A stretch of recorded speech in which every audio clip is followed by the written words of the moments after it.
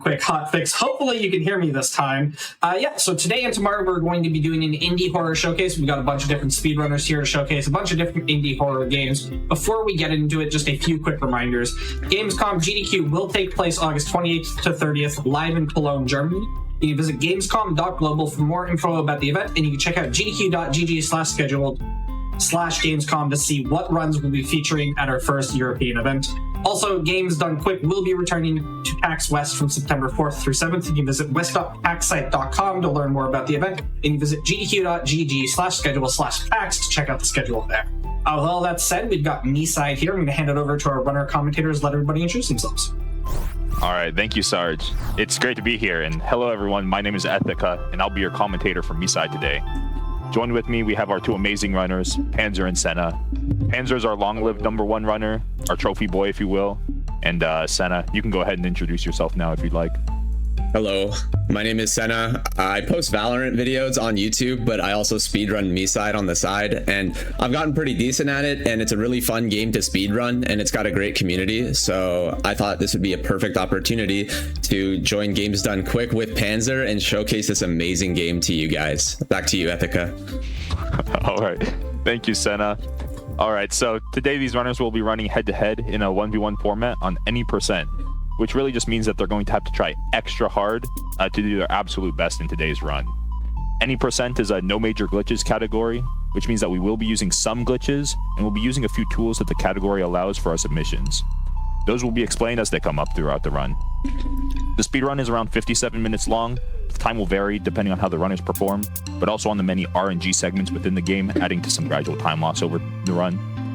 More RNG does mean that we'll see our players thinking on their feet to solve the various randomized puzzles that will come up. But enough of that.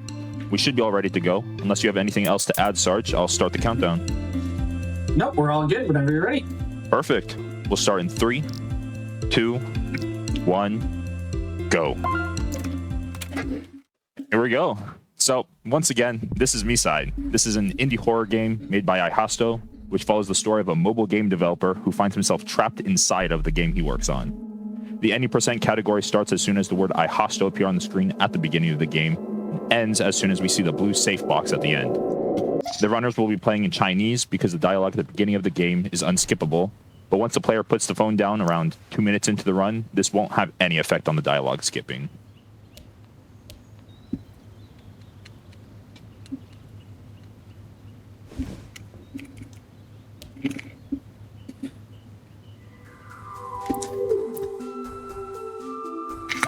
So, this is Mita. She's our game's heroine. She's a Tamagotchi game girlfriend-like character who's very happy to spend time with the player. The beginning segment of the game has days passing by as we slowly find our character getting more and more absorbed in their little mobile game, where we entertain Mita and help her with tasks around the house.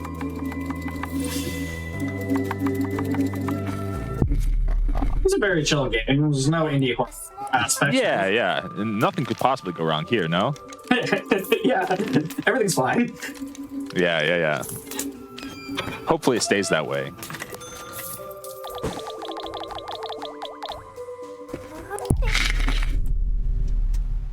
As you'll actually see, the days start passing by faster and faster, so we start skipping days. This is day 10, and you'll see the day counter appear on screen. We're now on day 20. Just further cements the idea that the player is getting lost in their little mobile game world.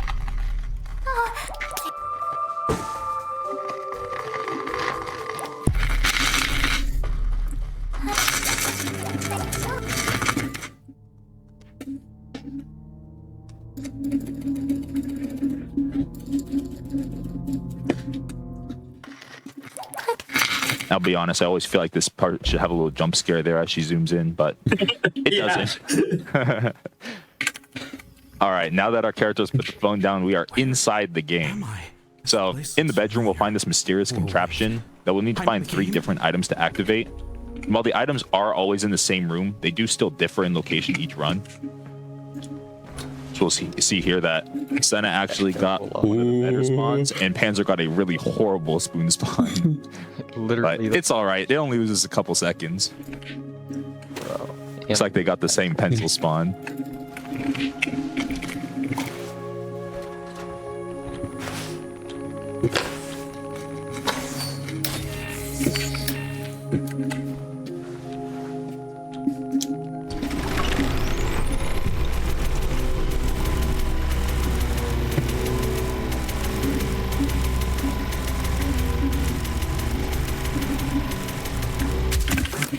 right, so here the players will just follow some on-screen prompts to try to fix the machine up again. They just have to escape this creepy version of the game. Throughout the game, we'll find ourselves traveling through the different versions of the game. Each version has its own themes and puzzles, but most importantly, its own version of Mita to be introduced to. So here we just need to collect 4 different batteries to power back on the machine. You'll see that they'll find the first battery in this cabinet over here. It's important to note that if you ever see the runners walk to a seemingly arbitrary spot in the game, it's usually to hit some sort of event loading zone to progress the game quest. You'll see here as they walk back into the living room, they'll walk over near that couch and then they'll just walk back. This is to spawn the battery that's inside of the fridge.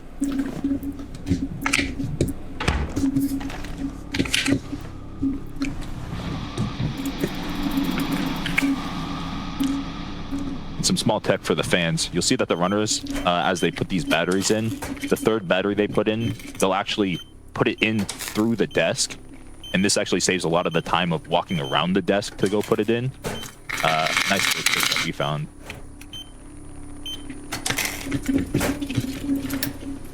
And back onto the teleporter they go. Strat. A little bit of a spin strat. Very important for our time save, surely.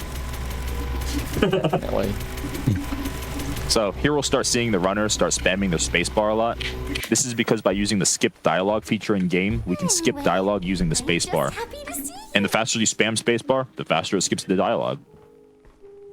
So firstly, here we'll just need to prepare some lunch with Mita in the kitchen. Here we're first introduced to the mysterious ring. This will become important later in the story. How about we cook something up? But first, we have to cut some carrots. They weren't here just now. You know, I'm really starting to think I put this in the wrong showcase. This is a very, Yeah, very wholesome. We're just cutting some carrots, other than of course that like dark segment. But I mean, there wasn't too much. We just gathered some batteries. Sometimes the lights go out. Yeah, sometimes the lights go out and you have to go to the breaker box. So here Mita just asked us to grab some scissors from the bathroom. I'm not quite sure why we're grabbing hair cutting scissors for food. It can't be hygienic, but I mean, it's Mita we're talking about. We don't really care. Now have a seat. After sitting down, Mita asks us if we want to try her special love sauce. We turn it down because that's a little bit weird. We hand her the scissors. And after she pours some on her food, it's time to eat. Bon appetit. So from here on out, we might start seeing some choppy character animations. This is because dialogue skipping isn't intended for normal gameplay, and therefore it's got some bugs that the devs have no intention to patch. Mita, what's happening? So for now, Mita's just going to bring us to the bathroom because we don't feel well. It's unclear whether it's because we've been in the game for a while or if there's something in the food that we ate, but that's for you guys to ponder.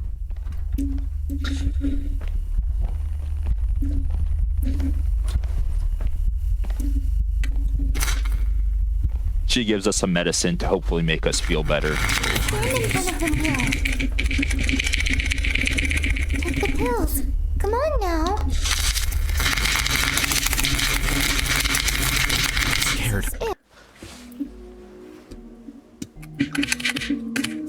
Mita? All right, so this section of the game's a little bit strange. I mean, as you saw, we left the bathroom and we're not in the bedroom. Turns out that Mita decided to rearrange the house because she thought 4 rooms in a row seemed a little bit odd and uncomfortable. But this section's pretty chill. We just have to hang out with Mita for a little bit. We choose to play cards because it's the fastest way to progress the game. Pick up your cards. And Let's see. cards is pretty fun. Unfortunately, we don't actually play cards. The runners, as you'll see, will just place cards as fast as they can. It doesn't actually matter if you win or not, because as soon as Mita tosses down her 5th card, we'll actually be able to just progress the game from that point. Next. I am victorious. Highest health stat wins. Your move. We'll hear some knocking on the closet here. Just look at defense. You're next. The victory is mine. It's all about strength. You're next. I'm a Why? bit creeped out. And here the player insists to investigate the closet. And after Mita tries to stop us, we get thrown into the first horror segment of the game. Well, after, of course, the dark room, but this is the first scary one. I'm glowing red. After turning off this radio, the players will head over to the kitchen and pick up their flashlight. Because every horror game needs a little flashlight.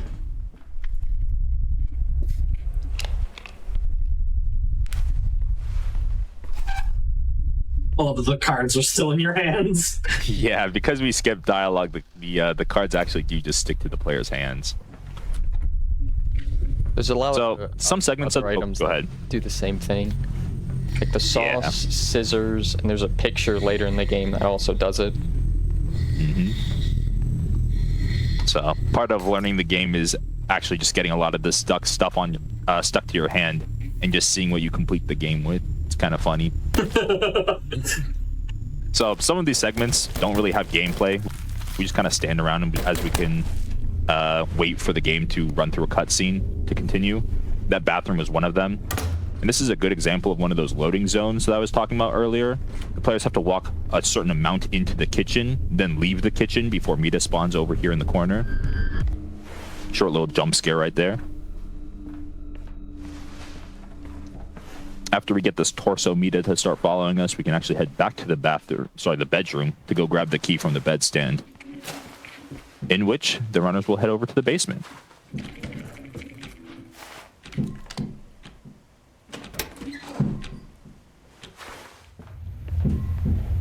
All right, so this is the basement. The basement section is actually pretty fast. It used to take a lot longer before what we found to be basement skip. But first we meet our new best friend, Kind Mita. You saw? Look for the Here, keys. Kind Mita kind of clues us in that Crazy Mita is, well, crazy, and asks us to help her get the key to unlock her cell. She gives you the mysterious ring, and it will guide you to safety for now. The console we pick up is not very important story-wise, but we do have to turn it off to What continue. if I just turn off the confound? And after that, we'll get ready for basement skip.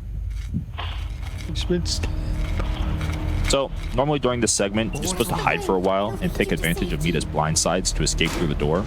But we found that by pause buffering the game, we stop any opportunity she has to kill us and can just walk past her to the door. Because it requires insane speeds normally, we do have a speedrun mod that we allow for the run, which allows us to toggle our FPS cap to a smaller number.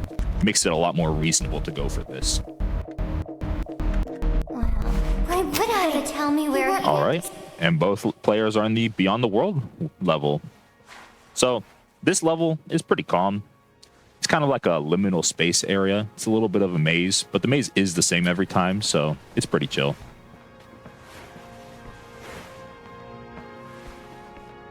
Got a little bit of like an analog horror vibe. Yeah. I really like the creative expression in this section.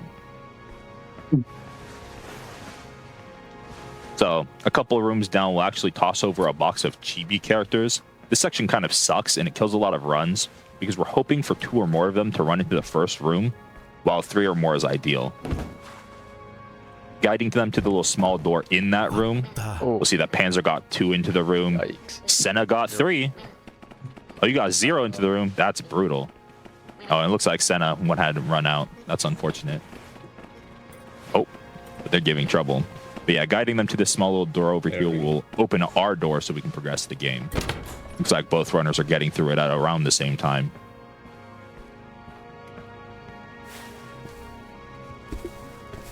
Yeah, that was, I think, as bad as it can possibly get. Yeah, it's pretty rough sometimes. It does waste a lot of time. So, through this doorway, we'll talk to Kind Mita. What is this She tells us she has a revised plan to get us out of the game, Show me the now that we've helped her escape the basement. Here, she will introduce us to our new Mita, Cappy. But first, the runners will actually be going back to the title screen to skip some animations. right. Unfortunately, if you mess up the timing here, it actually sends you to the beginning of the level, just completely killing the run. What's your name? Hopefully we won't see that today.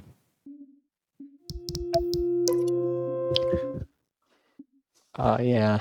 You got the long loading. Loading in. I got one long loading. Yeah, the loading screens can take a little bit longer depending on, I think it's just luck. But also probably some hardware stuff with the computer. It's not too important. We do cut out that time in the final run. Looks like none of them messed up Cappy Skip, so now we're just doing this segment. This segment is pretty slow, but we do get to spend time with Cappy. Cappy's a pretty bold and lighthearted character, but her segment of the game kind of sucks because it's just a 6-minute waiting period. Go with this. There's some mini games and things we can play, but nothing actually saves time. I'll show you how On the bright side, this does give us time to discuss the updates to speedrunning the game that we are looking forward to, as well as other various categories that we have for the game. Firstly, we're planning to make a category for peaceful mode when it drops, which is a long-awaited update where the player gets to spend time with Mita instead of trying to escape. We are unsure as what the speedrun will look like because we don't really know how peaceful mode will look, but we are very eager to see what we can make of it in the future. With this update, we also plan to merge the two largest categories, Any Percent and Cappy Mod. Due to the normalization of the speedrun mod for basement skip, we're also planning to allow Cappy Mod dialogue skip, which automatically skips all dialogue. This will help draw together all of the players' times, because the keyboards that top runners currently use for Any Percent are a little bit jank, and allow us to register far more spacebar hits for skipping dialogue than we're actually inputting. Notably, the top runners get around 55 to 70 hits on their spacebar, and these changes will allow even more players with normal keyboards to skip dialogue just as fast. On other news, So, 2 MiSide multiplayer mods are currently in development. do it. These actually started coming out about a month ago. We were super surprised. And there's talks that once the players can work cooperatively to complete the various in-game tasks, that we might be able to see a multiplayer category in the future, which would be tons of fun to run. And hey, if the RNG in this game, like those chibis, aren't your cup of tea, we do have a modded category called Bless RNG, where the RNG is pleasant and streamlined throughout the game, a true test of mechanics and movement. That's pretty. Yeah. You'll see Senna actually bonking Mita on the head here. There's actually a fun random category we have called Bonk Percent in our extended list, where your goal is to simply get to this point of the game and bonk Cappy on the head. Fun little meme category we've got. You can actually watch Panzer play this rhythm game on the top. I'm not sure if he's got a FC going. It looks like he does. You? And he clears it. How about another round? Okey doke. Look, even Cappy's excited. Looks like we're around halfway done to working on this ring over here.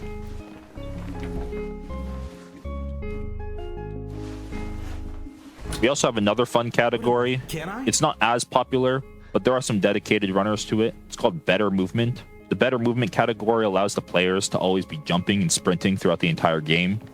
This leads to a lot of out-of-bounds shenanigans that allow a lot of big time Take a skips. seat. Right. So, can I press the button? Looks like Panzer's gonna start playing the bonk game as well. Do you know how to play? Don't worry. You'll figure it out as we play.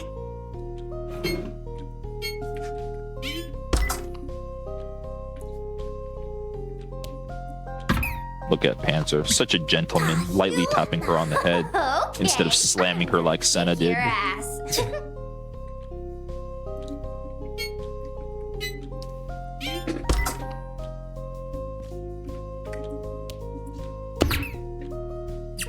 Not again.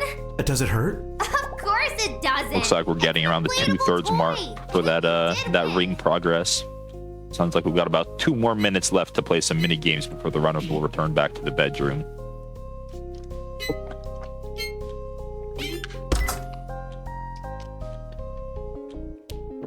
This segment's actually pretty fun. While it is a long waiting period for speedrunners, there are various things to do around the room. You can go check out some bugs that she has. There's actually a remote on the couch over there. And if you pick it up and use it, it'll turn on and off the TV. And that doesn't sound too interesting until you realize that turning on and off the TV actually just makes it disappear entirely. We'll see Panzer do that right now. A little bit of interesting controller. Sometimes I wish I had the controller at home too. Could just spawn in the TV. It's an infinite money glitch. I don't think we can stay. But yeah, there's various fun things to do with Cappy around the house. It's not too bad. And I mean, if playing with Cappy isn't your cup of tea either, you can go and take a 6-minute break, step away from your PC, get something to eat, something to drink. While it does suck to sit here for 6 minutes, there's stuff you can do to fill the time. Also, sometimes nice to have that 6-minute break. Yeah, It's like a mental reset. for sure. She's got a duck. You'll also see that both players have a little different skin for Mita currently. Also, they're going to finish the ring soon. Panzer's running the Halloween outfit and Senna's running the Christmas outfit.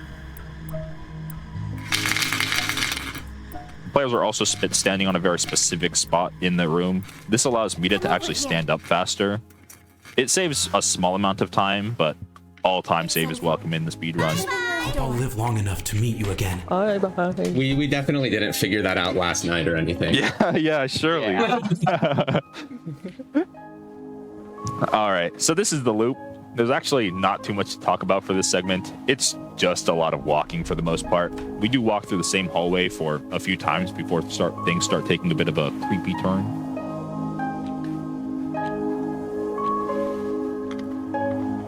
This will start happening once we start hearing the music in the background start changing, and the character will start looking around a little bit suspiciously as they realize that they've just walked through the same hallway brainlessly for 3 times. But they don't really question it and just move on anyways. That seems fine to me. Yeah. So a few things start just happening around the hallway. You'll see that there's text on the walls. The lights will get a bit more dim. Various things will just start happening around. I swear the grandfather clock gets louder every time we go through, but I haven't verified. But it feels that way. Maybe I've just been walking through these halls for too long.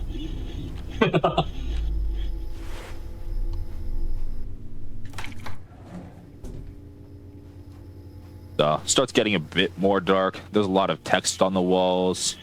I think the text says like "it's here" or "I'm here." A little bit of a spooky inference, but a little bit of blood splatter on this wall. There's actually some bloody footsteps that follow us, but we're a bit too fast to see them on the floor.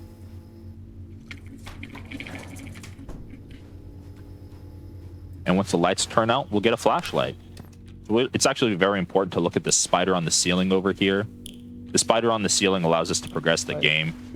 It looks like Panzer was trying to get the little jump scare, so he wasted a little bit of time just trying to see that.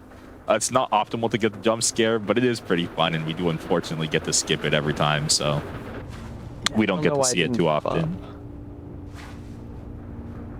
So here we'll get a little baseball bat to defend ourselves. There's a few spiders that we'll have to smack about 2 loops later from now.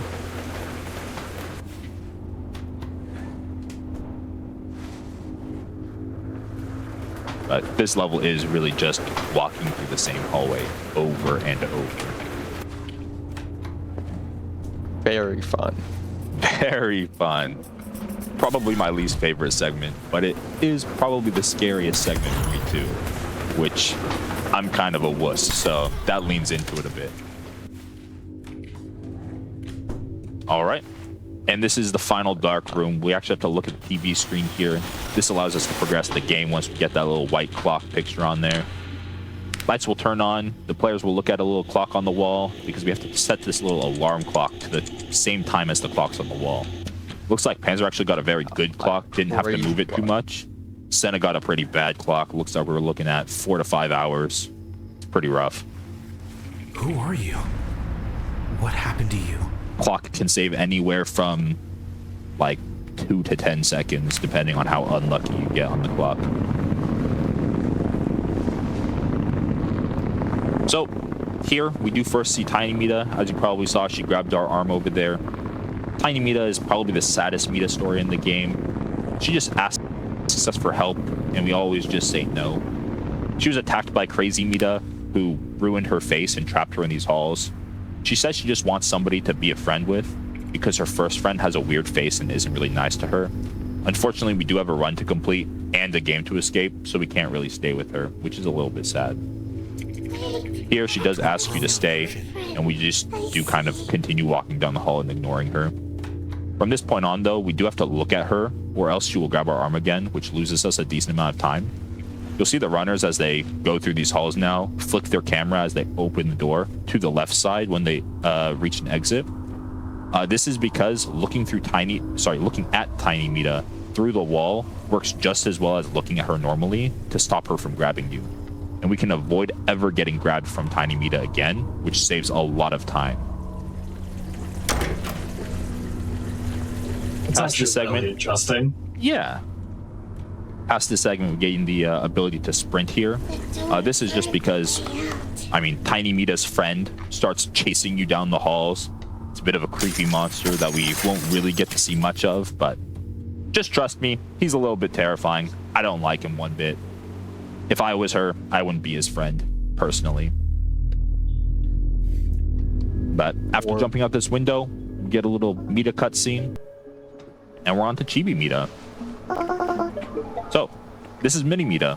She introduces herself as chibimita.fbx, which I assume is her file extension name.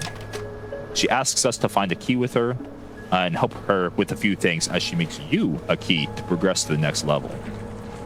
She's a pretty headstrong Mita who kind of sees the player as like an overpowered pawn, and therefore she's a little mean while telling you to do things for her. But that's fair because, she's stuck in this room when we're asking her to make a key for us.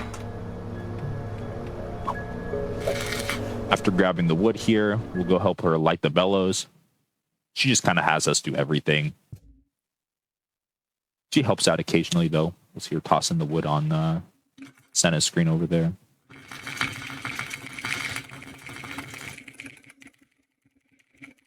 Looks like we've got maybe Panzer's screen is frozen. A little bit slow. But as we can see on Senna's screen, we just have to cast the key. It takes a little bit, but it's the same every time. It's not too bad.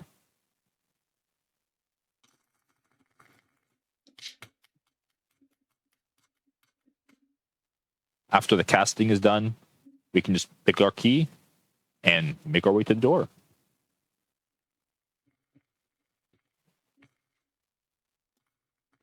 Yeah, Pence just lagging. We can take a pause here.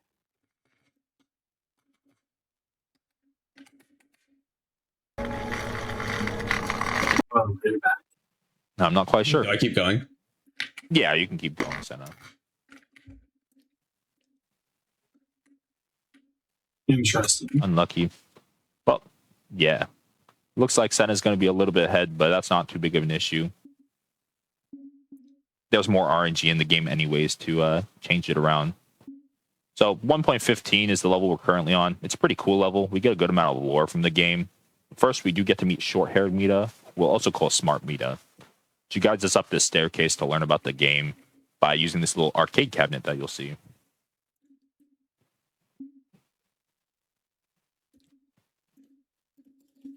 I personally really like this mini game. It's pretty fun. It's one of those like cafe or pizza builder mini games where you prep and send out orders. In our case, we just have to check these dummies to see if they function properly. If they do pass the inspection, they get to move on to becoming a Mita like the others. The first one's always good to go. It's just a little tutorial dummy for the new players. The next three are somewhat random though. When we do check a dummy, we're looking for a few specific defects they may have. Also, if they have red eyes, we know immediately that's bad, which saves us all the hassle. There are some patterns we found with the dummies, whether it be that the first one is good, the second one's always bad, or whatnot. And this has led to there being many different ways that we have found to check the dummies. And usually the riskier the way to check them are, the more time they save.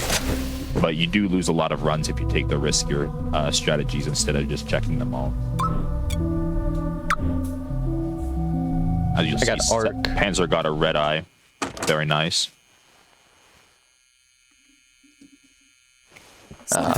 Last one's good to go.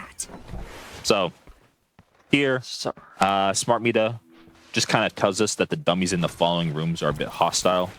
It turns out that they become upset when they're told that they aren't wanted anymore. This dummy is our first example of a hostile dummy.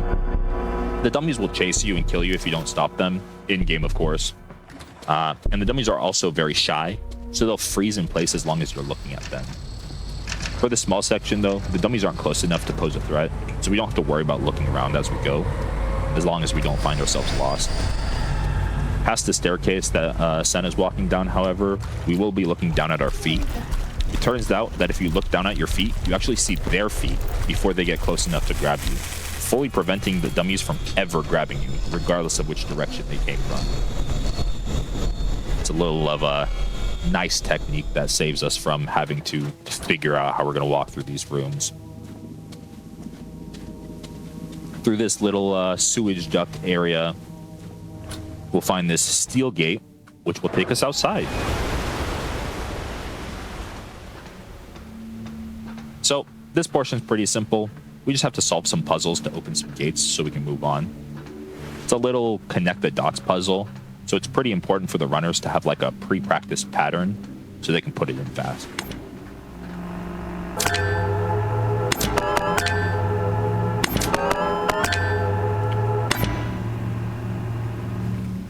Pulling this lever over here just opens the gate.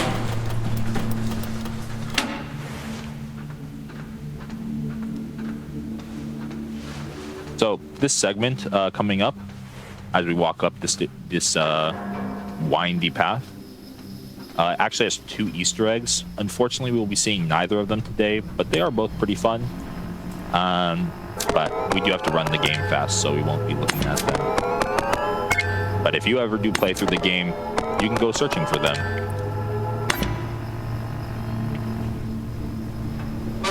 Pulling the lever again, we open that second gate that we were looking for. Crazy Mita's kind of a jerk here.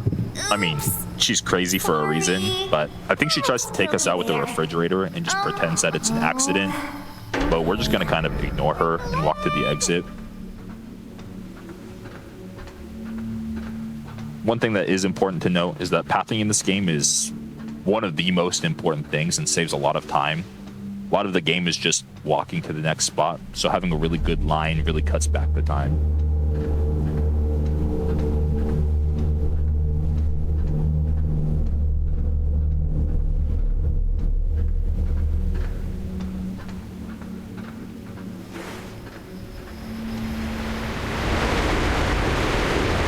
Yeah, so somebody mentioned this in chat. Sometimes a lot of indie horror games is just like walking for 5 minutes because you optimize all the scary bits out. Yeah. So you just like trivialize the section. For sure. Pretty much. All right, so now we're arriving at the tram stop. We'll just have to wait for the tram for a little bit. But if you keep your eyes on the bottom right screen as the door opens, you might be able to catch a glimpse of Chibi Mita as she goes. Who's that? Like the cannon? And there she goes. Off we go. Looks like Panzer's going to be entering the tram a little bit later than Senna is. Of course, that's because we had those issues earlier. My bad. So, no worries. It happens. The tram section's pretty simple. We just have to shoot the monsters as they come up so they don't take us out. There's not too much to do here otherwise, because killing them fast doesn't actually make the tram reach the end any faster. It's just an auto-scroller. But if you do shoot the rail that the tram is riding on, it makes a fun little creak noise. And if you do chuck some shots at those pillars on each side, it makes a little crumbling noise as well. Also, a little fun fact. The Mita that speaks to you as you board and leave this tram is a separate Mita known as Mita Phone. We don't quite know if she's got a body or not, but I'd assume she does because of those dull mini games that we did earlier. What we do know though, judging by how Chibi Mita earlier got off, Mita Phone is the tram conductor for both players and Mita. Kind of just a gap closer between versions. Amazing! You did it!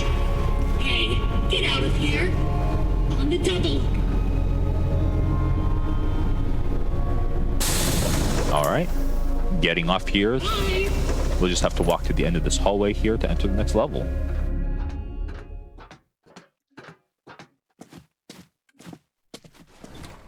So here we are at Ghostly. Things go by pretty fast, but I'll do my best to explain it.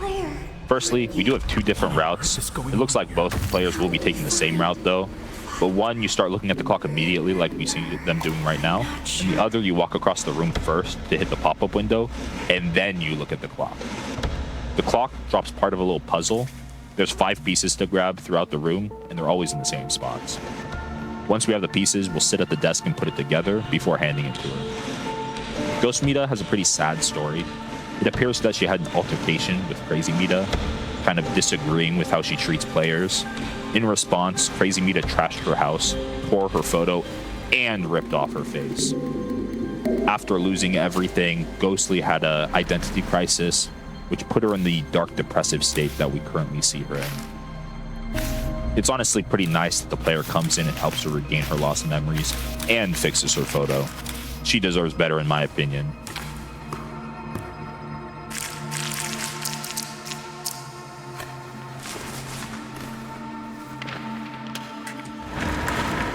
Right. And after handing her the paper, she'll direct us to the closet where we can continue our escape. And clever. Yeah, putting together this picture can sometimes be quite annoying. The placements aren't very clear, and there's not a really good way to line it up. Alright, so this section is another dummy chase maze. Similar to last time, we'll simply look down to avoid getting grabbed until the end. The sections are pretty brutal on a first playthrough because, I mean, of course, you don't really think to look down. Also, some players predict that the main reason Ghostly Mita hasn't tried escaping from her room is because she doesn't have eyes to look at the dummies, and therefore it's too difficult to try running past them. And you'll see that Senna is currently on 1.1, the level. It's honestly my favorite level. And you'll see on Panzer's screen, just look at how pretty that bedroom is. Got those little stars all over the room. Super fun. So, making our way back to the bedroom, we'll find Sleepy Mita. I need your help. I love Sleepy Mita. Probably my favorite. After trying to shake her awake, she like half wakes up and just asks her to make her some coffee. She's pretty tired. All the supplies we need to make the coffee can just be found in the kitchen. Sleeping Mita is actually pretty funny. She sleeps so much because she got tired of seeing players passing through her room all the time. Because it appears to be actually the fastest way to get to the floor, which is the goal post that we're trying to reach to reset Crazy Mita.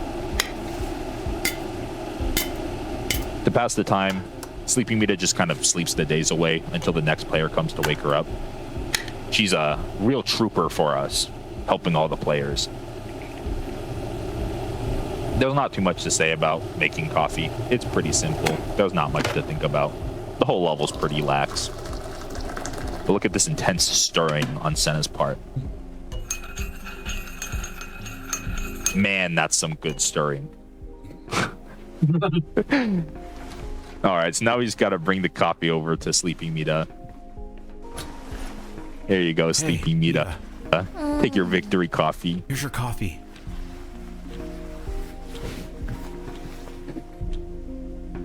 She wakes up pretty slowly. She's super tired. Takes her a sweet time. She's actually got a fun little screensaver on her screen over there. Reminds me of those Windows ones. Yes. I need to sit down. With the levers.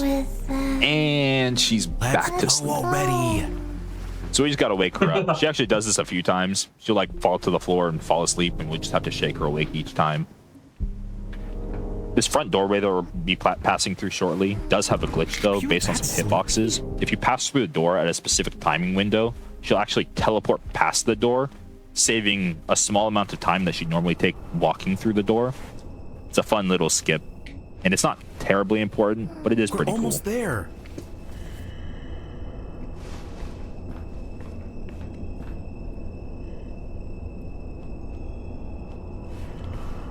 All right, and after reaching this lever, we do both have to pull it at the same time. She'll count to 3, but because we skip the dialogue, she kind of bugs out and stops counting. So you do have to count for yourself. I'm not quite sure why you can't just both hold it down, but she's sleepy, so we're not really going to question her. It's fine.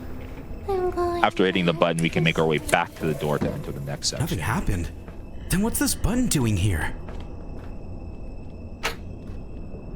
Looks like both runners got the lever on their first try. I swear I always mess it up. God. So this next segment's pretty fast. There's not too much to explain, but we do get introduced to our next Mita. So this is 2D Mita. She's like a visual novel character, and she's a tsundere. She takes your ring, and she says that she'll give it back to you if you beat her in tic-tac-toe. We don't actually have to beat her because we get interrupted by Crazy Mita. She quite frankly breaks the third wall entering the 2D world as a 3D character. And 2D Mita kind of just forks over the ring because she's sad, I guess.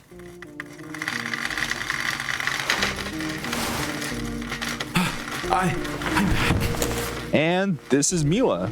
My save! So Oh no. Mila is honestly not too bad, but she's a little bit annoying, and her level is Bingo. very annoying. What? What a So jerk. first here, we will check the front door after she stops yelling at us. You Well, think you can just good luck walk then, out of here Mila. like that?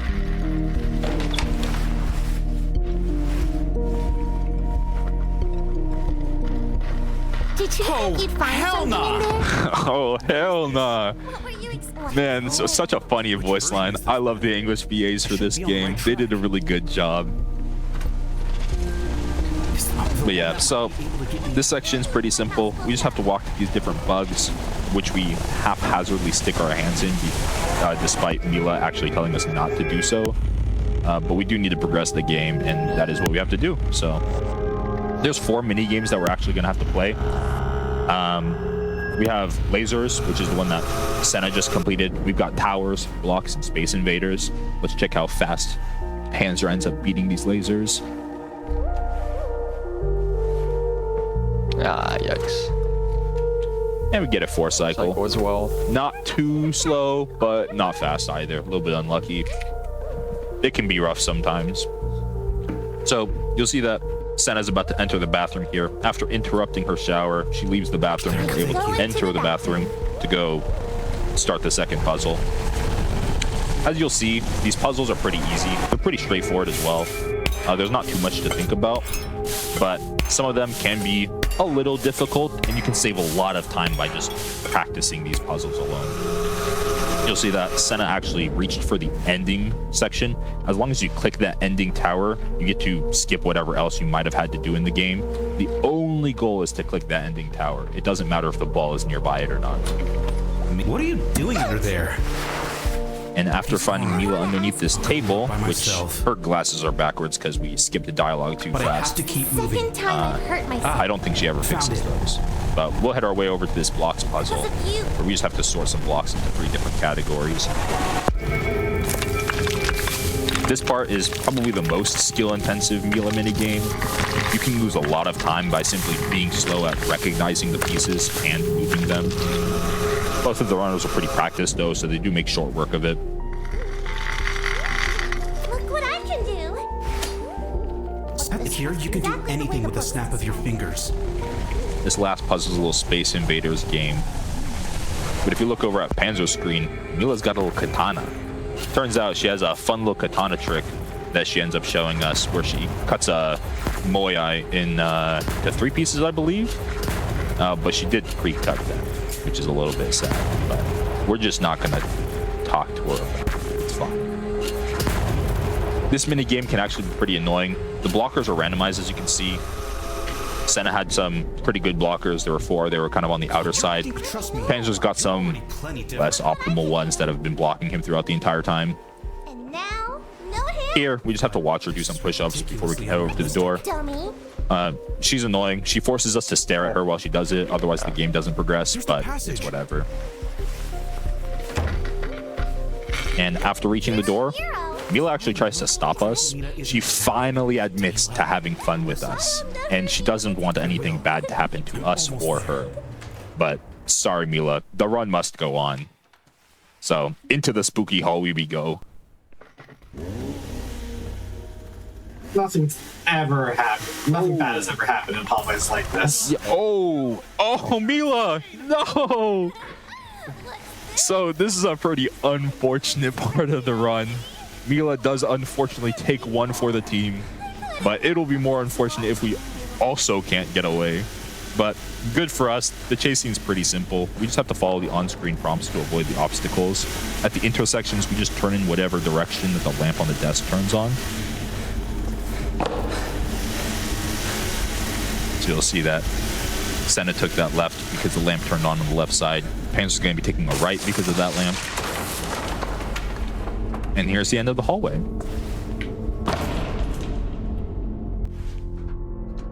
So past here, we just have to make our way to this door. Ah, darn. Which through the door, we will find Crazy Mita again. Not quite sure how she got over here, but it's her game, so whatever.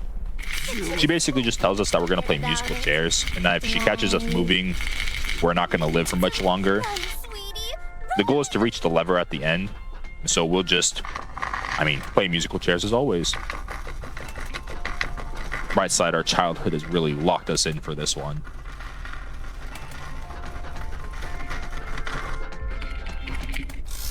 On the way back, we're going to play a little game of hide and seek.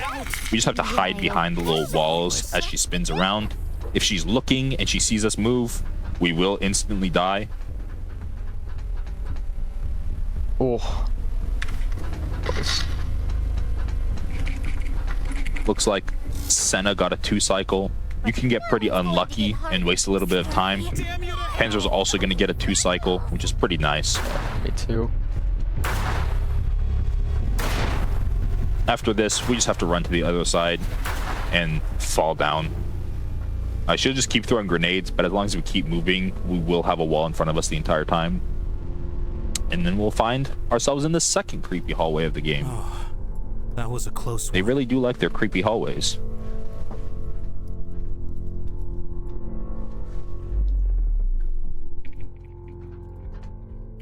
And through this door, we'll enter the old version. So, walking through this next door, we'll get a glimpse of our new Mita. This one's Creepy Mita, or as Kind Mita introduces her to us at the beginning of the game, this is Ugly Mita. Not particularly nice, but I kind of get what she's going at.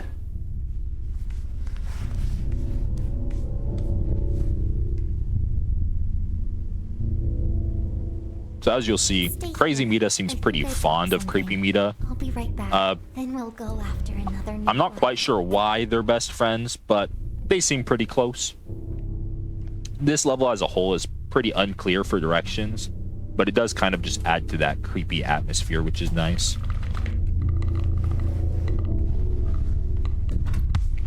After this short little jump scare of her following us, her head will elongate, I guess, and we'll have to go find her teddy bear, which she asks us to find. On your first playthrough, it's actually pretty hard to find this thing. It is off in a random corner somewhere, but it is always in the same spot, which is nice. And after talking to her a few more times, she'll get ready to chase us.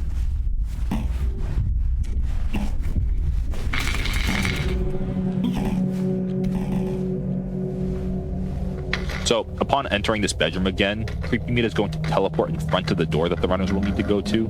They'll have to bait out her movement and run around her. It's a little bit scary, but it is pretty consistent.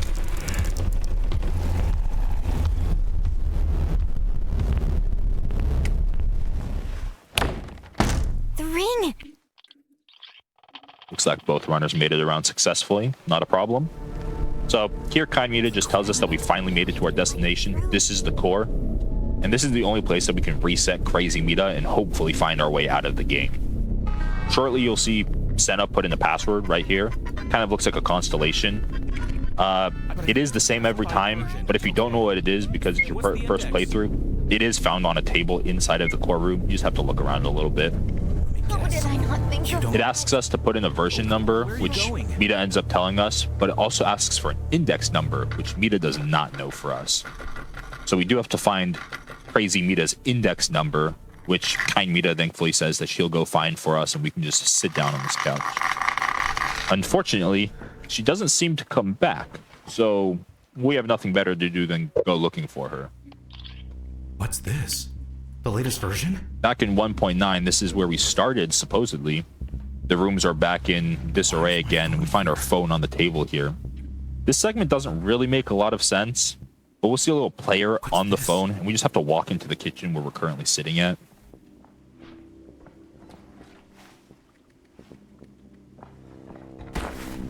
And hi, Crazy Mita. Here, she kind of just calls you a hypocrite.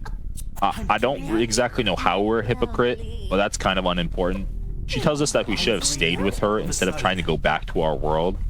And then she knocks us out with a baseball bat, which we won't really get to see the bat because it bugs out after we skip dialogue. Then take another look. Then we'll enter the real world segment. This segment, we just wake up in the player's bedroom from the beginning of the game. The goal of this segment is basically to do the same daily tasks for a few days in a row, but they do get progressively easier as the days pass. It's probably the most skill-intensive section of the game, and you can actually cut back a big chunk of time by just practicing this segment alone. The main puzzles have you press a random sequence of WASD clicks, sort some files on screen, and adjust some sliders to turn the program on. And the runners just have to do that around 5 times, so we can just watch them go.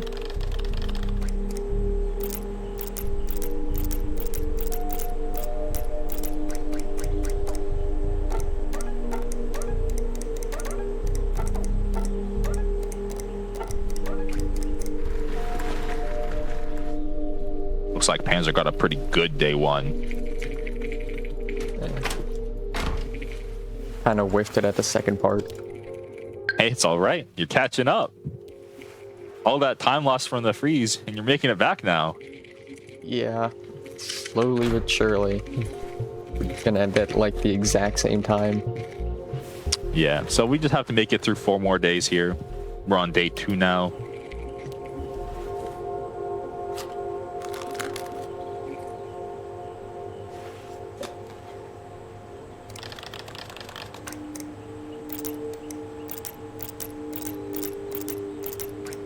A little bit of unlucky files for Senna, but the circles are doing well. That was pretty fast. And Panzer sorting the red files into the yellow slot. Unlucky. Happens to the best of us. It does. It definitely does.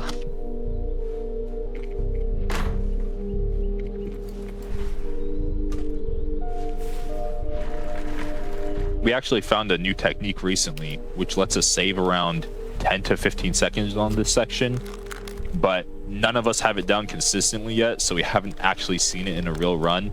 You're able to actually open the photo mode version of the game to click on something that you're not allowed to click on normally, and it does skip a decent portion of the level. I mean, decent portion, it's like 10-15 seconds, but it is notable. 15 seconds is a long time in this kind of speed run.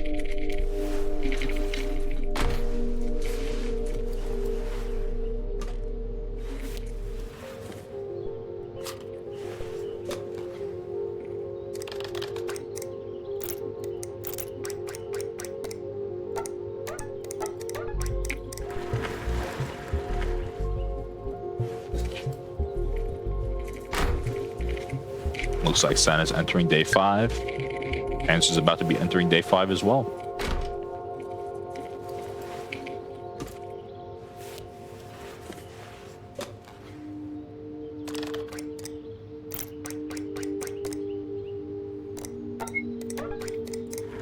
All right. So as we close out day 5, Senna will go back to bed, and we'll see this day counter start shooting up. This further solidifies that idea that we are kind of just doing the same boring task over and over again for years on end. This is that mundane life that Crazy Mita is like, why do you guys want to go back to this when you could just stay with me? So we've got just this last day to run through. It's a little bit slower than the others, but it's fine.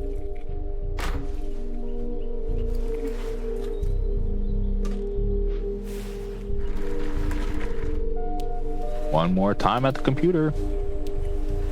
Eat that food. Get ready for one more day of work. And we get jump scared. So that's actually the loudest and probably scariest jump scare of the game. If anybody jumped in their seat, I apologize, but that's what you get for watching a horror game stream, I guess. So after getting jump scared, we just pull back onto the computer screen. This next section doesn't really make much sense. I'm not quite sure what happens here. I don't think it's ever explained anywhere why we do this, but we do just need to keep clicking on this chair and sitting down until we can see Mita again. We'll talk to Mita one more time, and then we can continue to the next level of the game.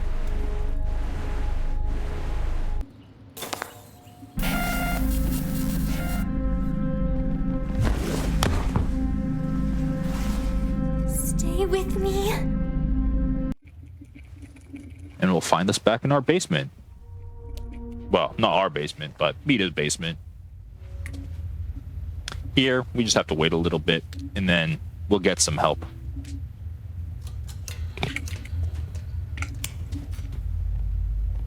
And to help us, we get kind Mita. She's back. So she helps us escape our cell that Crazy Mita put us in. She says that she found what she thinks is the index number for Crazy Mita, and that Crazy Mita is currently distracted by a new player, which gives us time to reach the core. But that doesn't sound all too good.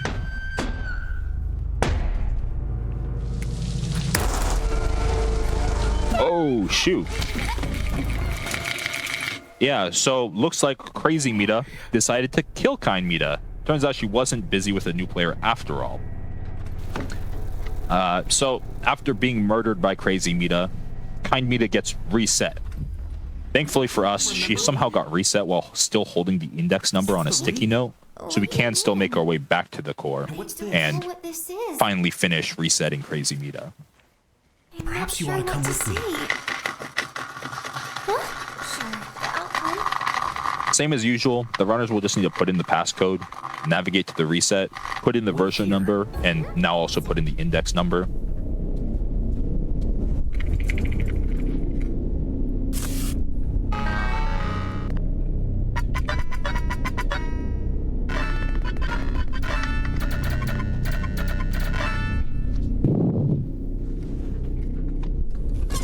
And after pulling this lever,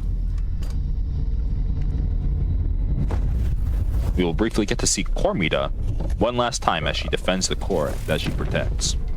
We didn't really get to see her earlier because we kind of blow through our last experience with the core, So, but there we get to get a pretty good view of her, which is pretty fun. There's a pretty hot debate for which is the best Mita. After this, Sleepy, I agree. But after the newly reset Crazy Mita tells us to go to the front door, we find it blocked off. She says that she found a creepy room in her closet that looks like a basement, but she's too scared to go down there, and the machines don't really make any sense. And did she mention she's too scared to go down there? Anyways, we go down there, and we just need to find our name on a monitor. You'll see Senna actually finds it pretty fast. You can get some good monitors, and you can get some bad monitors. Generally, it doesn't take too long to find your name, but it can be a little bit of a hassle. After putting in the code, you just have to head back upstairs and out the front door.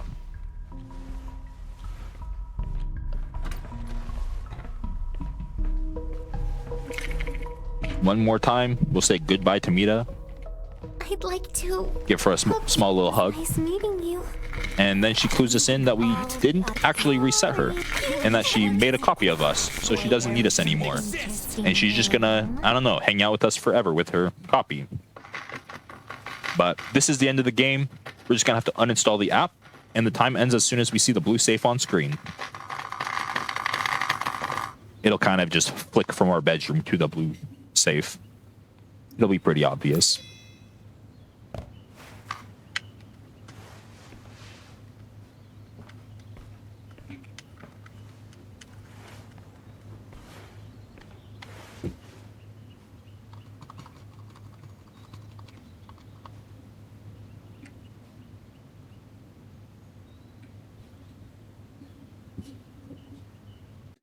And time. And that's time. Great job, Senna. Gee. GG's. GG's.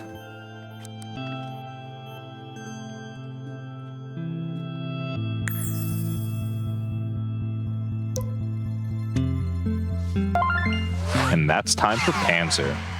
Very close. GG. GG. Very close. How long was that run? Do we know?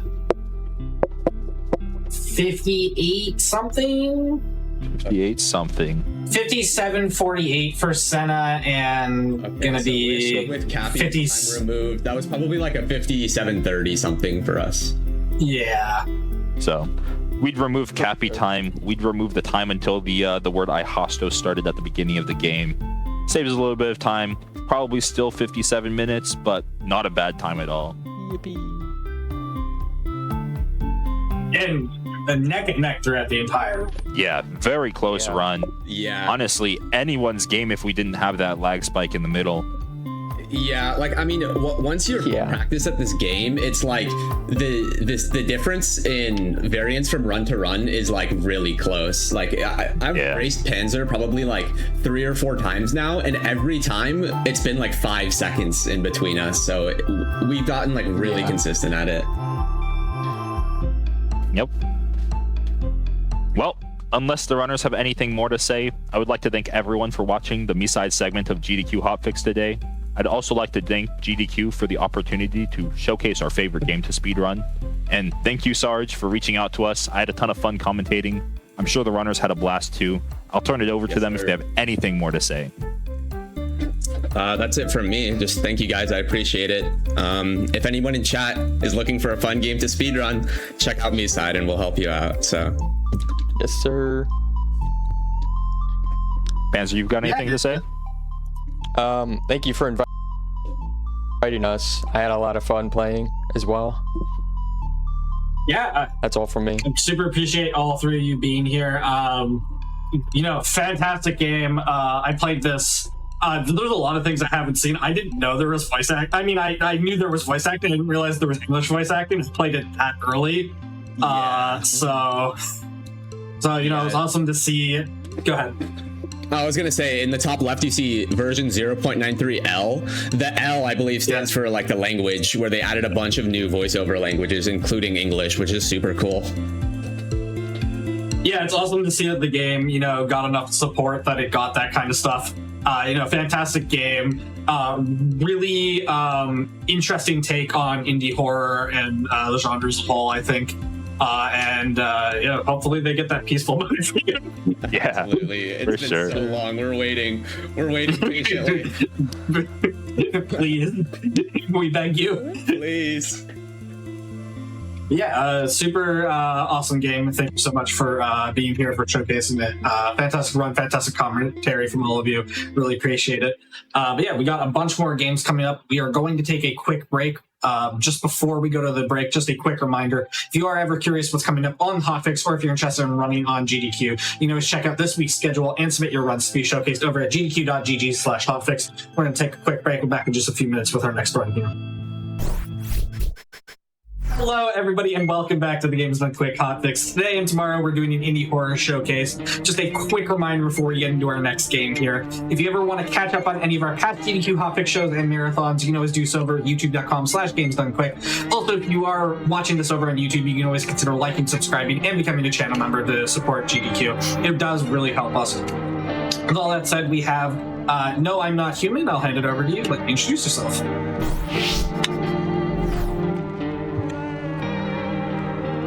Thank you. Hello, my name is Vinata, as introduced, but yeah. Welcome to No, I'm Not a Human, a little game about some weird visitors coming to your house at night, and that's mainly the gist of it. I'm just gonna go straight into it. So new game, as soon as you press new game, your run will start. And as soon as you're back to the screen is where we usually say, okay, that's cut, that's the end of the run. We're going to start off things with like a good old embrace the inevitable, because I think it's appropriate.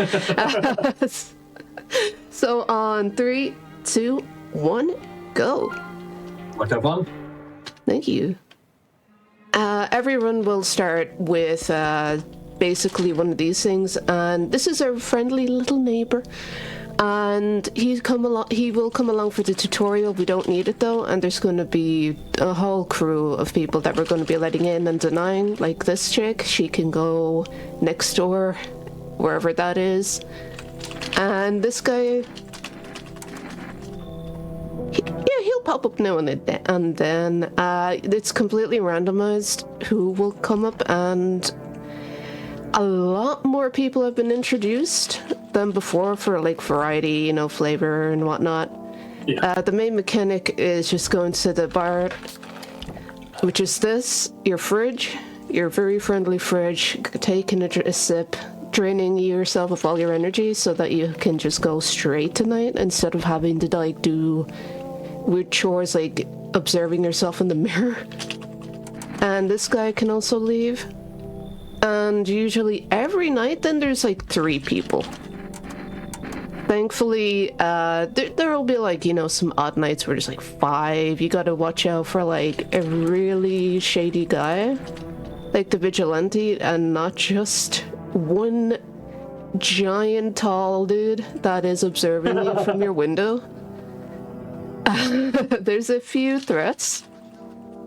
And then every morning, like, the threats increase as well on the TV. They're trying to alarm me, like, yo, you got, like, really weird stuff to deal with. And as you could see there, I didn't directly click on the few beers, really. There's, like, room for, like, it's lenient on where you can click. And no, we're not alone. That's it. He will swap those little things around, actually. Where the options are. Where the options are, to try and, like, cop you out. And then there's this guy who we need to watch out for as well. And now we need to look out for a cat. He's just telling us somebody will come and, there will, which part of the book, like, I'm doing bibliomancy and stuff here. Pick a page, any page, and I will give you your fortune. There's also like a fortune lady as well, but we try not to let her in. She's sometimes a visitor. There's only a set amount of people in this game that are definitely 100% set to not be human. Oh, don't take my only person. Dang it. Unfortunately. So we're gonna have to chance letting people in now. But not you. Goodbye. And then after, basically, when we do get a cat... Hi! That was the poor little one from their neighboring house, like the neighboring household. There's the cat. She is definitely not a human, but hi! So we have a cat now, and we have a ballerina lady. Each character has really unique backlore, actually, which was surprising when I first played this thing. We can go down there now. We don't need to worry about it until night 9, and it is currently day 5, so we're just going to keep continuing this until we can get desired outcome.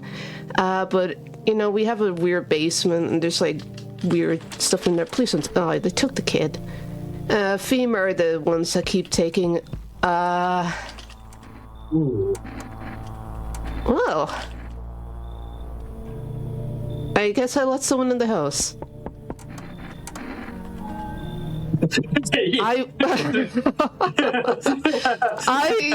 I thought this was cooked. I thought this run was cooked. I also thought it was over. Okay, there we go. Now we just have somebody else hanging out in the kitchen in place of the other kid. Shame about the kid, though. He really was trying to protect her as much as possible. Yep. And unfortunately, they took her. Now, this kid can just be like a visitor straight up, but let's just pretend we're going to be lucky. And we're not going to have someone... Yeah. She's not going to eat anybody in the house and then just forget about it. So, I know in the demo, the first guy could never be a visitor. Is that still the case?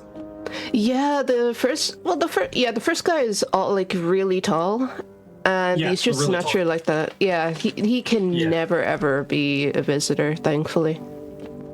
Good. So Vito took the only 2 guaranteed humans. It's great. Awesome. Yeah.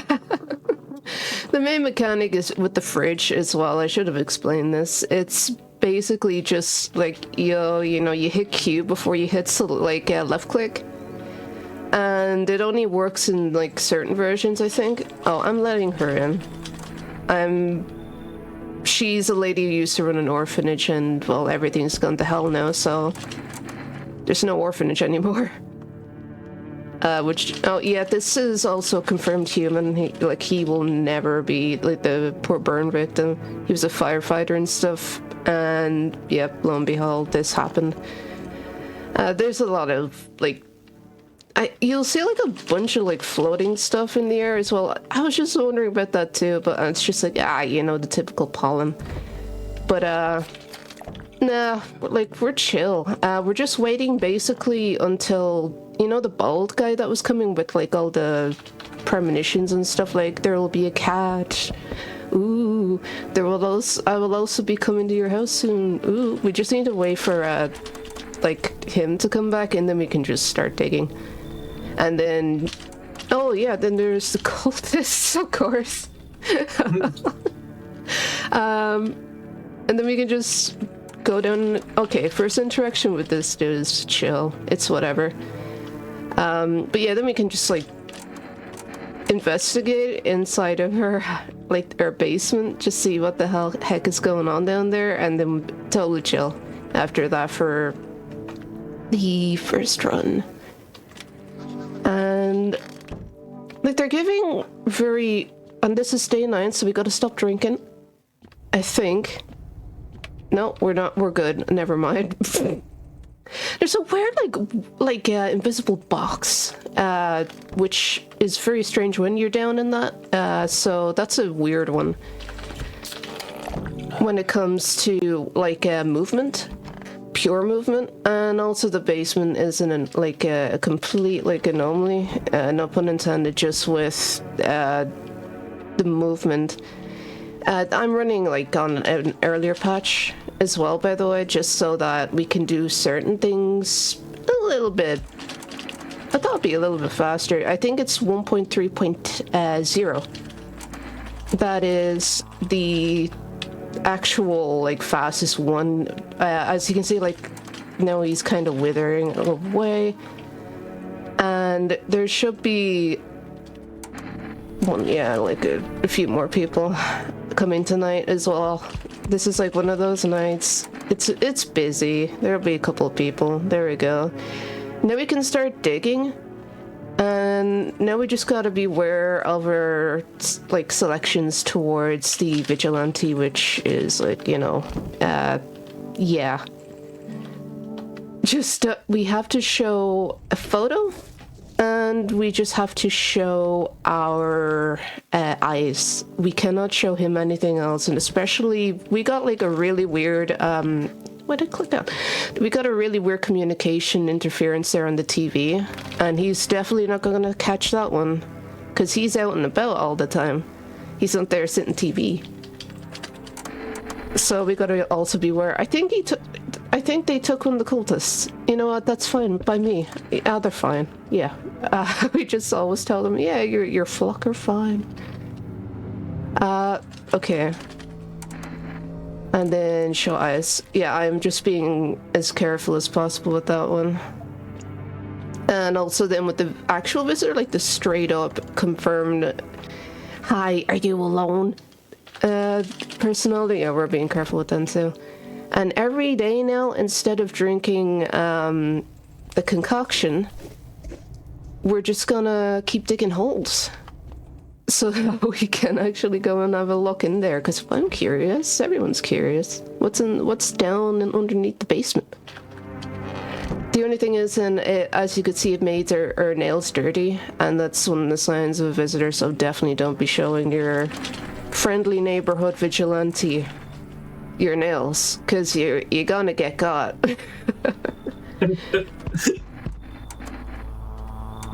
There's many people in here, but I'm not alone, so you can go away.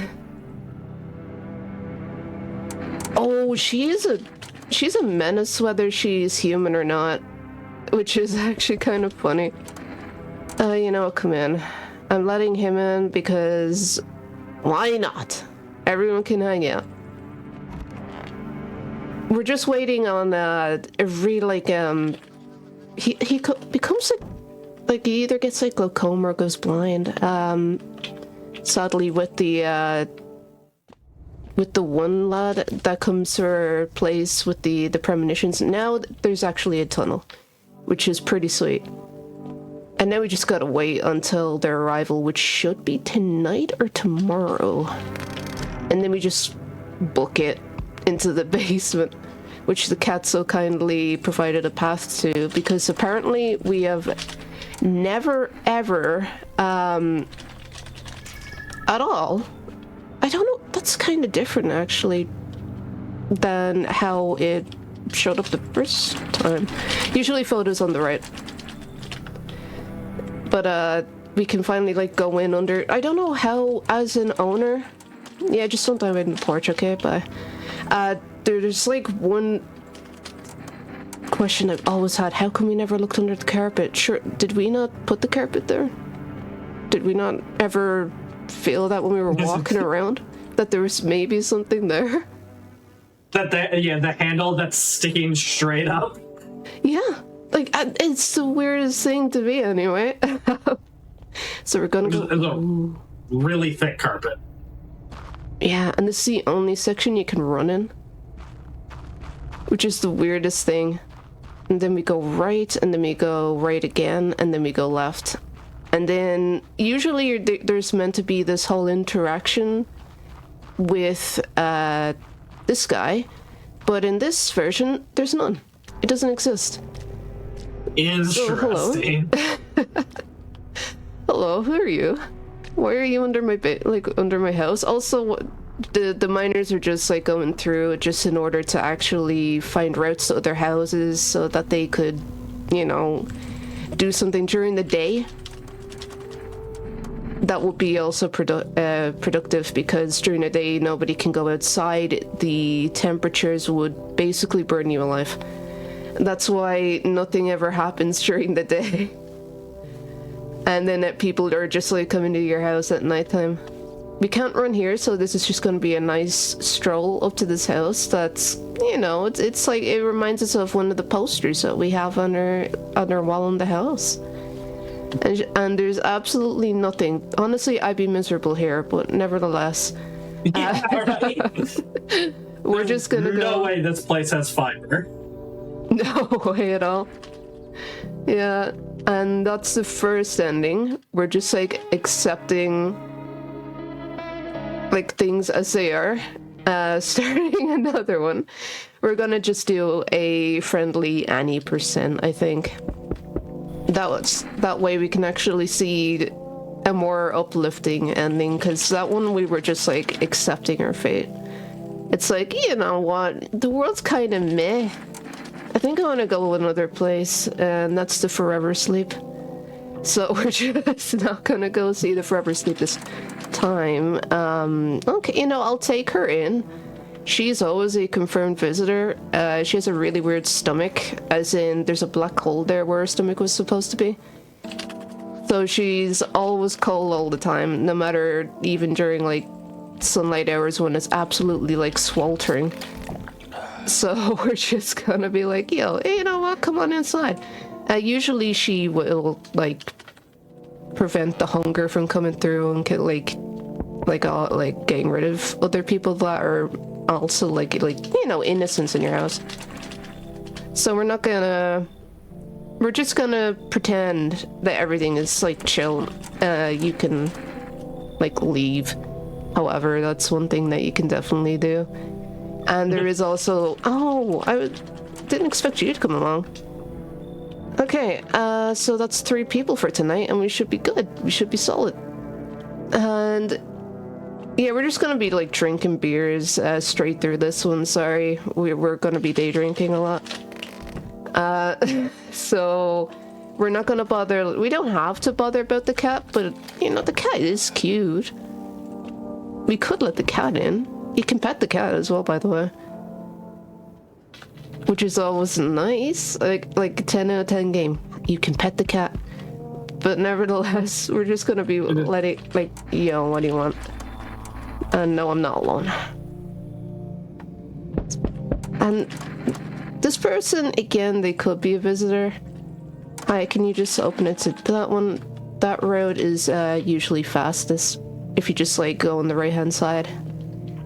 So there are kind of, like, certain interactions with either humans or visitors that are just, like, thankfully that tad little bit, like, shorter. And yeah, we have kombucha on the side as well. I know that had some weird, like, one use in these earlier versions compared to being able, like, because people wanted to save the game, obviously, during more casual stuff. It used to be like a one-use only deal, but now we can, like, use it a lot more. I don't think it's in this version. Not until much later. Certain builds of this game are faster than others, but yeah. Okay, you definitely come in because you're always an innocent. And one more person, then one more party afterwards. Who's it gonna be? Kitty? I'll let you in. It's fine. I'll let the kitty in. And then we're gonna go to bed. Go sleepy sleep. And someone, god dang it. I think she may have killed someone.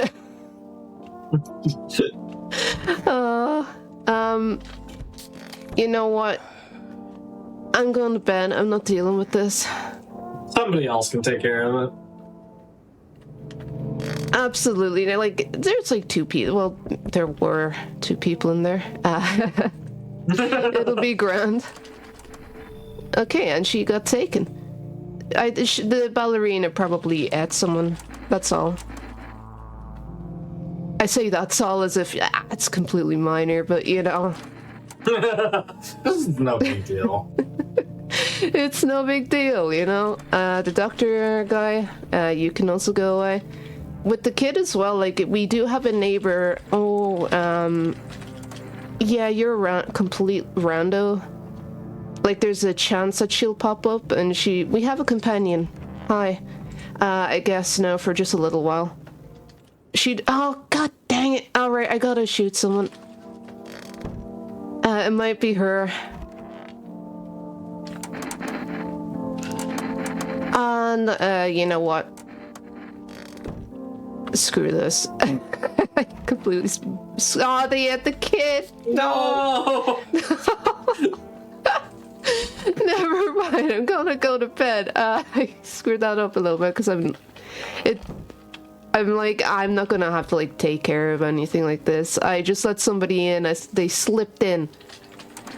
No, Mr. Mushroom Man, go away. Not yet. Not this time. Not today. Maybe tomorrow. But yeah, like, you can see she's definitely got some weird stuff happening going on. To be fair, she could be the visitor, now that I think about it. I don't wanna, like, have it on my conscience, though. So we're just gonna see who FEMA takes next. It can be on their conscience instead. I don't think they have. Yeah, in hindsight, I should have declined her coming in. You can come in, though. Yeah, you're fine. Usually, I think she's confirmed human for every run. But yeah, like, everyone's just... How is everyone finding out about my house? I want to know. That's the one of the weird things. Like, why is everybody coming to you? Like, what happened to their houses? Oh, nobody died last night. Sweet. And the cat was sitting beside, like, wait, why are you not paying attention to me? Please give me pats. No. Alright, something with this lady uniquely happens. I'm sure, yeah. In hindsight, I shouldn't have taken her in, but, yeah. Can you take her? Yeah, they took her. Alright, thank you for that. You saved me having to explain something. Yeah, because that lady just winds up giving you, like, a whole, like, completely different, whole complete, like, different ending, potentially. Yeah, you can go away as well. Hi, kitty. Meow meow. But yeah, thankfully, they took the ballerina lady, they took, our companion that was, like, here as well. Completely A-okay. I am chill with that. And thankfully, like, heck, there is an ending where you just pet the cat. There is a category for that on the boards. Which is very, very cute. And if we pass there now, yeah, I'm sorry for not accepting your book, Mr. Mushroom Man, but yeah. He wants to give you a book and stuff, and you go away. She's a sometimes friendly psychic thing. Like, thing that she's got going on, but, you know, it's cool. We're not really gonna care.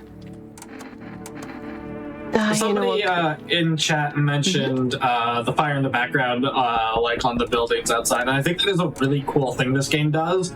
It's just like the storytelling in the background. Like, obviously it's a speed run, so you're skipping everything, but like if you look outside the windows, there's a bunch of like storytelling every day. It's like when you pay attention to the background when you're checking the door, like there's so much visual things going on that tells the story that you just miss in the speed run, but it's a very cool aspect of it. Oh yeah, like, the city burns down because there's so much civil unrest, basically, as you can imagine, because nobody is able to live. There's visitors on the prowl, and like, people are turning into them. So everything burns down, and it's just like, alright, okay, I guess, like, my house is the only place now that people are gonna notice, huh? Okay, here. I will show you my eyes. I thought I clicked it. And the weird thing is, how do you show that dude your eyes unless you open the door? And he's got a gun, man. Like, He just trusts, you know? you just gotta trust the process. I am showing my eyeball through the people. Don't worry about it. It's fine. You can totally see. Honor system. And because, like, a photograph, like, it's like taking a picture, you know, with that one form of photography. I forget the name, but where it just takes a picture of your aura. That's what the photo stuff is about. And apparently then it's just like, yo, if it comes back relatively normal, like, yeah, define normal, whatever the hell we say is normal, by FEMA. Because FEMA are the ones issuing. Why are you here?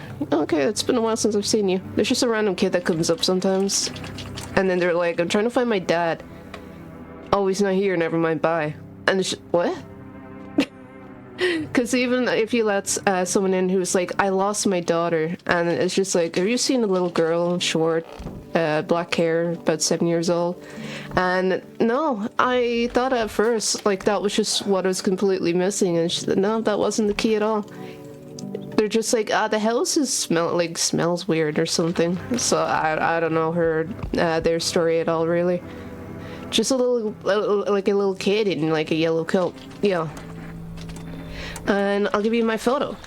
See, that time it was on the right hand side. That's where I usually I'm like, yeah, it's the last one at the very end, and not the very first one, or not the like in the first column. This guy is always innocent. He just looks kind of scary because he plucked out his own eyeballs. Don't worry about it. We're just gonna go to bed. And Totally normal behavior. alright, and we're just kind of like, yeah, we're basically like at the end. I do feel sorry for that guy though. He took a glance at like death or something, and he couldn't like stop seeing them. So he did what any rational person would do and took their eyes out. Hi, how are we doing tonight? No one's coming. Alright, that's completely chill. I'm gonna go back to bed. It's just become a routine. That is all. Alright, and now it's time to board up the house and just try and work with whatever the heck we've got. And with the people that are in the house that are definitely not all human.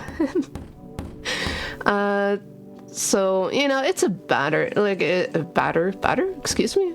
A bad ending, I suppose, in that sort, but it's like, yeah, it's completely fine. So there's that ending. The next ending I think I'm just gonna do is Vigilante.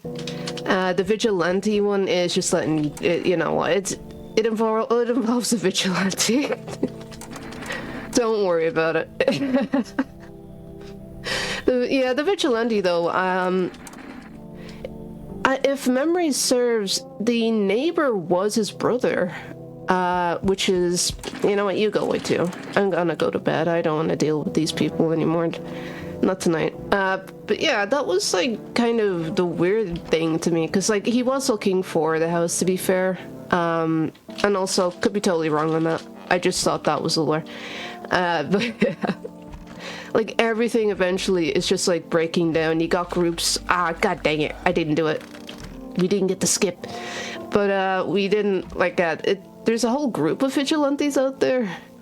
We just don't see it because we only see one, basically. And that was the poster, by the way, that we saw in the first ending. No, you go away. You're awful. She is a horrible human being, even when she's a human.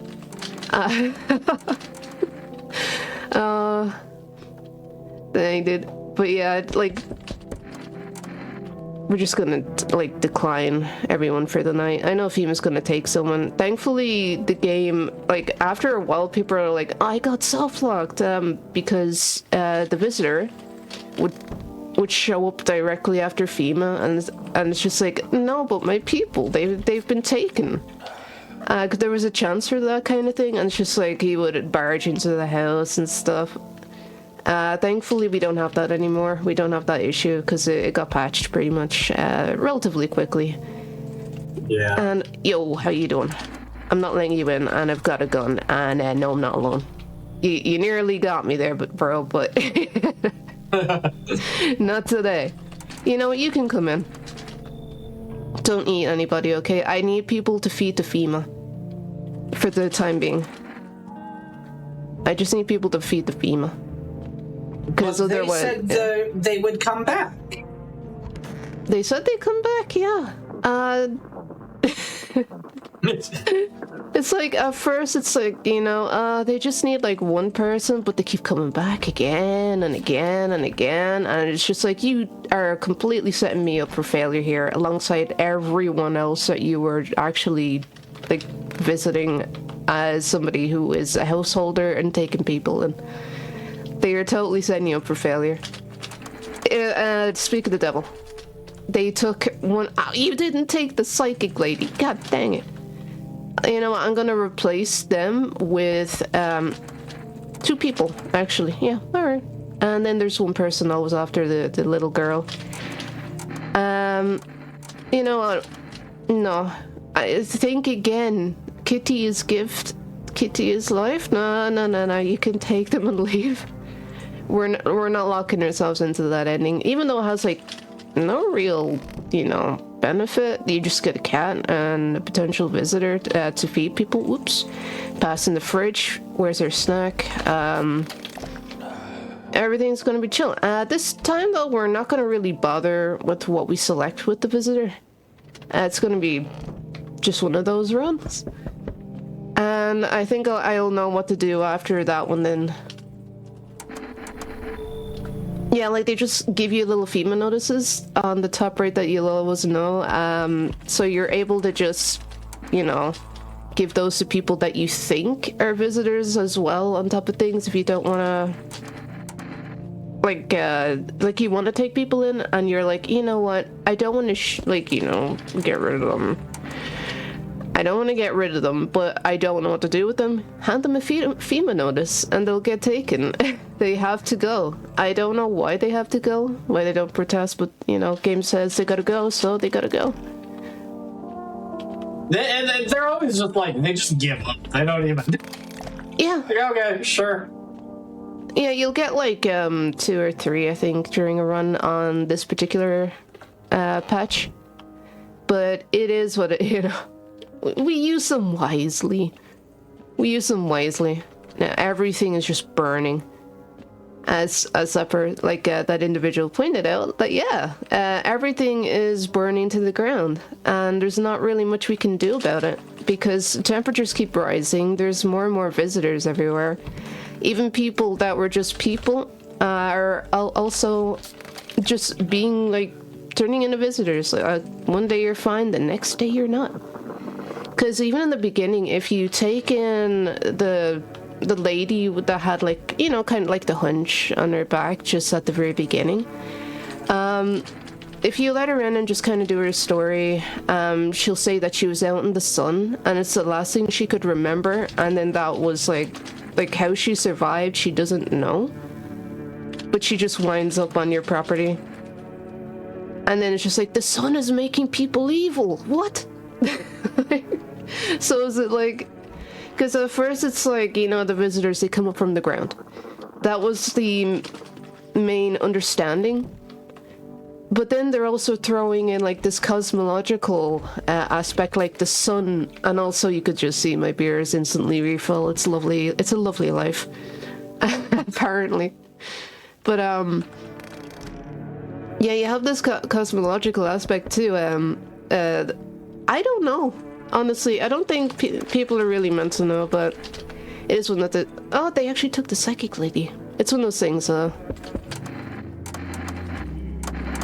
Alright, well, we got like you're guaranteed 3 people on the couch. Hi. And that's her first interaction with the visitor, or not the visitor, the vigilante. Vigilante. Yeah, who we're gonna be encountering in another few days. So it won't be too long. But the game does like to give you quite a bit of like, it's pretty chill for the most part, and you're just like vibing to everything going on, like for lack of a better term, like you are kind of chilling even though everything's going to like actual hell. But you know, like even the music that's playing is very like I forget, was it like during a warning, like an IRL? It's an IRL thing anyway. I'm just not gonna go that deep into it. But yeah, I don't like I'm not alone, you know. So can you just like, no, that person I believe is wearing someone else's skin, and I don't have to deal with him coming into my house. You're That also seems like a red flag. Oh yeah, it's a major red flag. You definitely don't want skinwalkers walking around, like, because they're already like observing us enough. Just every now and then they get bold enough to be like, "Are you alone? You know, isn't life jolly?" Even though everybody is just like taking up room in your house, and you're just like, I just don't like people. I want to be alone.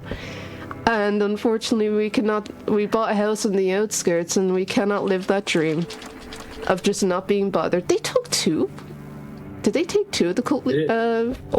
Sorry about that, dude. One lived. Hi.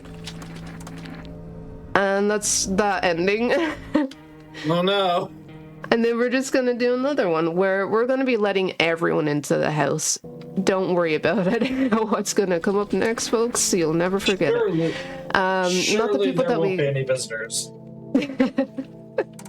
Everyone who comes in, you know what? Come on in. Come on in. It's free. I'm letting her in. She can come in. Everyone can come into the house. Because free room and board, everyone. No one is gonna survive this route. No one. We're not leaving anyone alive. This one is actually pretty short as well. Hi, I need to test your teeth, and pull out the gun. Yeah. And sometimes then as well, you'll notice like that, there's gonna be like, oh shit, I'm actually surprised. I let her live. She's hanging out by the front door, the lady with the hunch. So we're gonna take care of her tomorrow. Yeah, you come in.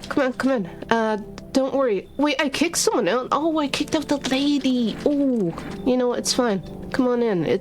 There's plenty of space for everyone. You too. Come on in. I'm feeling extra generous today. Don't worry about tomorrow. So, yeah, this one, as you can imagine, involves just don't trust anybody. Only the Grand American. And pull out your gun, shoot. Hi, you're just there as well. And pull out the gun. Hi, bye. And then we're just gonna go to bed. Everybody goes into bins, by the way. I don't know, man. It's not nice, but it's just what's happening. Everybody just like if they're taken by visitor or they're just, you know what, like I do it. It's yeah. So evil took over the house in that one, and that's that ending done. So we've done 3 so far. And hi. Yeah, it's fine. Don't worry about it. You can come in, and this time, you know what? We're just gonna be very, like, chill about things, I think. We're just gonna do what the Mushroom Man says. Maybe. Because, yeah. Why not? Why not? Surely he could never just recalling the categories, actually. Out of all 5, like, you know, all of them just involve, like, beer, but, you know. You know, we'll be just, like, taking a little bit of a chill moment with one of them, I think. So, like, the Mushroom Man guy, yeah, he was just once upon a time. I'm also gonna be a lot more kind of, like, careful with who I let in. Like, this person can leave, for example. They're always a visitor for me whenever I play this game. This person, not always, so it's like, you know, but that other guy, I don't know if there's differences with specific, you know, if they're visitors. I don't know if they have a higher rate, basically, of showing up or not. Like, as a visitor versus just having the on and off chance of being a visitor, because, you know, that's just how it is for most people. You just do that sort of thing. You just be careful, you say no if it feels appropriate. And, yeah. Yeah, ah, shoot!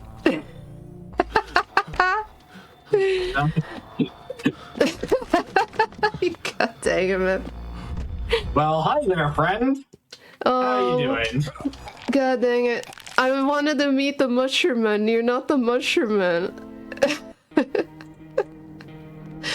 Oh dear. However, we can always just approach this again, nice and fresh. It's completely fine. Hi, how you doing?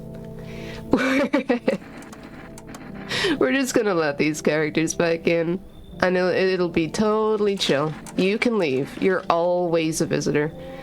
And the amount of people that are just like, you have to have like this one little text box that's in the middle. God dang it. You can just like accidentally not have your cursor over it. Like your mouse in a bunch of versions automatically recenters. That's why for certain endings it's better to do, you know, XYZ on that one. And if you want like a stable Mushroom Man ending, you gotta like you don't have to, I guess, use a different build, but it's just kind of safer because he's guaranteed one way or another like to show up, and he's not gonna like potentially softlock your game. Why have I got the exact same dude just showed up? That's weird. You know what? You can come in. You know what? It's chill. It's chill. You can like she has. You know what? Maybe some like a bit of fortune telling can hurt. It could hurt, but it also we're fine so far. But we do need people. Just again, it's for FEMA. It's not because it's the goodness of my own heart. I'm sorry to tell you about that. We just need scapegoats. We need a fall bodies guy to hand out. We need a fall guy, like, real bad. No, I'm not. Like, I got confused because it's like, usually, you know, no, come wait. She's a horrible, horrible person too. I don't like letting certain people into my house just out of principle. It's like, yeah, it's a video game, blah, blah, blah. They could be scapegoats, but also, you know, it's fine. It's fine. It's chill. So, the Mushroom Man just comes when the town is completely burning down. There used to be a chance when you come up, like, sooner rather than later, and then that was also, like, causing some issues. With the game, obviously that's been fleshed out, so you get that stability, at least, like, thankfully, in the version I pick. But yeah, we just gotta wait until the town burns down, and then we just need to, like, do a couple of things. And honestly, it's not that demanding of us, but it just means, like, an item that wasn't in our house appears. And we just gotta, like, work with that, you know, etc., etc. You know what? Come in. Come on in. Come on in. Even though we don't need the cat, we're just gonna take the cat in. She might eat somebody tonight. We never know, but it is what it is. Oh no, she actually quelled the hunger. She didn't eat anybody. I'm actually delighted with that. Heck yeah. Sorry, it's like, hi, crying child, goodbye, crying child. I'm just gonna get a beer. That's it. It's actually kind of, it's rough in that sense, but like with the little girl, and the neighbor is just like, I just want her protected as much as possible, like from any threats, whatever.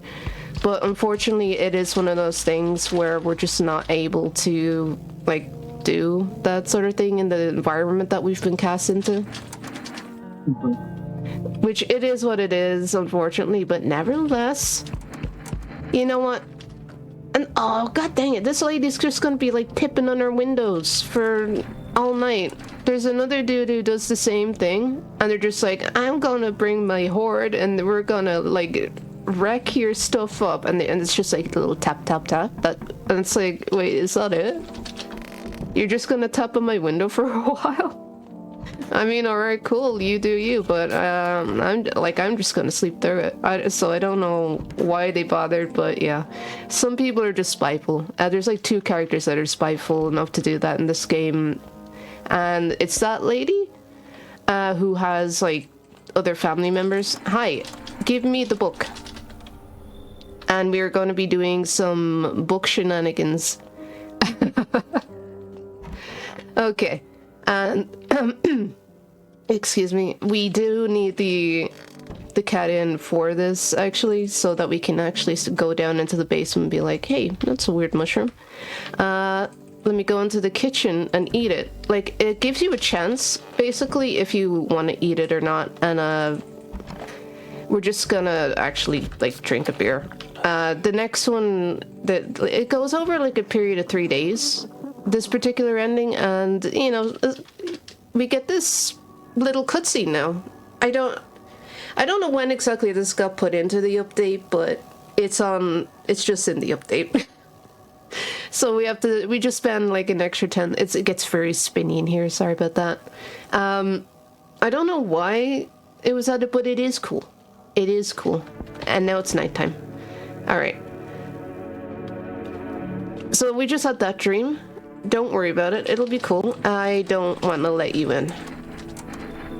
I get to pick and choose, it's my house, god dang it. And I will say no to you if I feel like it. And then, like, basically tomorrow there'll just be, the book tells you, like, there'll be an item, you have to find it and eat it. And yeah, we find that one actually where, excuse me, my voice do be dying, because I can't stop yapping. That fireman was, like, trying to put out fires, obviously because of the intense heat. But what he doesn't also tell us is, like, hey, there is an apple.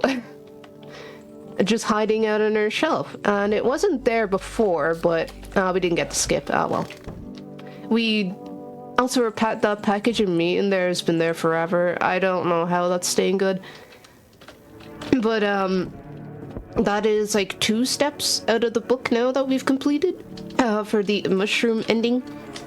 And then we get to do the last one. The run's actually surprising, like fly-in. At least that's how it feels.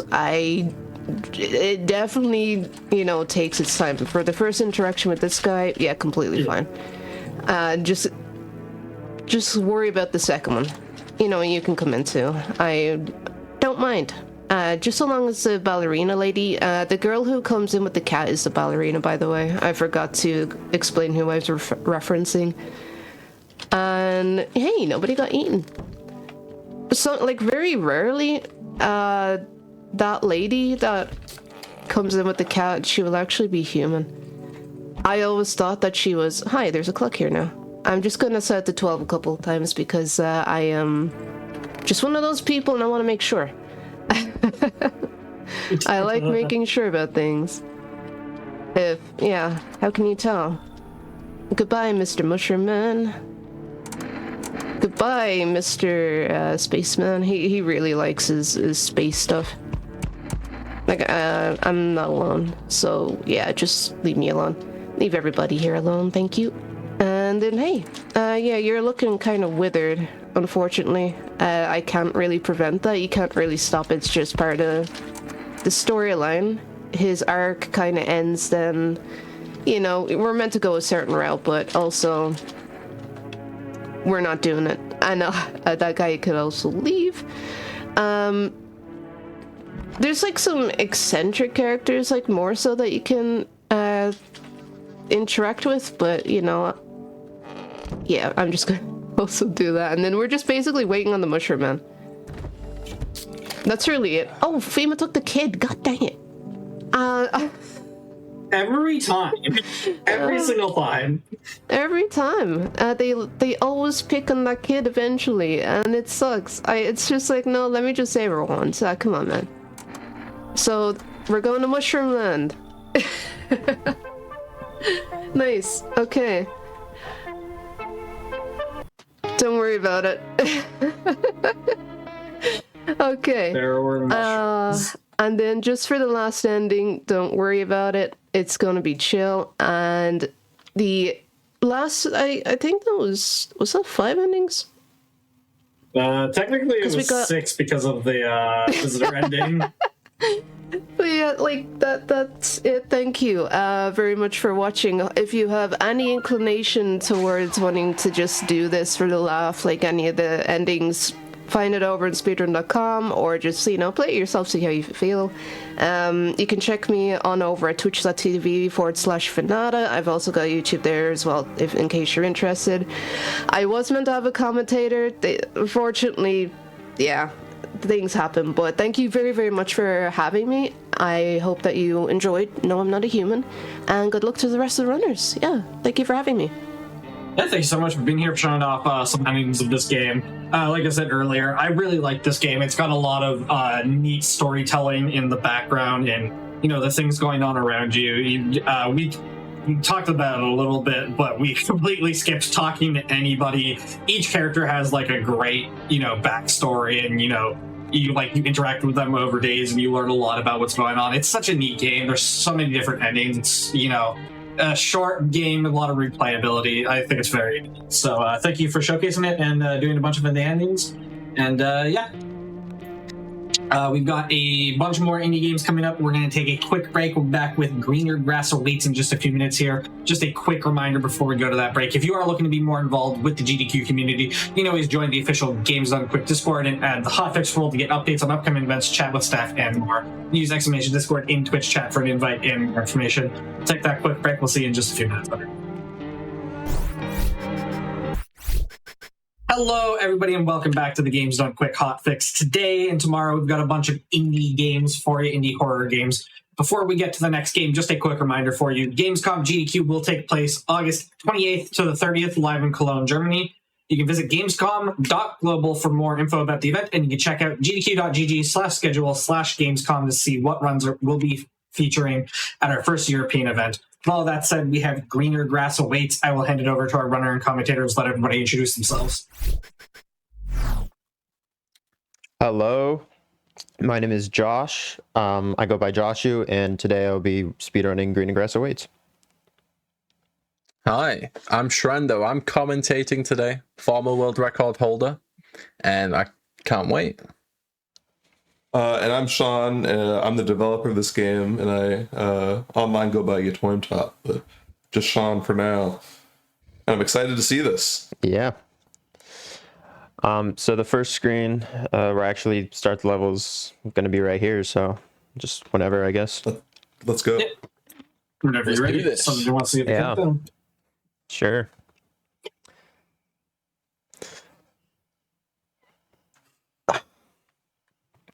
All right.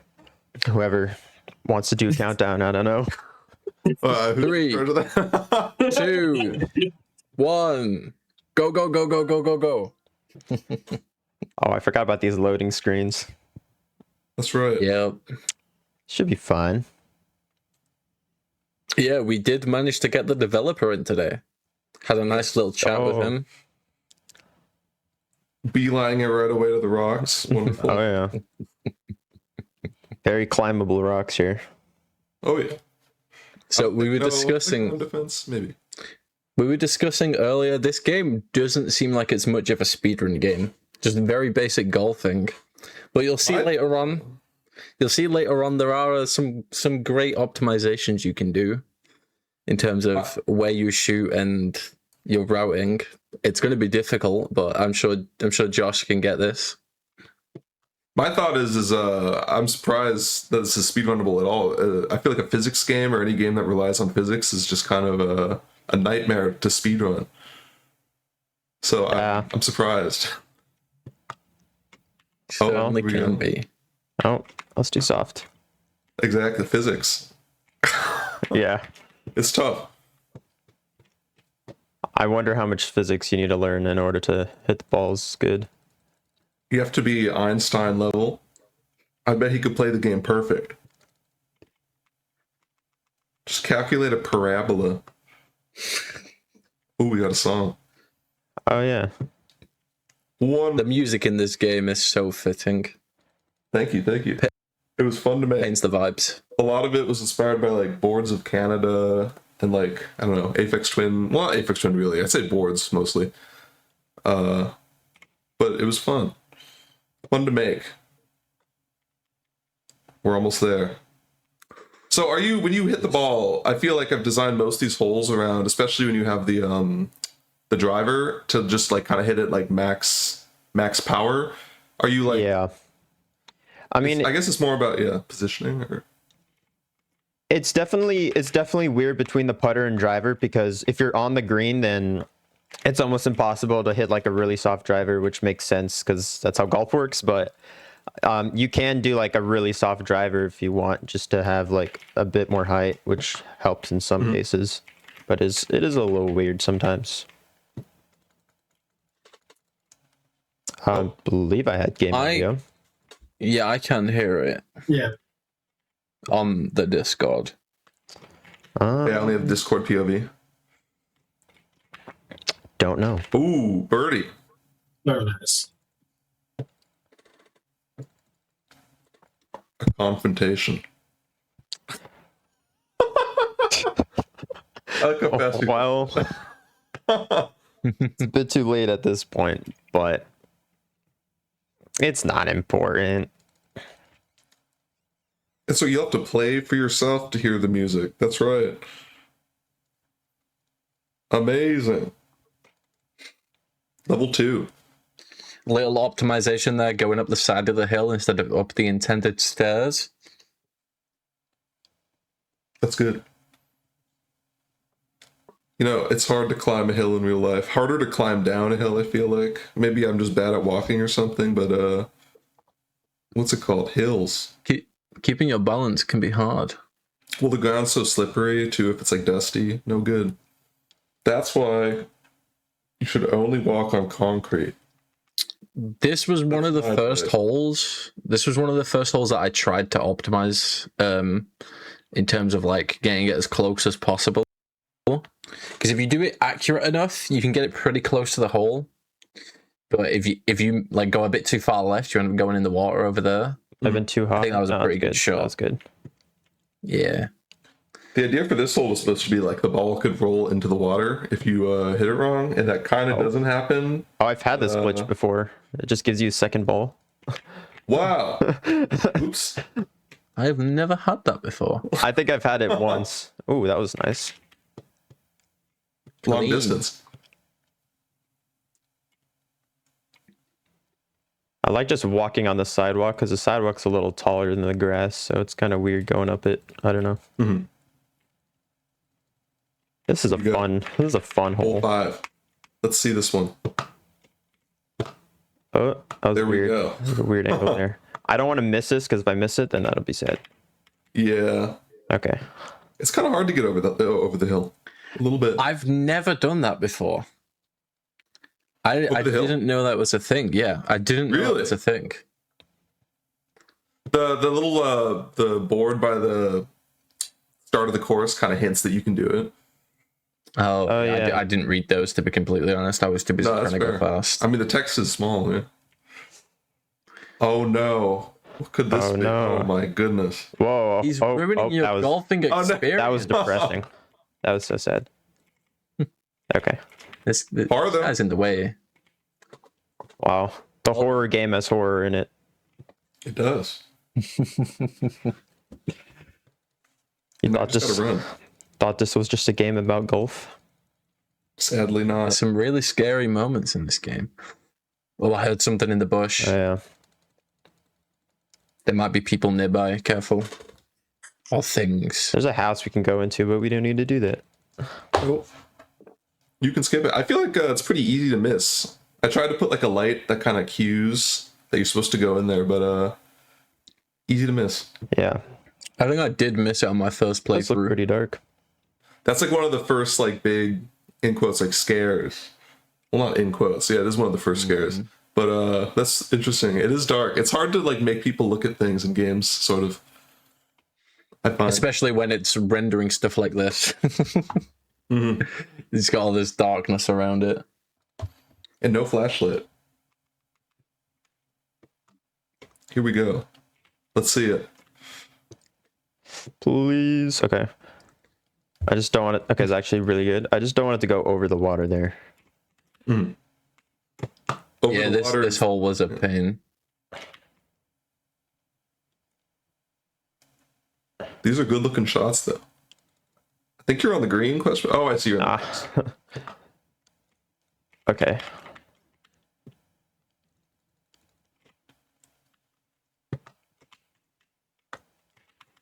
Here we go. Oh, wow. I feel like the ball You're pretty sometimes good on the likes, putting, I feel like. I feel like the putting can be pretty tricky to get consistent.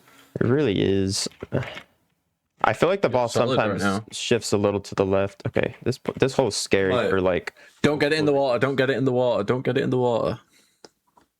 Okay, Oh. we're just barely. Ooh. Just about.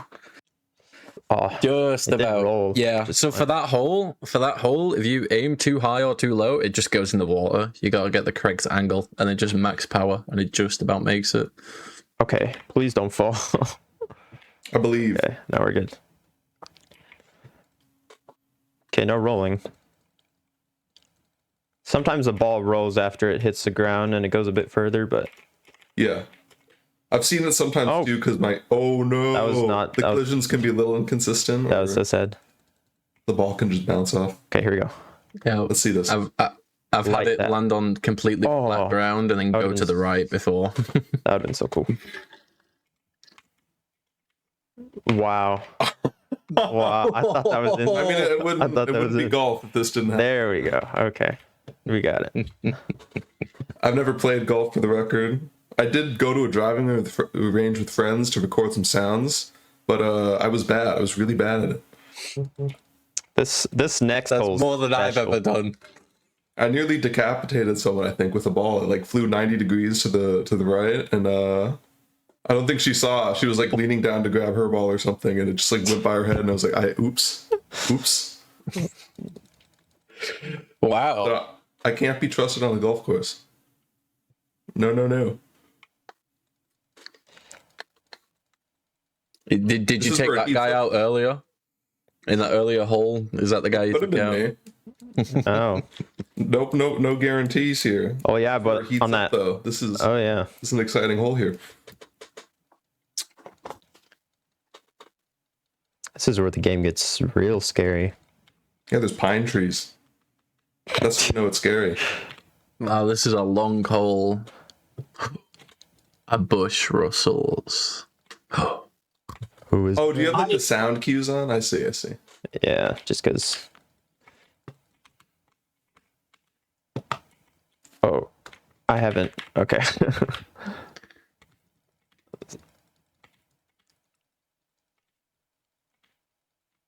So, for anyone confused on why we're constantly doing 180s here, it's because it's a red light, green light whilst you golf. Even right there, when he was having a shot at the hole, he was getting closer and closer. That's right. Getting stalked while golfing. Okay, a bit further than I wanted it to be, but at least now we're on the other side of this guy. You can't. What's it called? Yeah, it's Okay. It's tricky.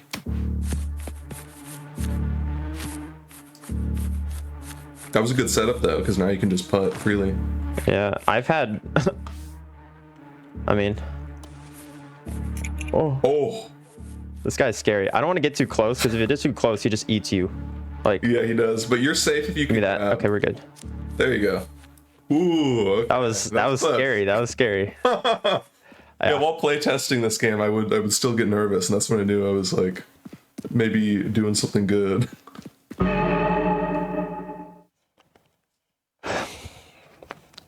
Amazing. Well, it's only harder from here, so you know. Oh yeah. Definitely had quicker times on that one. Although now we get a little bit of a chill break here. The music's pretty rough. The purple level. Yeah, so is the moon over there. Oh yes. Alright, on this hole, I'm gonna usually shoot the ball to the left side of this pillar because it's a little bit of flatter ground. I always go right. I don't know why. I just go right, yeah. I always go right as well. I used to always go right, but that little hill there sometimes rolls the ball down close to the pillar in the middle. You know what? I get that a lot. I should start going to the left.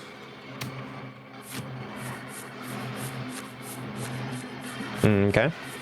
Could have made that more onto the green, but that's okay. Okay. I've like long distance.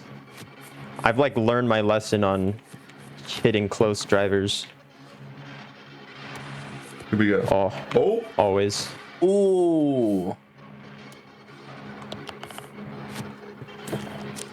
Hello. What do you? Cutscene time. Who are you? Who are we actually? The first time I got this, it actually jump scared me. One of those fake out ones too, which is surprising. No, like just like her appearing on the screen. Yeah. I think I was looking down at my bag or something. I'm not entirely sure. All I know is I was just genuinely scared of it. Little parkour here on those rocks. Parkour. Amazing. Oh yeah. Gigantic lumpy rocks. Nature's wonders. Can't be good for your legs though, that surely. Oh. That was weird. Oh. Man, I'm just wondering what causes that duplicate ball thing to happen. It's very, very strange from earlier. I've never had that before. Okay, this hole's scary because... Ooh. Okay, that's fine. I'm not sure if... Yeah, this guy is... Although there's the pathing issue where, like, yeah, the... It kind of veers to the left. Ooh, that was far. Yeah. Oh no. Actually decent. You're on the green, I think. Oh yeah. Okay, at least good. now this is a good, yeah. Oh, that's a little bit of a weird angle, but we got it. Ooh. Nice. All right, this hole's scary because even after you make the hole, he doesn't run away, unlike the other guy. Yeah. He's pretty adamant part of to the get back getting series of to you. escalations that each hole is supposed to kind of like escalate. So the first hole makes you think that the character's gonna always leave, but then it's a subversion where well now the character doesn't. We're about to get another escalation here. Oh yes. Has anyone played Half-Life Alyx here? There's a chapter in that game, the Jeff chapter, that inspired a lot of this, where it's a horror, but like if you stop and think about it, everything that happens is like kind of funny, but it's like horrifying when you play it. I haven't, sadly. It's good. I mean, it is VR, so it's hard to get your hands on it, but I think I must have stopped like right before that because I haven't finished it and I do not know what you're talking about. But it's I played good. a lot. Oh no. Yeah. Okay, we're fine. That chapter's great. I think that's like one of the best chapter in the game, probably. I do need to finish that game. Okay, I had to like shove the ball over here because they were getting too close, but Yeah, you're dealing with two at once now. oh, is that ball? Okay, that's not an ideal location, No, this is tricky here. but that's It's a okay. test of skill. How are you gonna do this? I'm curious. We're gonna have to improvise here. That's okay. Maybe I'll just fully send it over, to be honest. No, we'll just play it like this. Play it safe. Ooh, okay. No way. I don't like that. I really don't like that Oh, actually. interesting. Oh my god. This is not. Oh, no. I need my bag. Excuse me. Yeah, you. I just Hi, gotta friends. He was getting angry. Okay. No, leave me alone. Okay, we're safe. We're safe. Sometimes things don't go your way. It gets a little hairy. Don't stare too long. Yeah, I'm just doing these little like flicks. Usually work. Yeah, usually we send it right over the bridge. All right. But the game's nice enough that this guy just stops caring about you because you progressed far enough. Gotta set up for the next one. All right. Oh. Okay. Oh no. That was a little janky there. Please. Oh my god. oh, Okay. Yeah, the way the ball works is. You know what? like- That's fine. I don't care. Oh, perfect. Wonderful. That was a good recovery. You know, that was Ooh. that was tough. This is a thing about this game. I made like one bad shot, and it cost me like 6 extra. Minutes? No, 6 extra shots. Oh, seconds. Oh, 6 extra shots. I was like, wow, dang. Like, because I had hit it past where the bridge was, and that just like yeah. was Yeah, unoptimal. usually we send it right over the bridge, right near the hole, and it takes like one put shot to get in, but a Unfortunate. bunch extra there, unfortunately. Now it's the Adding onto escalations of things, It's red. Everyone knows red is the scariest color. of course.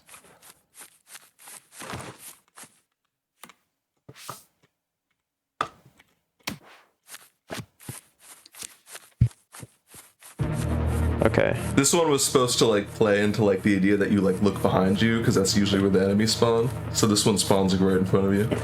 Oh, I see. I don't know if it actually caught anyone, but if it did, that'd be nice. Oh, this guy. I feel like he normally doesn't activate this early. Maybe. Oh, is it like the pre-walking or the walking thing? The second guy here is like right That on did me, seem but early. usually it's not till a bit further.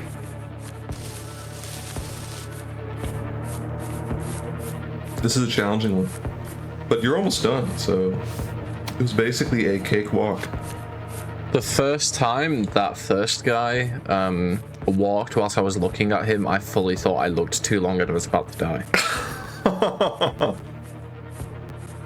Yeah, I was bending the rules a little bit with these with that one. I don't like this Here we go. second guy behind him like blending into the colors of things. It's hard to tell. Yeah, it's difficult. Oh, Now this is a disadvantage. This is this is a tough shot. I probably could have puttered that. Okay, you know what? Yeah, I'm not gonna risk that. We're just gonna. That should be fine. You're a pro. You're a pro. Thanks. Okay. Look at that. Nice. They should leave you alone now, right? No. Surely. Well, now it's hole 13. You know, red's the scariest color. 13's the most frightening number. Okay, normally at this point I would just run straight to the door, but I'm playing this very safe. Yeah, this is a game of red light, green light, but if you stare too long, they just chase after you. That was all right. There we go. GG. Runs over When people. is Good job. a fun part of the game coming up? Now here's where the real substance of the run is. This first part's pretty simple though, I feel like. Yeah, teaching you the mechanics. So the ball itself now is a glowing orb, and we're in a dark forest. And you'll notice as you pass through this dark area, visions come up. You gotta get into light and not stay in the darkness too long, whilst also shooting your ball to where you need to go. So it's a mix of not shooting it too far and like finding where you're going whilst also trying to be fast. It's difficult. It's very difficult. I would have. Okay. It's like a very precise area that I'd like to be here. Okay. Yeah. Oh. Cannot turn around Here we go. there. That's a gross tree. Okay. Oh, nice. Yeah, that is a gross tree. Oh, careful leaving the rig on this. Make sure you're inside. Oh. Oh. Oh. No. No. I'm sorry. I had to reload that. Dude, you brought it up just a little too late. That's so sad. It's okay. Sorry about that. It's like I think I had thought of that. I forgot that could happen. It's okay. Yeah, I saw that happen on a YouTuber playing it, and I was, ooh. That's unfortunate. Such a shame. To see a bug in the game is just like, oh my god. That was a pretty fast split too, I think. Yeah, you kind of rocked it, to be honest. Oh, hitting the ball through all these dark areas, kind of basically blindly going for it, is pretty tough. Oh. Sometimes you can hit a tree and the ball will just come straight back to you because it bounced at a weird angle. And the Or it'll bushes just, like, too. bounce to the right or the left. Yeah, interrupt the your shot bushes as pretty- well. Well, thanks for adding a reload hold button. I had to. It's for my own defense. That's a weird spot. Go. All right, here we go.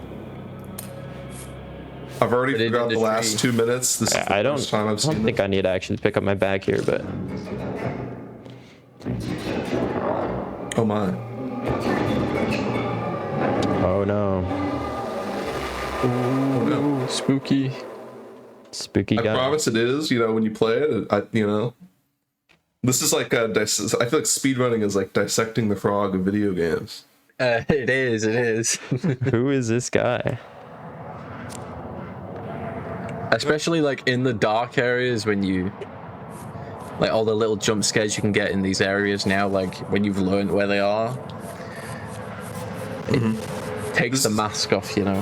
This is the trickiest level too, so what's it called? There's a lot of this is a difficult one. A lot of people give up on this level, I feel like. Not a lot, but when people do, it's this level. Oh, who could this be? This is probably the hardest segment in the run coming up here. Forest 2. And I don't think it's even close. Oh man.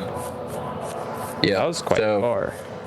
We pushed the limits on how far this ball goes here. That was a good shot.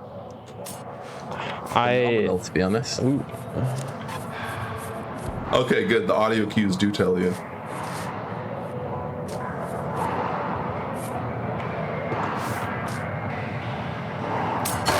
Wonderful. Okay. Boosh. You know what's crazy? I didn't know that was a mechanic until after I beat the boss. That amazes me, and I wish I made it more, like when you die the first time, I think there's like a kind of hint about that, but like, so you played this whole level with like them stalking you? Yeah, I did. That is I did. so brutal. Yeah. I don't pay attention to Oh. Lord. Yeah, so as said earlier, this forest is in a way RNG because you have to blindly shoot it. Technically the levels are preset, right? There's no randomness to it, but it's still just so difficult to when get you're in these areas. When you're aiming the ball, it does emit a little bit of light, so it's easier to see, but it's still only like very limited.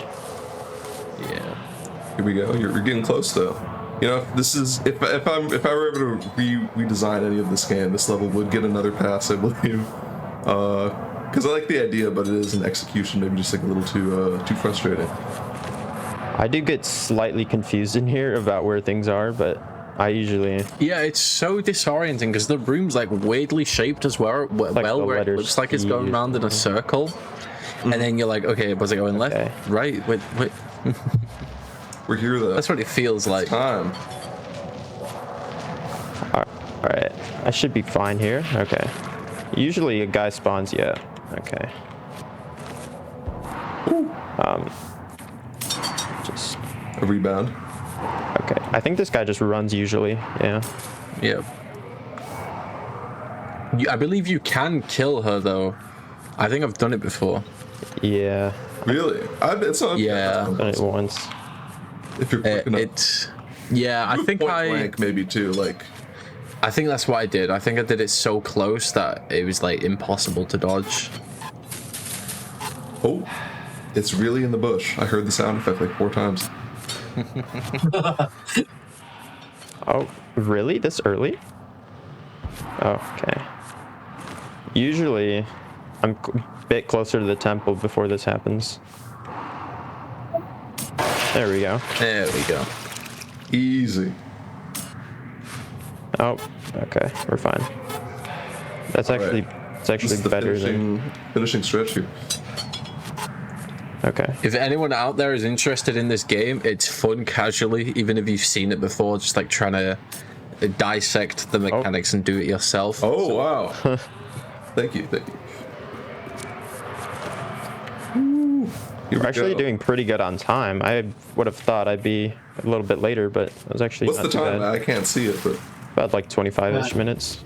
That is good. That's good. Yeah. And, you know, for having to reload that one hole and that bridge it's not bad. All right. Could be a new world record. This is the final little segment of this run here. My favorite part to optimize this was. Boss time. It's time. This can't be the first golf game with the boss, but I'm sure there's another one. I'll say it's the first, and then I'll smile to myself. First ever golf with murder. No one's done it before. Chat can't prove that there's another golf game with a boss, then sounds like this is the first one. I get to smile. Oh, so you're pre-gaming. I do this too, where you just get a bunch down and then go for it. It's the solid option. Nice. I've had so many times where he disappears, like right as I'm about to hit him. Yep, you just want to have one ready. Yeah. Where is he? There he is, right next to you. Okay. This guy's gonna be here. I usually just don't like dealing with... Oh, okay. Whoa! A bush is rustling. That's okay. Whoa!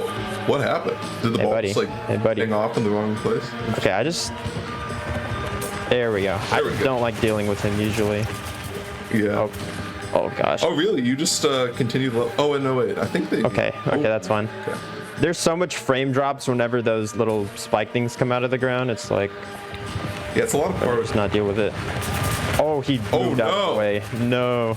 No, you That was missed. so unfortunate. I could have got that. 20-second time loss.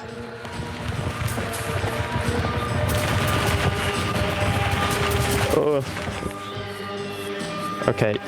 This is like... not ideal. I'm just gonna... Oh, there we go. Okay, we got one. Ball though. Oh, he's on the other side. It's harder than it looks, chat, I promise. Watch out for the big hand. Wonderful. What if I told y'all this was the slowest it's ever took me to beat this? I wouldn't be surprised. I'd be nervous if I was you. Hello? There we go. Oh, there we go. GG! All right, we're almost there. We're almost there. Boss defeated. Wonderful. Wonderful. We got to get one more little scene here. Oh, I see. It ends when you get... Okay. Yeah. Yeah, we split at the very end. Yeah. And we've got game audio Here we running go. right on stream now. After this blackout, it'll be time. I'm gonna that is time right there. let chat experience this amazing song. We got that. That wasn't too bad. I forgot about this. Yeah. I like the game ending with this. It just adds like a nice like note to end the game on. Oh. Decent run. What was that, sub 30? Yes. We'll let this play out for a little bit. It's not too long. Just 1 minute. It's got hose physics.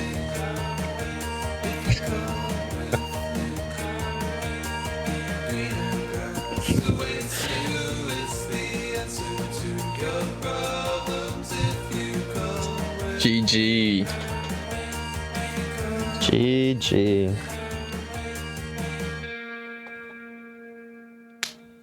What a way to end a horror game. Song and dance. It's internally consistent, you know. I promise. Ooh. And that was Green Grass Awaits. GG's. Bye. That was fun to on the run. Nice. You only got one sad face on the scorecard there. 11. That's so sad. All right. Anyways, Great. That's about it. Yeah. That's fun to watch. Yeah, a lot of the optimizations and substance of the runner is in like the last bit, like the last third. The first 2/3, it's a lot of the same stuff. When you get to that dark area, it's really hard. It's such a scale, in upscale and difficulty. Yeah, no, that's a good run. Yeah, not bad. For, having a sad face hole. It happens to the best of us. Yeah. So where from here?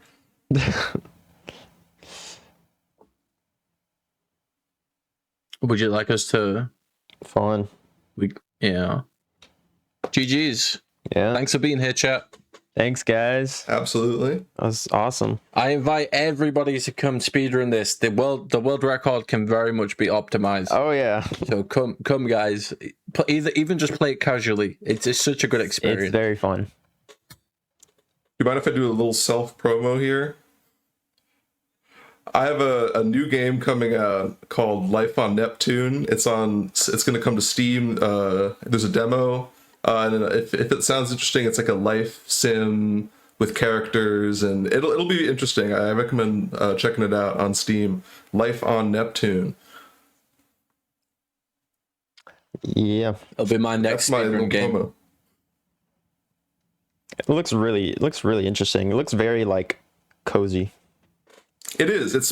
I'm trying to ride the line between cozy and like a comfort game. It's a little bit of both. But yeah, it was great to watch this. Yeah, game looks super cool. Yeah, thank you so much for being on for showcasing the game and talking about it, and I mean, thank you so much for making the game. This game is awesome. I love this game. It's such like a neat combination of like horror and cozy and like comedy at the end with that song. It's I really like the game. So thank you. Oh my goodness. Yeah. Does anybody have any closing comments or anything they want to give? Shout out to Josh for showing me this game and making me speedrun it. Shout out to y'all for being here. Shout out to Yato for making the game. Of course. Fun to watch. Thank you for inviting me too. Yeah. Phenomenal experience. Yeah. So again, thank you all for being here. And we've got a bunch more indie games coming up. So we're going to take a quick break here. Then we'll be back with our next run, which is going to be not Creature Kitchen. That's a little later. It's Fear the Spotlight. We're going to be back in just a few minutes here. Yeah, see you then. Fun. Hello, everybody, and welcome back to the Games Done Quick Hotfix. Today and tomorrow, we have an indie horror block. We've got a bunch of different speedrunners to show off a bunch of different awesome indie games here. Just a quick reminder before we go into the next run here. Games Done Quick will be returning to PAX West from September 4th through 7th. You can visit west.paxsite.com to learn more about the event, and you can visit gdq.gg/schedule/PAX to check out the schedule. With all that said, we've got Fear the Spotlight here. I'll hand it over to our runner and commentator. Let everybody introduce themselves. Hello, hello. I am 218, and I'm going to be showcasing Fear the Spotlight for you. Chapter 1, Vivian, glitchless on PC. I'm going to go ahead and jump into the run because we'll have time to chat. So I will give a countdown once we actually start time, which isn't actually here on the screen. So we're going to be starting time in... Come on, start talking. Do you see anyone? Okay, they're talking. In 3, 2, 1... Start. Library is this way, right? All right, so welcome to Fear the Spotlight, everybody. This is a indie horror game developed by a pair of developers, husband and wife team, and released in 2025 through Blumhouse Games. And joined with me today is my wonderful commentator, Olive. Would you like to introduce yourself?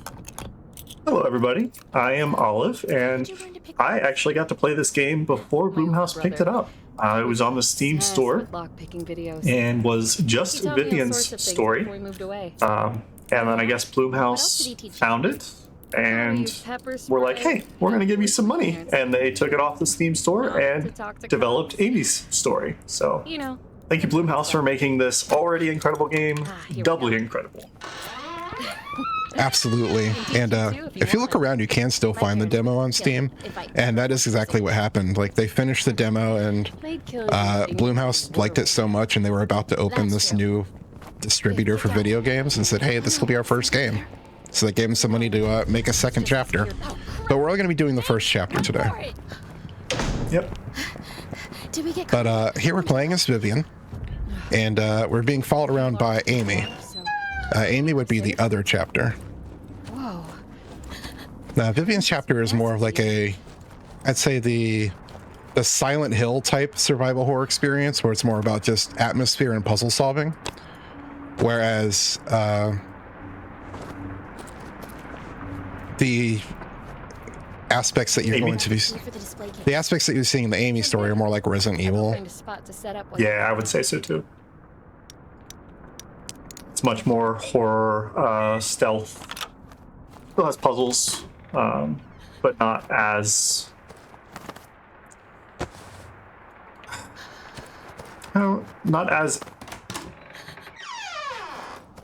atmospheric, I guess.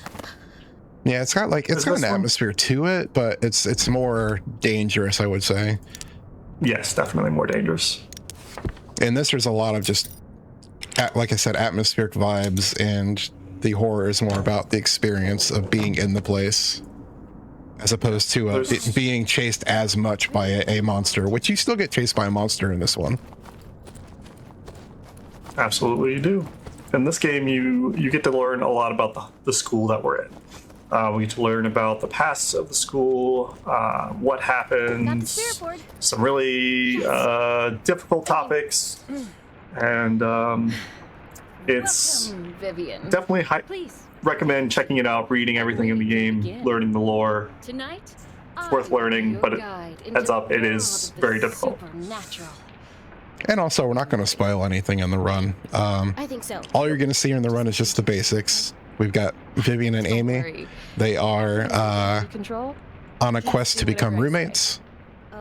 And by the end, they will become roommates. But first, they're going to get separated by a tragic accident here with this Luigi board, which you never play with Luigi boards, kids. Don't do it. First speedrun's actual tech here is I'm going to be moving the planchette to where it's actually going to be moving when this cutscene starts, like actually interacting with the board. I'll light these first two candles. So the planchette won't have to like take time to move to that spot later. We gotta light a couple candles, and then this cutscene continues. Have you ever actually done this before? Yeah, have you ever done this before, Viv? Do you know what you're doing? Or Amy? Not exactly, but I've read a lot about it. Get their names mixed up all the time. I had to look it up right before this just to make sure I could get it straight. Okay. Well, there's one last thing. One last thing? What is that? Yeah, what did you bring that here for? In my locker last week. Oh, that's kind of creepy. I don't know how it got in there, but it's all burnt and old. I have a feeling it has something to do. Looks pretty good for being burnt and old, though. Wait, Amy, is that true? I know. And considering the school fire was back in the 90s, it must be very old. It's not very, yeah. So yes, this chapter is going to transport us back to like the time of the school in the 90s when that school fire happened. I'll protect you. Okay. And it's going to be exploring the school itself. So if you're scared of high school like everybody else is, this is going to be a scary game for you. Great. Just like that. Now repeat after me. With hands. I was a drama kid in high school, so I just had a good time. We seek the realm of the Yo, drama kids in high school will love this game because it has to do with drama kids. It sure does. The realm of the undefined. Spirits unknown. Let your presence be shown. Also, if you move the planchette purposely, it's time lost because she gets mad at you. Yeah, or if you let go of it, she's like, hey, you need to actually put your hand on the planchette, please. Yeah. It's quite funny. I'm not going to do it, obviously, but... Please, show us a sign if you're here. I don't think this is working. There will be one part where I do get to move it myself again to speed this up. What was it's that? Coming up here in a moment. Spirit. We gotta wait for the spirit to talk to us first.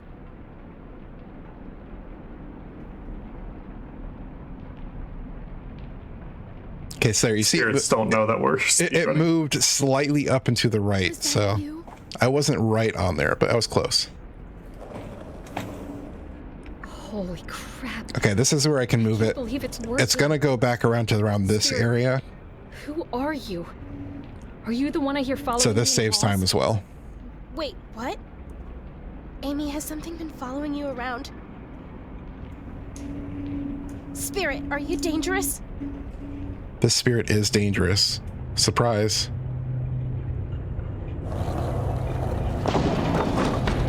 Who would have imagined? Amy, I don't like this. I'm scared. It's going to be okay, Vivian. Take deep breaths. Ooh, creepy child. Amy, I want to stop. Well, good news, Vivian. It stopped. So you want to stop? It has stopped. Are you okay? There's our first Amy, are you okay? Chat, there's going to be a lot of Amy, are you okays? I'll relight the candles. Are you okay? Are you okay, Amy? That's me every time I run. Legitimately. So we're I want to stop. Let's relight these candles. All right, Amy's gone. Let's go find Amy. Amy, where are you? They might think, hey, maybe I need to grab this candle. The game just kind of hands it to you, so you don't really need to grab it. But you do need the candle to see your way around here. So the devs made sure you have to grab the candle, unfortunately. It would be faster if you didn't, because if you play the Amy chapter in this portion, you could just kind of skip that entirely and move around a lot faster. There's a reason we don't pick up the flashlight in this run, and that's because the flashlight makes you move slowly. So there will be a few dark segments late in the run where I'm going to be running around in some darker hallways and rooms because the flashlight is slow. So not only do we want to avoid the spotlight most of the time, we also want to avoid the flashlight. But here, all forms of light. Let's get our introduction to the titular spotlight, our villain of the chapter. Also another Amy, are you okay? Incoming.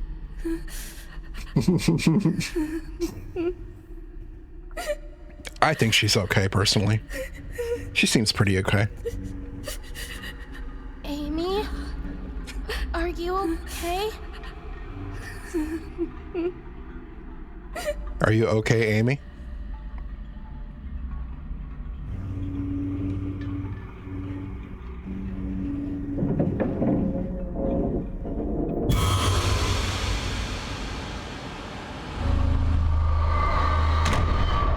All right, Amy has she's officially been kidnapped by the spotlight. So the rest of our chapter is a quest to find and save Amy from the spotlight.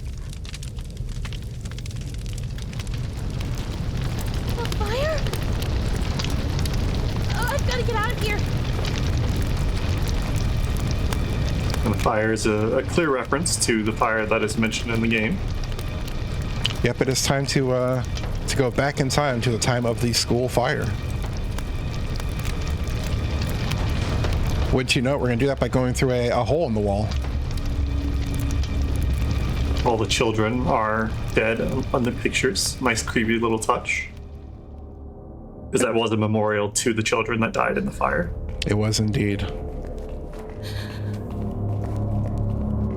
So welcome back to the 90s. We're now in high school in the 90s. For anybody who liked to watch Saved by the Bell. This is the same thing as Saved by the Bell.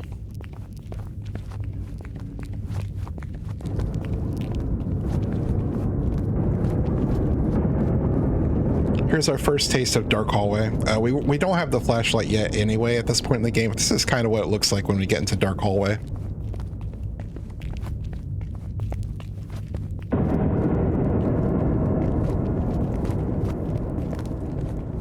But yeah, this is where we start actually doing more of the survival horror game elements.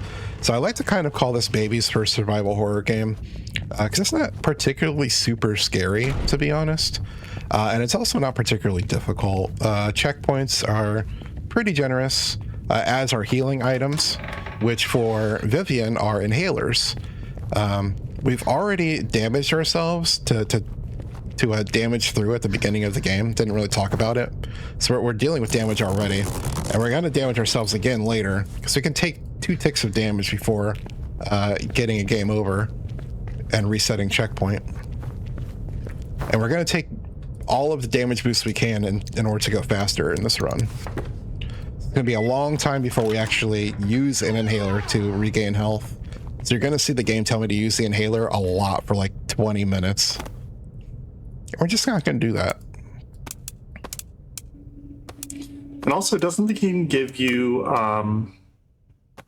inhalers? Like when you're out of an inhaler, it'll spawn some in certain places. Yeah, the game is very generous. If you don't have an inhaler, there's lots of places where it will spawn one in, depending on whether you have inhalers in your inventory. I love that personally. So like even with how dangerous you run in a speed run, there's always a safety inhaler in case you're like first learning the run. Or if I make mistakes, you might even see me use a safety inhaler here. Because there are some spots in this that are kind of finicky about how you run past the spotlight, etc. So I might take damage. But let's enter the boys' locker room where we need to find a girl. We're gonna find some quarters in the drain. That's where I keep all my spare change. Don't worry about it. And here's the spotlight. This is the only time that we actually want to be grabbed by the spotlight because it saves time. In this room, casually you want to be hiding from him and trying to get away from him seeing you. Like being grabbed by him, he's gonna do something really cool and just give us a hug. And once you know it, the exit of the room is right behind him. So it's a lot faster just to take that damage. But now we are on critical health for, like I said, another good like 15-20 minutes. So the game's going to keep telling us, hey, you should probably use an inhaler. Not going to do that. Instead, we're going to buy some glue. Yeah, instead we're going to buy some glue. Not for sniffing. That's what not the for eating. For.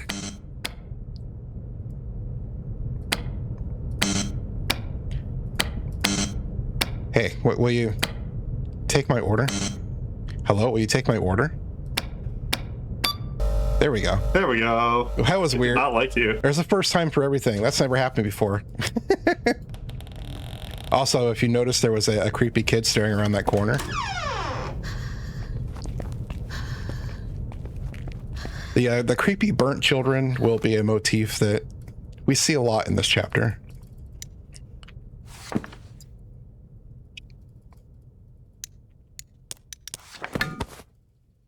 Also, 218 made it look quite easy there to grab that toolbox from that side of the desk. Yeah, you want to grab it from the opposite side of the desk. It's not as easy as you made it look, though. And then here also, prying these fingers, it can be a little bit difficult. I'll try and do it quickly, though. That was pretty good. That was good. So everything in this portion was just survival horror stuff. You go from point A to point B, solve puzzle, point A to point B. That's the survival horror formula, and that's what you're going to see in each area. And we've cleared the first main one, which is this locker room area. So now that we've unlocked this door by getting the key for it, we're going to the next one, which is going to be the gymnasium.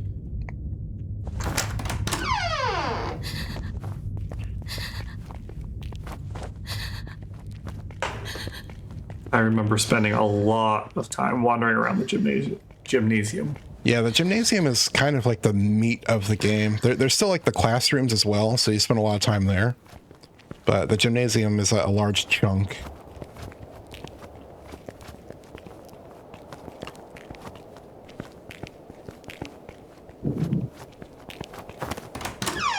Also has one of my favorite puzzles. Are you talking about the fuse box?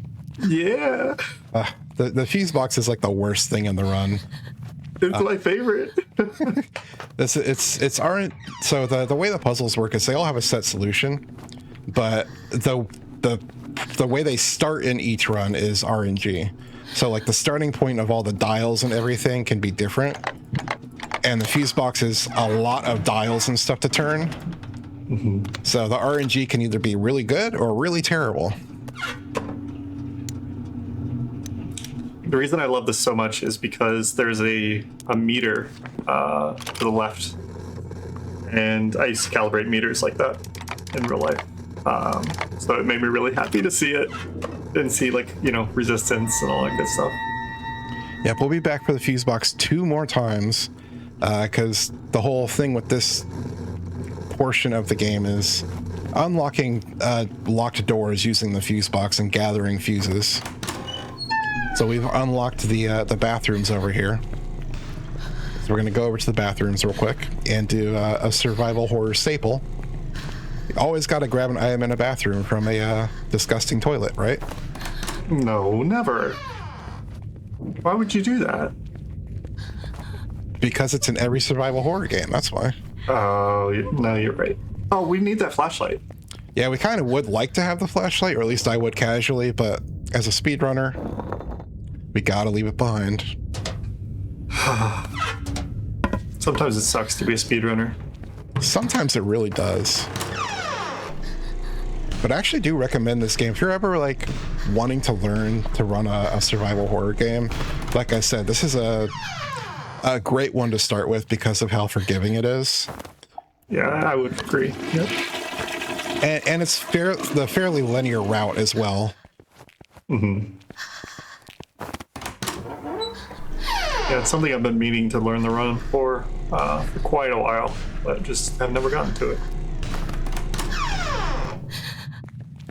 So we already reached into one nasty toilet, but what about second nasty toilet? Let's go. Double the toilets. All right. So the most crawled under the sink there. The most dangerous part of the run is coming up after I unlock this cabinet, and it's going to be a spotlight room where I'm not going to be trying to hide from the spotlight, but I'm going to be trying to run through the room in such a way that he doesn't see me. Hopefully, if he does, it's a time loss. If he doesn't, it's great. I just kind of run and pray. Sometimes he sees me, sometimes he doesn't, and he didn't see me. Awesome. But he knows you're in here. He knows I'm in here. You have to be very particular about how quickly you get away from that door and over to this side of the room. Otherwise, he will see you. So that is back to my favorite very puzzle. tight. Worst puzzle. Best puzzle. I love that. I love that I'm the only one that likes this puzzle. Oh, that's bad. Just put me right in the middle of the dial, why don't you, game? Thanks for that.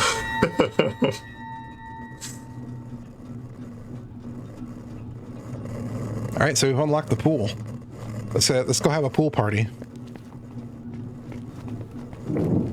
I didn't bring my bathing suit.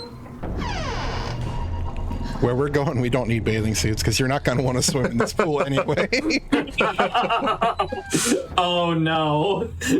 This is glitchless run, but this is the only thing that kind of looks like a glitch. The hitbox for that switch does extend through that wall a little bit, so you can just reach through and grab the switch. We allow that in glitchless. I mean, it's a hitbox. That's not really a glitch, right? Right, and you can totally just reach right through those bars, right? It's yeah. Door. Sometimes doors are like this. Oh, hey, it started thunderstorming where I'm at. That's perfect ambiance. Nice. Hey, I think your mom's calling. I'm not going to pick up the phone then. Okay, so like I said, you don't want to swim in that swimming pool. Like, look at that. That's gross. So let's go up. We're going to use this fuel pump handle to pump all of that nasty sludge out of the swimming pool.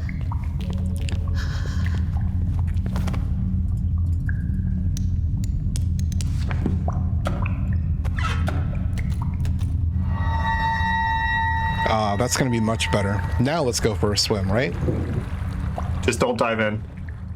We're going to dive in. Okay. No, we're going to use the ladder. I've been betrayed. It's a very deep pool. Look how deep it is. It's incredibly deep.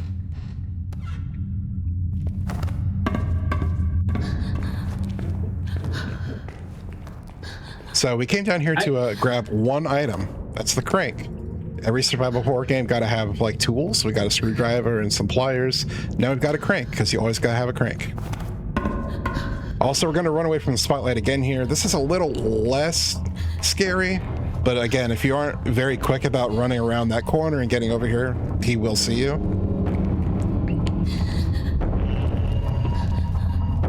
Nicely done. And it is time to play some bingo. Get your cards out. Get ready. I've actually been playing bingo in real life recently.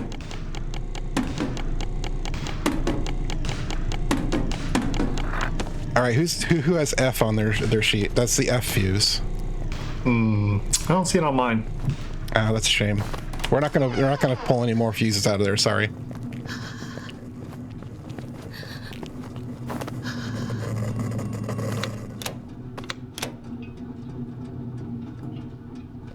Oops.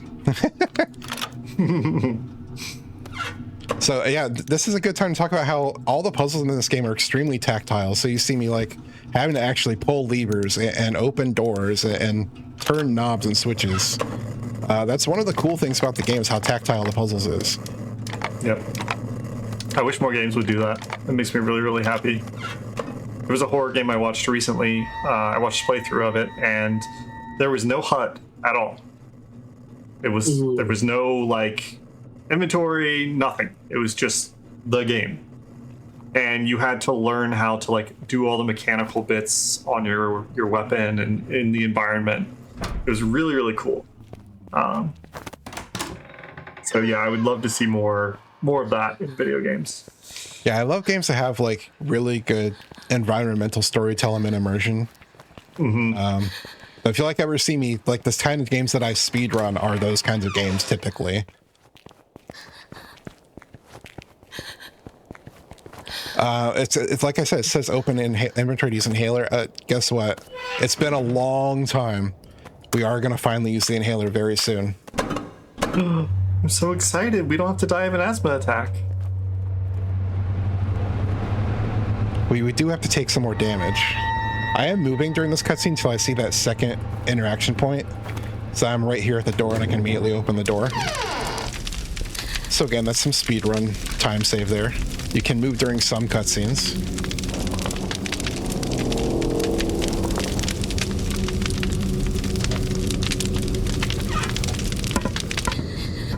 And here's where we're going to use the inhaler, which is Another great thing about cutscenes, you can actually open your inventory and use items during cutscenes.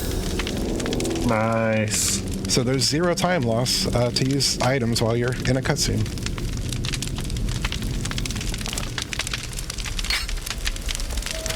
Just got this quick, easy puzzle to solve on the floor. And then, Viv, is your spine okay there? Viv, how you feeling?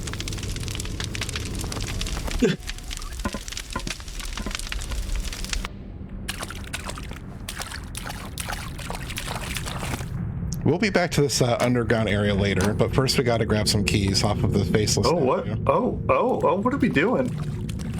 Like I said, if you've ever played Silent Hill, this takes some ideas from Silent Hill at times.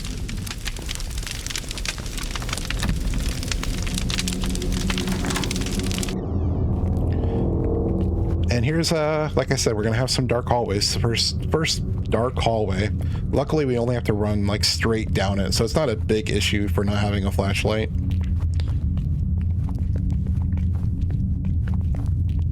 But we need to visit the on this side of the school. Visit the music class, the music room, and the art room. There's a whole puzzle here with what you need to play on the piano to solve it. We already know what we gotta play. Oh. There we go. D-E-A-D. Another inhaler. And part of a face. We've got part of the face, yes. Immediately over to the art class, which is right over here. And we're going to grab another tool to add to our toolbox we're carrying around in our pocket. Although I have questions about how Viv carries this one around just so casually. Really big pockets. Yeah, who's out there carrying around a floor jack? I mean, I had to like disassemble it into 2 pieces, but I carry one. Yo, let's go. Also, this is another spotlight room. We're just gonna damage through it. Did you know Viv was on the weightlifting team? Now we know. But not strong enough to lift this by herself. So she is gonna have to use the jack to lift this heavy object out of the way.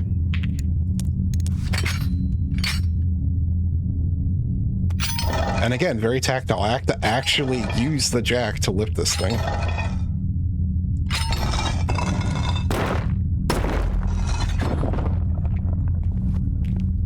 And another bathroom.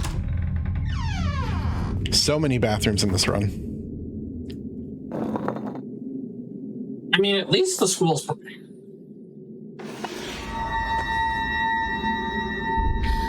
Oh, creepy. There was an eyeball back there. Here's where I don't want to take damage. This light in the hall kind of like spawns wherever it wants to spawn. It's going to hit me, unfortunately. So this is time loss. I'm just going to take it. But I'll take a safety inhaler later, which is thankfully like right on the path. So it's not a huge time loss. If you can get it to spawn like very far on the left or right hand side of the hallway, you can just sneak right on past it. Unfortunately, it spawned right in the middle this time.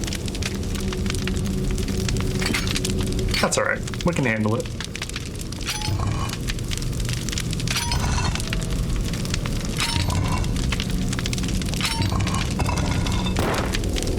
Now this side, normally there's a lot of puzzles in this area where you have to go back and forth to the different sides of the school to find clues and solve different puzzles.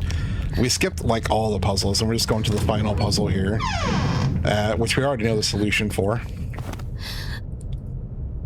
Dials are in a nice spot, that's good. This one's in a bad one. That was quick though.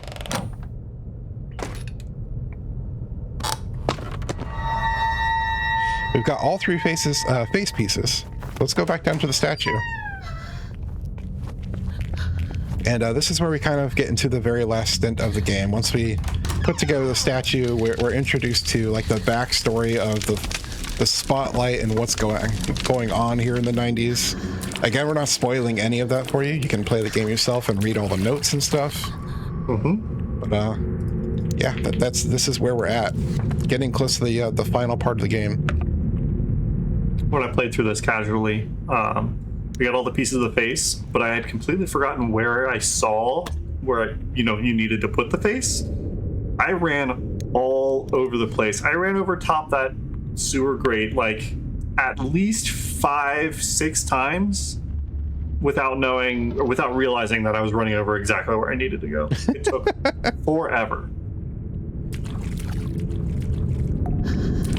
I mean, I'm the same way with survival horror games. I do a lot of wandering before I ever figure out how to solve the puzzles. Safety inhaler is right here. It just spawns there for you. Thanks, game. So just take a little time to pick it up. Not a huge time loss. We do have to pick it up, though, because you cannot do the damage boost that we are required to do later without it. Ask me how I found that out when I was learning the run. Oh, no. Nice little death, I'm sure.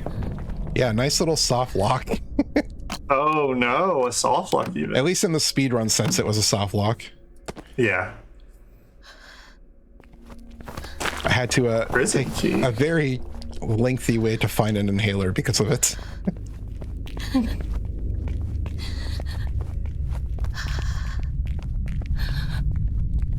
So we went into the lair of the spotlight there and grabbed a key so we can open up this prison cell. Gonna grab a pipe in here to solve, I believe, yeah, this is the last puzzle, and head toward the final boss fight. Don't worry about the bloody pipe. It's just a bloody pipe chilling in a jail cell underneath the school. Yeah, don't worry about it.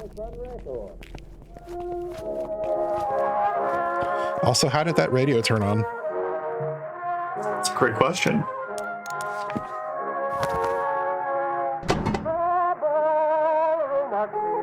We just gotta turn these valves to a certain order. Turn on the pump. Okay, sprinklers are now activated to get rid of the fire that was blocking the door to the theater. And inside the theater is our final boss, which, would you believe it, is the spotlight. It's a pretty cool boss fight too. It's I really enjoy how they put it all together, but I won't spoil it until we get there, obviously. Well, I hate to tell you, Olive, but the speedrun has a quick kill, so you won't be seeing the actual fight, the intended fight. You're right, but I can at least talk about it. Yes, we can talk about the intended way of doing it, which a quick kill saves a lot of time because you don't have to do it that way. Yeah, absolutely. Okay, so here is where I'm going to use my safety inhaler. Because I need to damage boost over this electrified floor.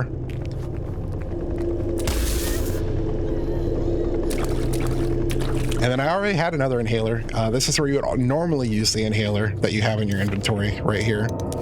So that we were able to take 2 hits in this next room. And this speeds up the environmental puzzle that you have to get through to get to the boss fight, which is getting to the stage itself, which will make sense in a moment.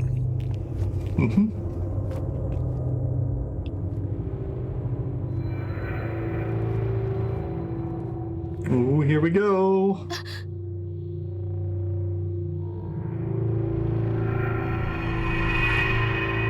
Amy, I can't believe I actually found you. I'm coming Say to it. get you. Hold on just a little longer. Oh, she didn't say it. Don't worry. Hoping she would ask Amy. All right, so we're gonna damage boost over this, and then we're going to let the spotlight hit us so we can just run over the next one. And there we go. 2 successful damage boosts to speed up this area. Otherwise, you have to sneak around and turn off the 3 different generators that are electrifying the floor while hiding from the spotlight, and that's very slow. Now, that does leave us on critical health for the final boss, so we can't take any hits in the boss fight. If you're learning the game, there's an inhaler right here, so yes, if you don't know the quick kill yet, there is an inhaler there to grab for safety and kind of do the boss fight casually, the way it's intended to be done. Which, would you believe it, also uses the puddles and the generators and the electrification. let's get Amy out of this cage. And our last instance of cutscene movement right there. Amy, are you okay? Amy, are you okay? Are you okay, Amy? My head. So yeah, normally you would have to lead the spotlight around the room and have him Where's the library? jump onto the electrified floors and stun him so you can do damage. But in the quick kill, you can actually just get him looped on one puddle and just stun him over and over. Also 6-7. Things got 6-7. blurry, and I started dreaming about a monster that walked. You'll never unsee it. This is all real? Fun fact, in the very beginning when we're doing the We have to get you out of here. Luigi board part, when she slides the matches across the table, they slide over the numbers 6-7. They do. It's true. You're not taking her away from All right, me. time for Spotlight Coon's magical girl transformation. Won't lose her again. How come he gets one and I don't? Right? So here's our final boss. Here's what the quick kill looks like. It's that thing. The one that put me in here. Crap, what are we gonna do? I have to end this for good. It's the only way we can get this thing to stop. Viv is so cool. Be careful, Viv. Mess him up. This is her like character growth, as she said, you know, nerdy book girl.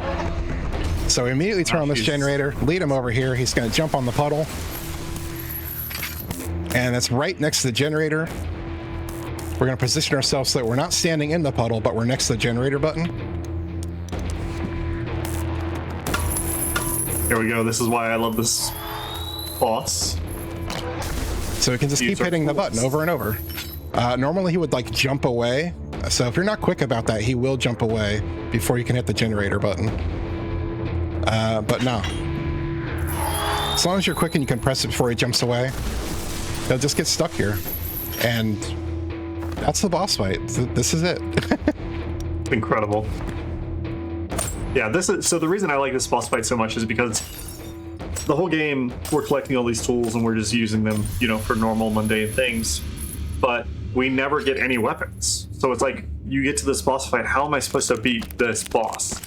And then you realize that you're just using the tools that you've collected along the way. And I thought that was really neat, that you get to use those tools rather than them just kind of be there, like most survival horror games.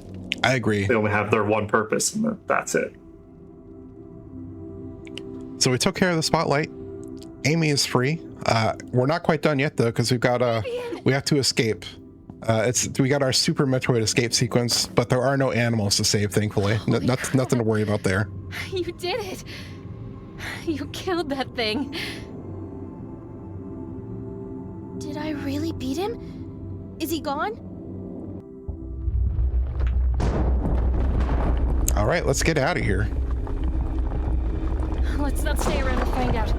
We gotta get out of here. So fun fact, you can actually die in this portion. So don't get hit by falling objects or run into the fire. That would be bad. Do you have any idea where we're going? Anywhere but here.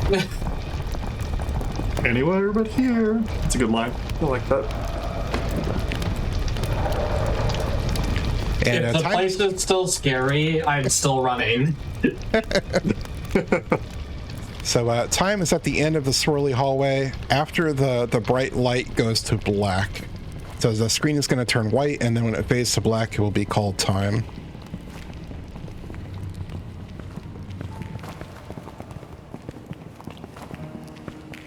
And time. GG. GG. So we'll let the last cutscene play out here for a bit, because the cutscene is wonderful and I want everyone to see it. But Olive, did you have any shout-outs? I want to shout out 2 and 8 because they're awesome and they invited me on to commentate one of my favorite games in the world. It's the Oh, thank you so much for joining me. It was a great time. And I love showing off this game.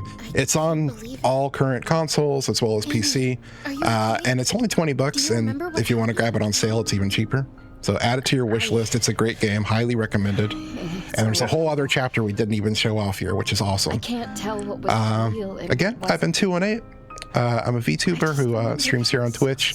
Sometimes I play horror games. Oftentimes I'm playing other stuff though, casually and speedrunning. So if you like horror games or you like speedrunning, drop me a follow. I don't think I would have made it out of there without you. But here we get the best part of playing the game is getting to the end because we get this cutscene.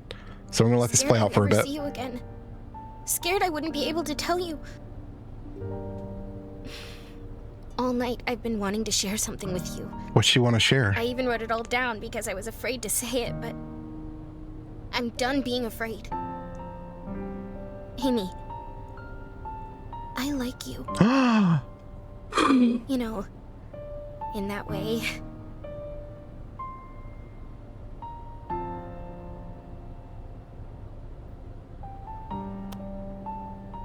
Oh, Viv. Let's go lesbians. I'm so sorry about Let's go lesbians! Let's go lesbians. I only did all of this to try to... All right, final shout-outs. Shout-outs to all the different cool communities I'm in. Shouts to the Clock Tower stream team, Binary Breakers and the Firekeeper stream teams. Shout out to Frame Fatales, Even more than Lady Arcaders. All the cool speedrun communities out there. Power up with pride. Now let's get the hell out. And of course, shout outs to GD Queer. No. Heck yeah. I mean, yeah. But yeah, this is a good place to stop. We've had enough. Let's get out of here, everybody. Thank you so much for watching. Church, thanks for having me on. It's been a great time showing off Spear the Spotlight. Spooky from now on. Yeah, thank you so much for being here, both of you. This was a fantastic game. I actually didn't know a lot about this coming in. This is one of the few ones on the list this weekend that I was coming in a little blind on. This looks like a fantastic game. So I'm super happy that you two were here to show it off, talk about it, and do the run. Thank you so much. But yeah, we've got a bunch more games coming up. So we've got the Ramen Shop coming up next. Just a quick reminder before we go to our break while we get ready for that. If you are ever curious what's coming up on Hotfix, or if you're interested in running on GDQ, you know, check out this week's schedule and submit your runs to be showcased at gdq.gg/hotfix. We're going to take that break. We'll see you in just a few minutes here.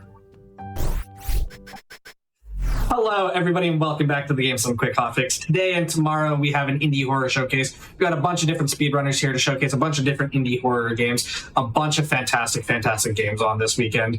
Just before we get into our next game, just as a quick reminder, if you are ever curious what's coming up on the Hotfix or interested in running anything at GDQ, you can always check out this week's schedule and submit your runs to be showcased over at gdq.gg/hotfix. With that said, we have the Ramen Shop here. I will hand it over to our runner commentator, let everybody introduce themselves.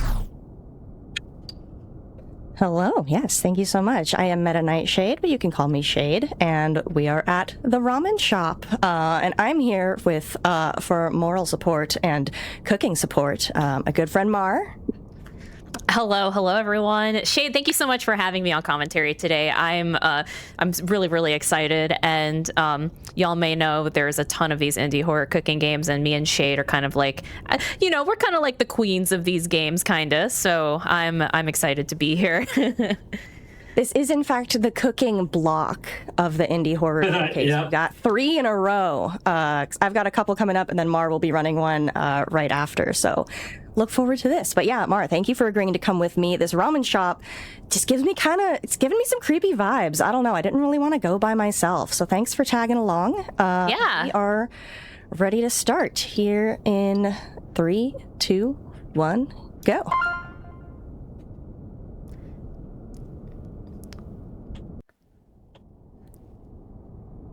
Welcome to day we one. Work at this ramen shop. Yeah. And it's our first day on the job. There's always a telephone. I hate answering telephones. Yeah. I am a millennial. We did have phones like this growing up, though. We sure did. Now, before the start of each day, you do have to open up the blinds, and customers will not show up or anything like that until you do that. So, oh, that was actually really quick. See, that's why we opened those blinds right away.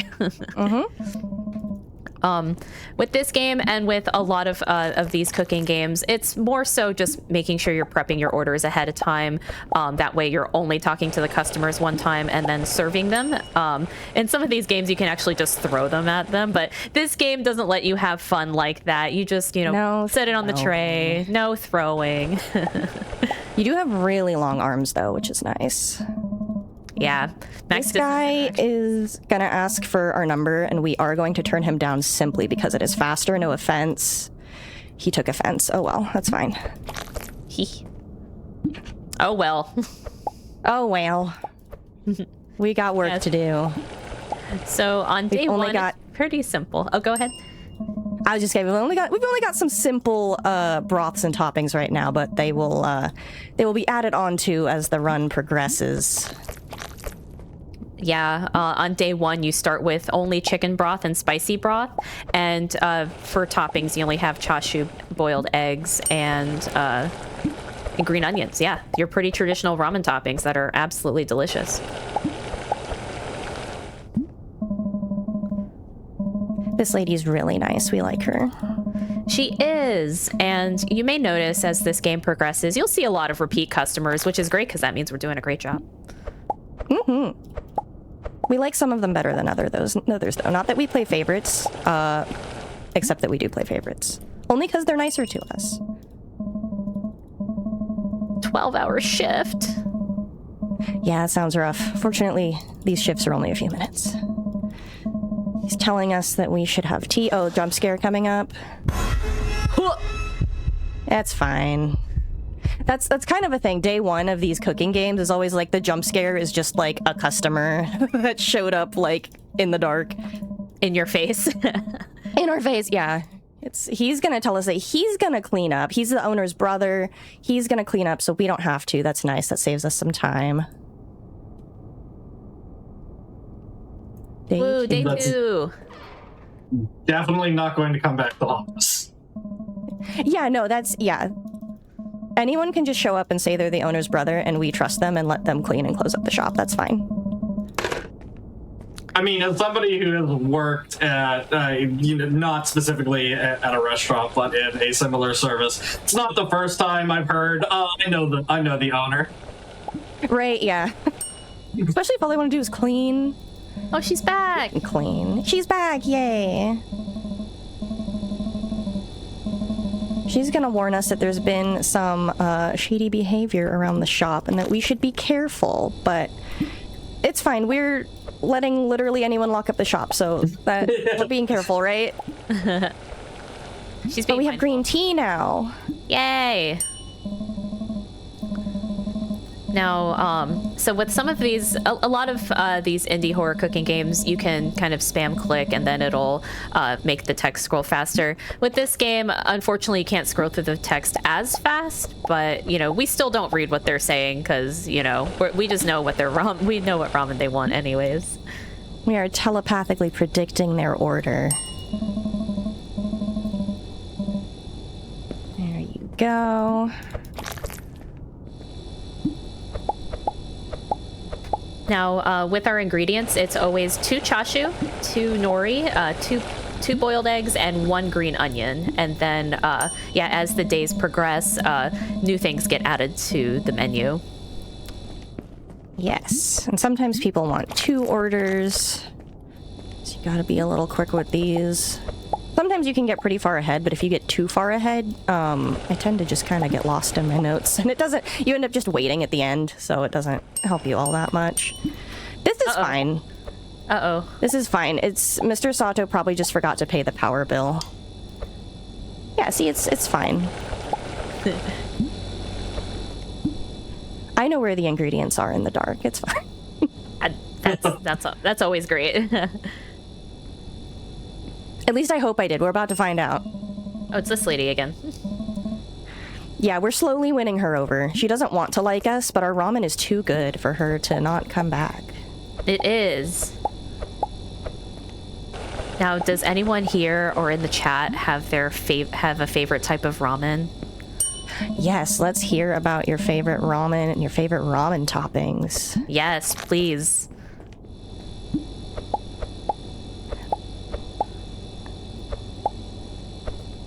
I just had ramen right before this run because I couldn't not have ramen right before this run. And I like a shoyu ramen with eggs and bamboo shoots.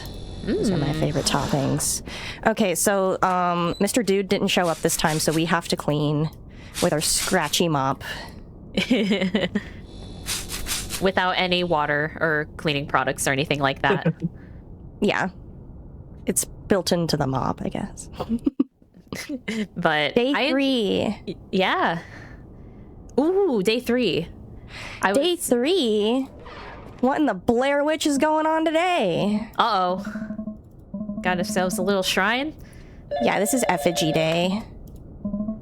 So we're trying to call our boss, but we don't get our boss on the phone. We get a new delivery driver because our boss has hired someone else because he's not feeling well enough to run the shop or make the deliveries. And our delivery guy is like, I don't know, it's probably just a prank. Just throw the effigy and the lit candles directly into the garbage. And so we're going to do that. And then we're going to open the shop. Yeah, we got Can't see any issues with that. Yeah.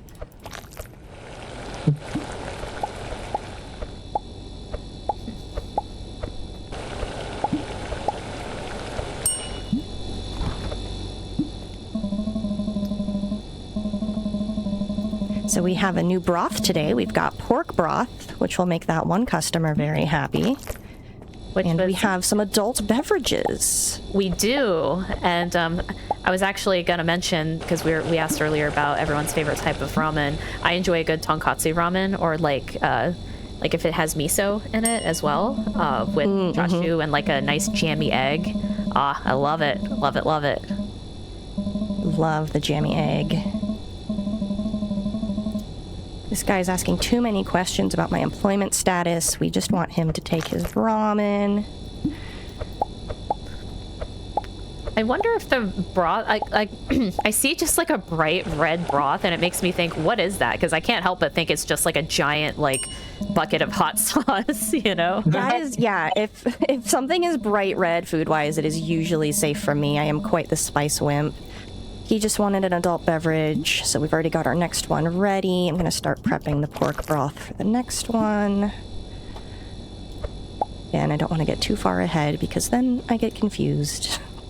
Yeah, and there's enough time in between customers anyways, especially for those orders, if there's only one order. So there's really no need to prep too far ahead of time.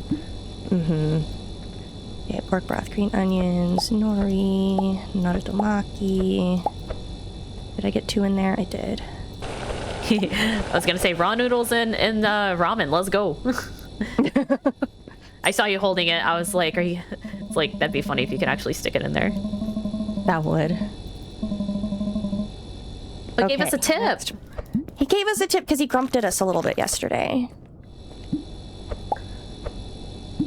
He wants to have a good customer relationship, so. Okay, this guy wants a lot of stuff. And then this guy, he will tell you that he wants hot sauce because he saw a streamer say that hot sauce in your ramen is good, but we don't have hot sauce, so we just give him a bowl of plain spicy broth. Yeah. Well, it says mixing hot sauce in your ramen. That just reminds me of bulldog ramen, if anyone's familiar with that. I can't. I tried. Too spicy. Too spicy. Too spicy.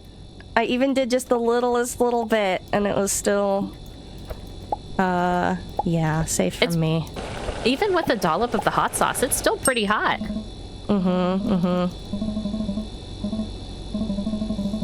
Bijou was happy about the new broth. We like her. She's too sweet. My favorite. We don't have to pick up the cash, but I'm just standing here, so. Nothing creepy is gonna happen when we do that. No.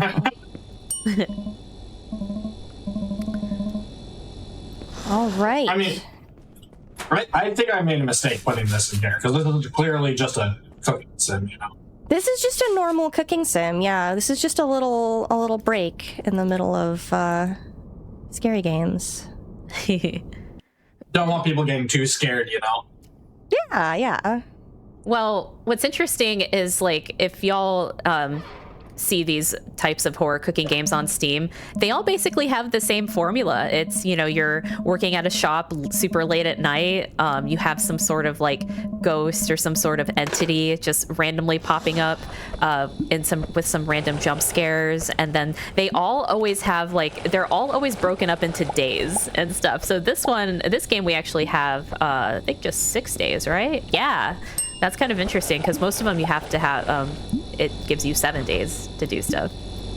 This guy wants 4 adult beverages because he's having a party. So he's going to be sharing those. I hope he's not planning to share the ramen with 4 people. But yeah. I'm not here to judge. They're going to get like some of those little sample cups from Costco and divide up the ramen that way if he just brings the 1 bowl of ramen to a party. Actually, that's brilliant. I would go to a like Costco sample-sized foods party. I'm down. That would be so cool. Like all your friends have like their each little stand, and you know, you have like each like a variety of different tables with different food. So then you can have ramen. Oh, and then like someone can have sushi and stuff. Oh man, that would be so fun. Next GDQ, let's do it. Yes. Actually, I made a post on Blue Sky recently saying like, if you want both, yes, saying I want to have like a Bop It tournament, even though there's nothing speedrun related about Bop It, but it just sounds fun to have like a big group of people like playing Bop It. Bop It starts to go pretty fast. That's true. Speedrun adjacent. That is true. I mean, with how fast I go out, I'll be speedrunning.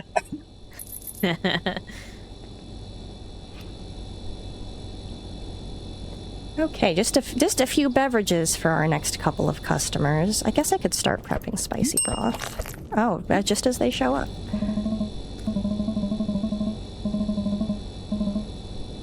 There you go. Okay, now I do have to stand here for the next, like, in-game plot point thing to happen. Totally nothing creepy. Totally nothing. Yeah, no, we just forgot to pay the power bill again. Our boss, rather. Yeah, we just work here. Okay, so the bell's ringing on its own. That's fine.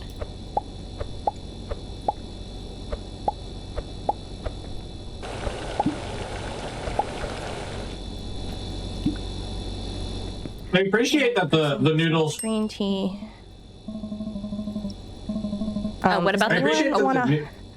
Oh, God. I was gonna make a dumb joke about the jump scare, and then I forgot what my dumb joke was. Oh no. That's okay. Spicy broth, green tea. Okay, yep. I will say, I don't know if the same thing happened to you, Shade, because I can't recall if you watched me play this game first, but that jump scare where the ghost flies into your face, I literally jumped back in my chair so bad. It took me so many times to remember that one happens, because even though it's in the notes, I get so far ahead at this point that I'm like, oh yeah, there's a jump scare coming up, and then I'm 3 bowls of ramen ahead, and I forget that there's a jump scare coming up. Ghosts like ramen too? What sort of ramen would they eat? Yeah, I got myself confused again. This guy wants, okay, boiled eggs and nori.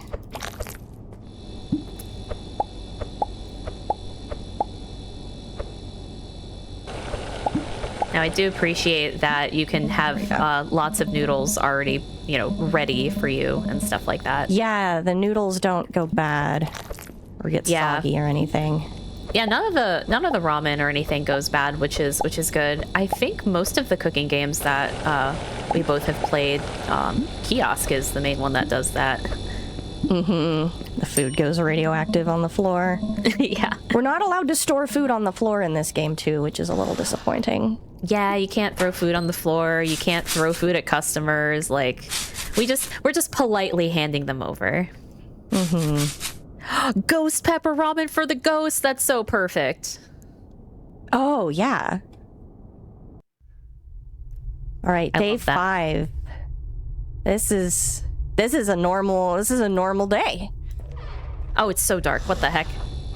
Yeah. I don't know if someone forgot to pay the power bill or if I just forgot to turn on the lights. But it's fine.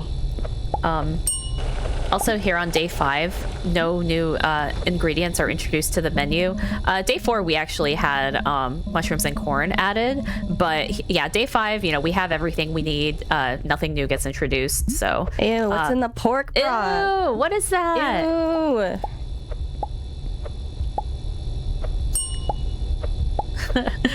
I love how when you do mushrooms, it's like 2 little slices of mushrooms, and it's not like those mushrooms. This guy is inviting us to apply for a job as a janitor at his workplace. We take offense.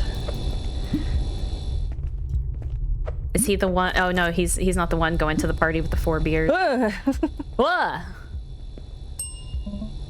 Hey, it's my favorite. It's my friend. Oh. Goodness. That's not friend-shaped. That is absolutely not friend-shaped.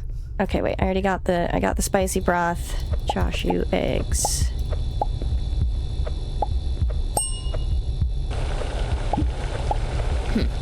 Yeah, as this day progresses, you may see lots of little things that are not friend-shaped. So that gives it a little bit more of a tense atmosphere there.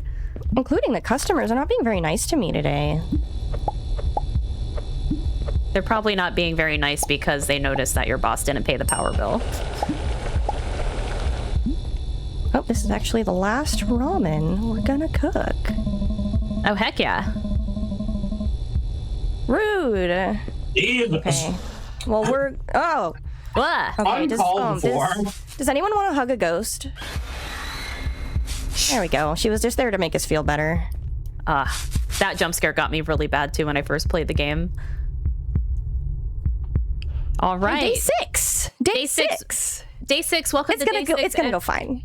We're not gonna cook anything. It's true. We're cooking nothing. That's all they get. Gonna open the store. We're gonna clean. No, we're not. Secret tunnel. What could possibly be down here?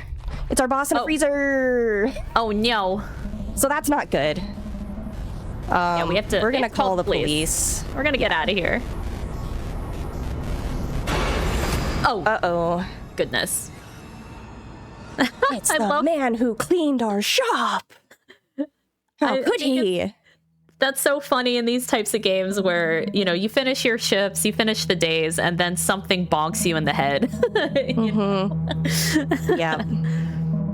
So he's gonna give us his bad guy monologue, and then time will be, as the credits begin to show after this. I'll try to count it down. We'll get it close enough. Oh, goodness.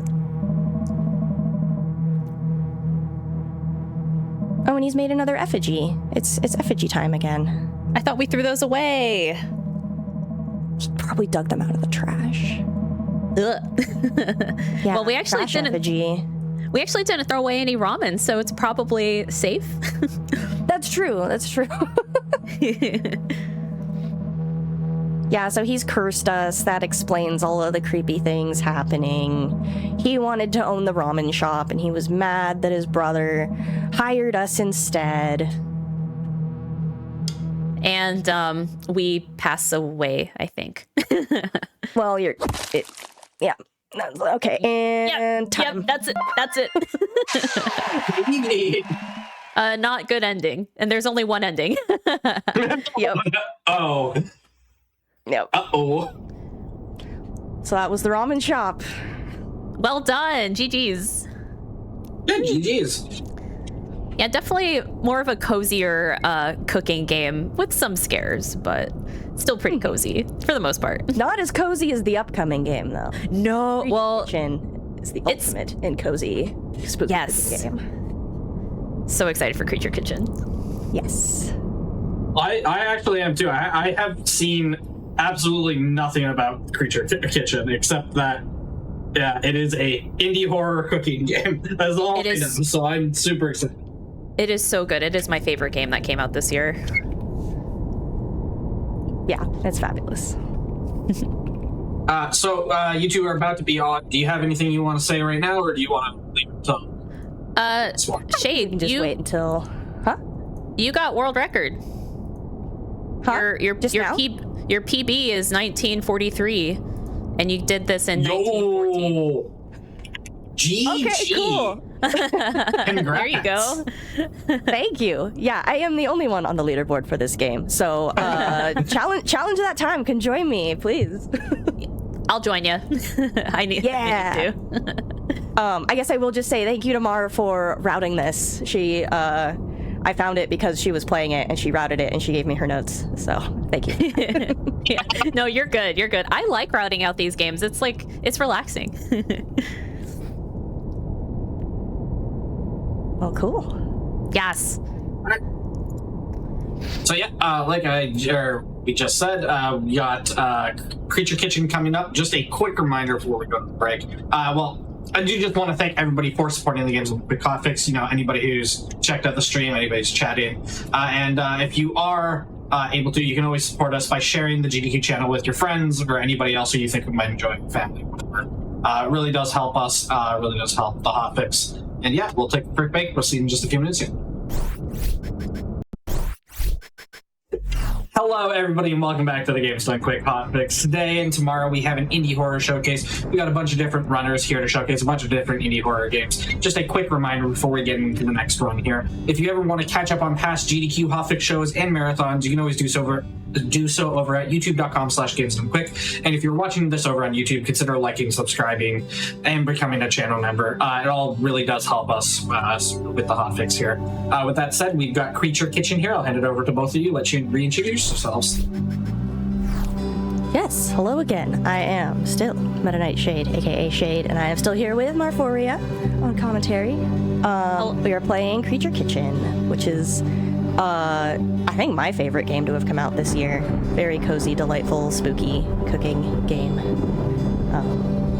Yeah, anything you want to say about it before we get going, Mark? I agree. This is my favorite game that has come out this year, and I think out of all the indie horror cooking games that we have both ran, I think this one is right up there with Kiosk. I think this might be better than Kiosk in my opinion. Even though you don't.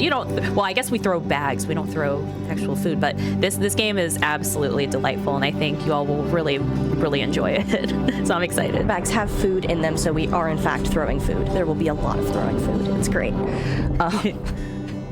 All right, so time will start when I click new game in 3, 2, 1, go. Yay, we're here. All right, first thing off the bat, Shade is gonna go to over here and collect some fireflies from a picnic basket. That picnic basket may or may not belong to a friend, but oh, we heard a little frog chirp. There we go. But yeah, this game is much more fast-paced than Boba Teashop. So right off the bat, Shade is gonna grab a mushroom off the tree. She's gonna grab some bread from the cupboard. Now, oh, that wasn't a double slice. I thought it was. We did not get blessed with the double. Oh, there we go. We got oh, there's a double slice. Oh, yay. Oh, 2? Double slice. Run is blessed. Wow, holy. So, as you see, we are already cooking some nice goodies here. We're going to go ahead and make some toast for our lovely friend, Corin, who is a crow outside. It's definitely a crow. I was going to say either a crow or a raven, but it's definitely a crow. But, yeah, so basically the premise of the game is that we make snacks and food for a bunch of different creatures around here in this house and in the little woods around here, and we have a super magical oven that cooks anything that you throw into it. So it makes sandwiches, it makes spaghetti, it makes ice cream. It makes ice cream. The oven makes ice cream. Yes, it does. Yeah. And, yeah. Now, something that's really cool is both in our pantry and in the fridge. Basically, after you touch an item, it counts as you discovering it. So now it'll spawn in your fridge and in your kitchen. And not just that, both of those do have a little bit of RNG because when you open and close those doors, different foods appear inside, but you still have the same types of foods that appear in there.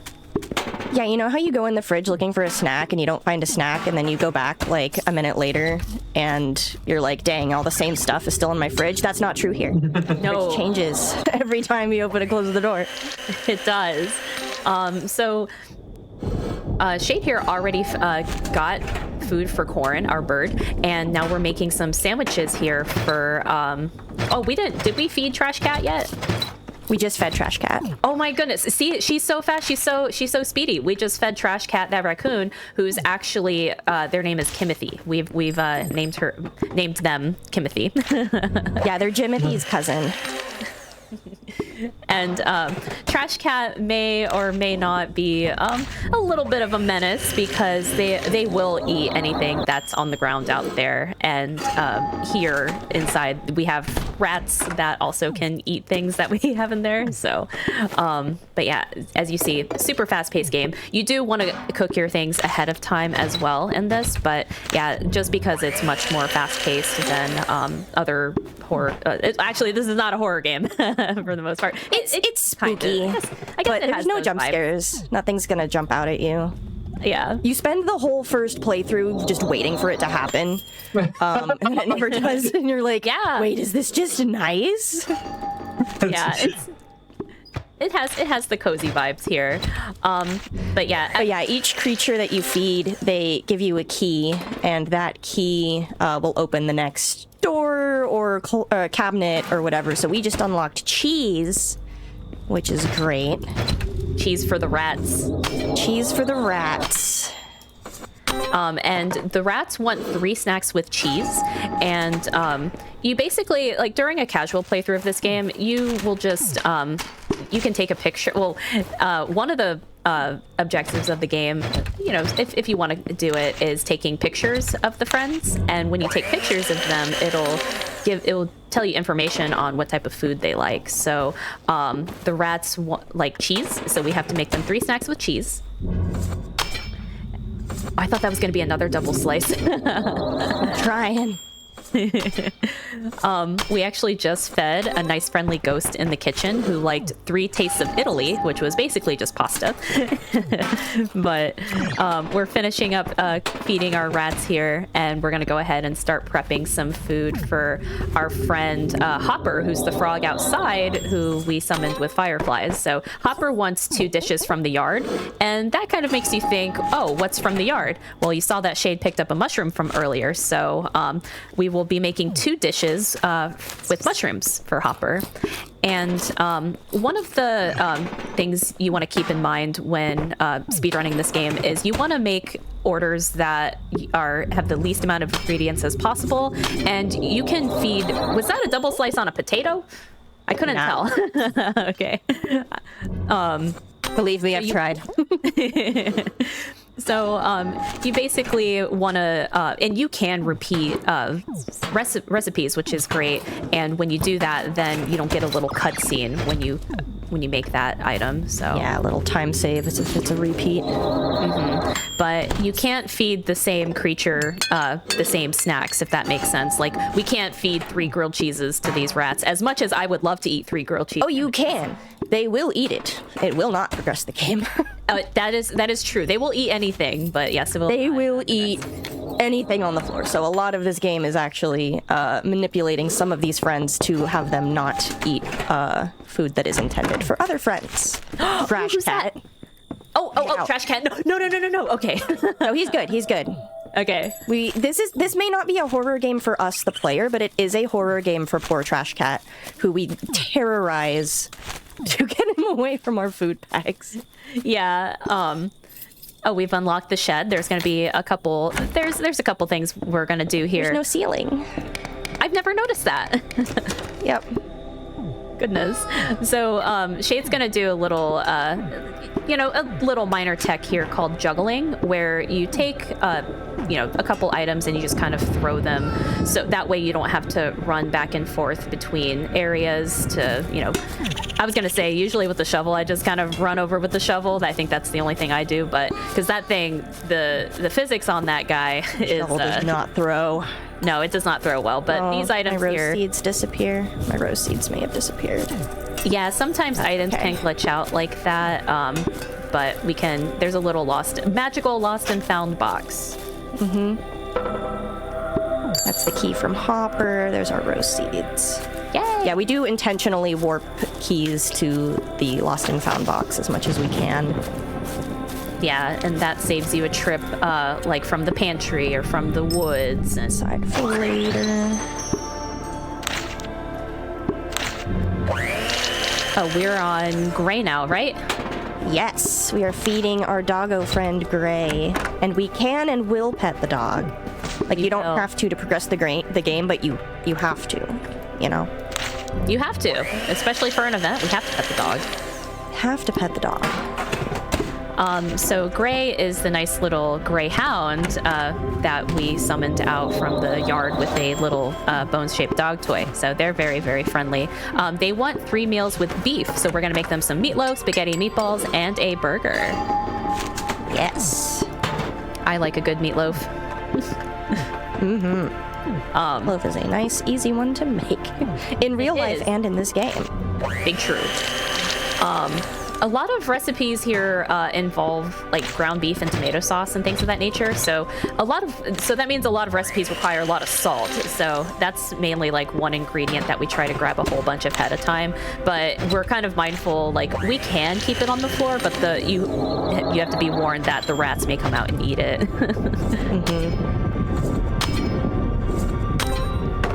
But yes, the ghost is very polite. He sits there.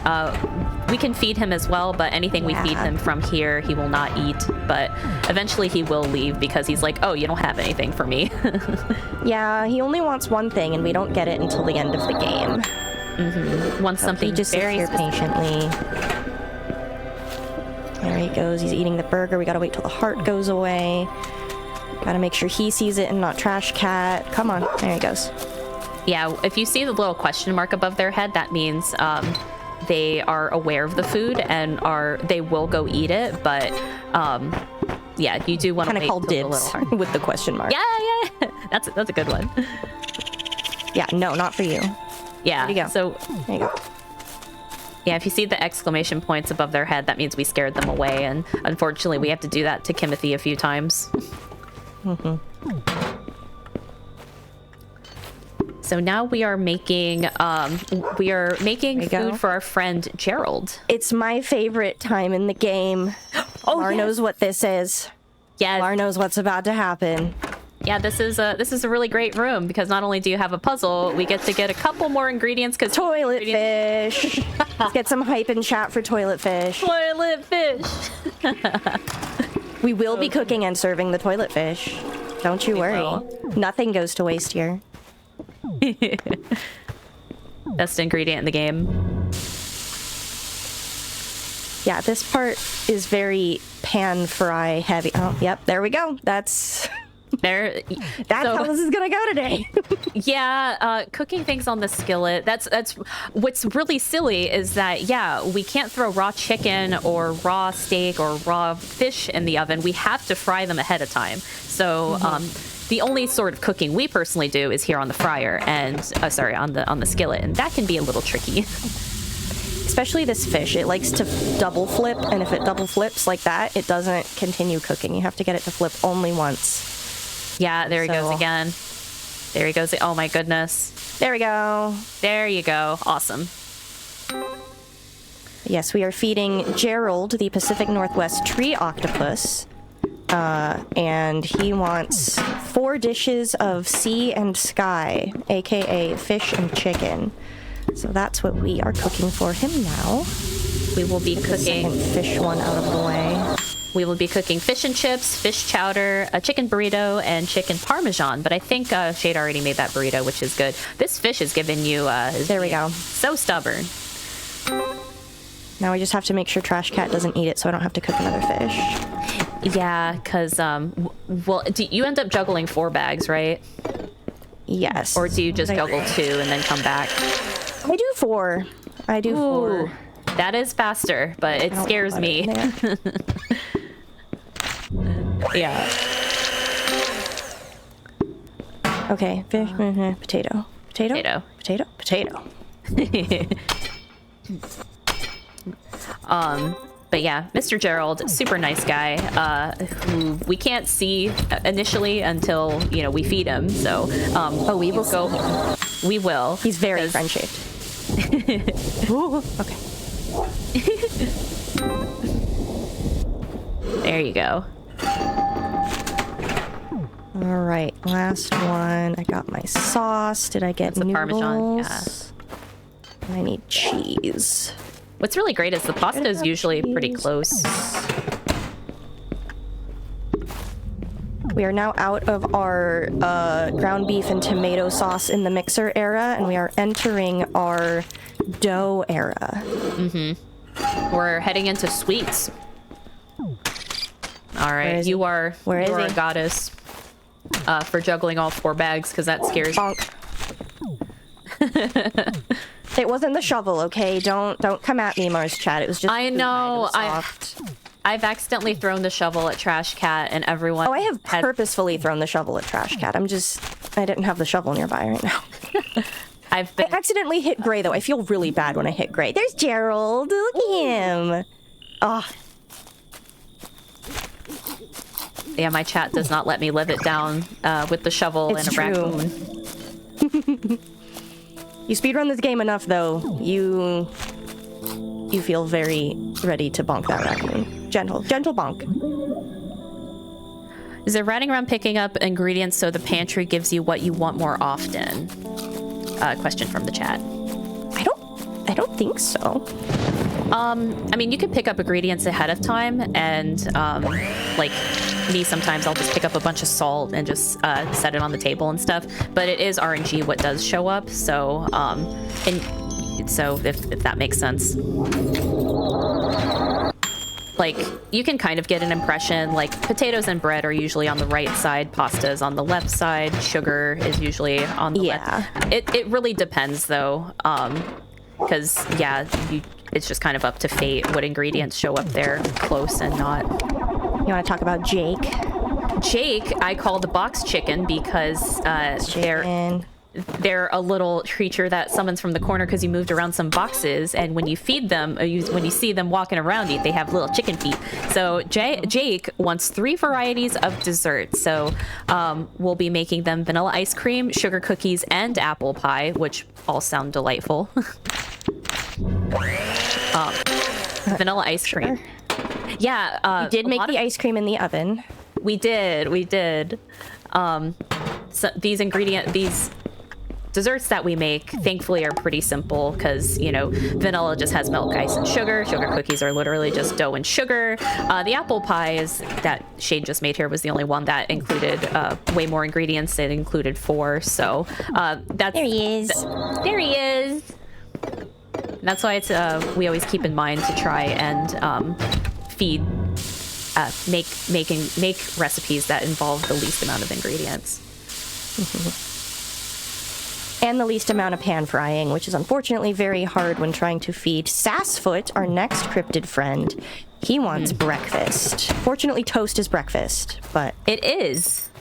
Yes. Yeah, you figured that out, which was nice. There. Yeah, pretty much when I was looking at this game, pretty much any animal, I was like, will you eat toast? Will you eat toast? Will you eat toast? Jake has a coffee maker in his room, which is an entire mood, and he's going to let us borrow it, which is lovely. Oh, and this is a question we like to ask folks is, if you had the choice, would you want an oven that cooks anything you want? Or do you want a fridge that constantly restocks? So do you want the magical oven that'll cook anything for you? Or do you want the fridge that magically restocks every time you open and close it? I feel like it's fridge plus pantry. Oh, good job, egg. Yeah, that's Usually the egg isn't what gets me, so I'm feeling betrayed, but that's okay. But here's the thing: would the fridge restock after? Oh, sorry. Go ahead. There you go. Oh, I was gonna say, would the fridge only restock after everything's depleted in there, or would it just restock every? No, every time you close and open. Okay. Yeah. Okay, where's Trash Cat? Where is he? I'm gonna play it safe. Yeah. I like to throw a bag over here to save some time, but oh, he's over there. Yeah, he would've ruined my day. No, it's okay. I can just pick that up later. Once you pick up the rose, it also spawns in the pantry. Food does appear in the fridge, and food does appear in the fridge, and the food for the stove comes from both the pantry and the fridge, depending on what recipe it is. The only food that comes from outside is the mushroom and the rose. I don't know. I guess one more. I guess in this economy we would want the fridge because I do like the concept of the magical oven, but yeah, I really do. But yeah, unlimited food. Yeah. In this economy. In this I'm economy, throwing that yeah. past the fence because Trash Cat doesn't seem to be able to pass that threshold. So if you can throw food past that fence, Sassfoot can eat it, but Trash Cat cannot. Hi, Gray. We're gonna pet Gray. Hi, Gray. Aww. Okay, there is the last of the breakfast for Sassfoot. Now we can start preparing our penultimate set of meals for someone who thankfully also will eat toast. Mothman wants all vegetarian dishes. Yes. Specifically vegetarian meals. He won't eat the dessert stuff, but he will eat the breakfast stuff. He will eat Alfredo. Like, I feel like sugar cookies count as a vegetarian snack. You know, I would agree with you, but...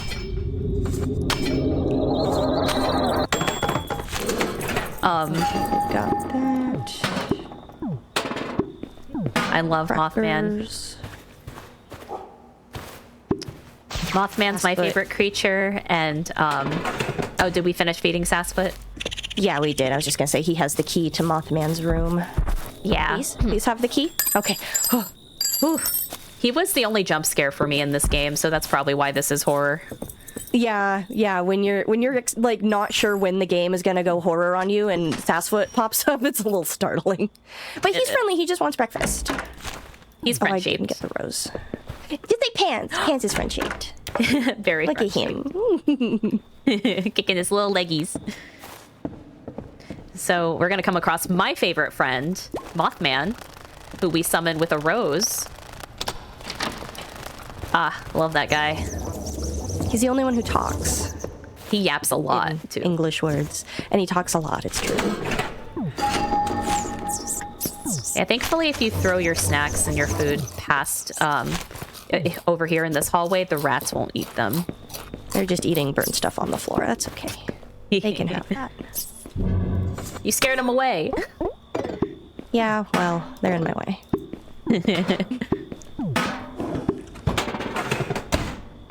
All right, and mushroom soup for Mothman. This is the key from Gerald. Rather than having to go back out to where he is, we just let it warp to the lost and found. And then, let's deliver this first. We're going to get the oven ready for Pants's meal here. Did you just put a bowl in the oven?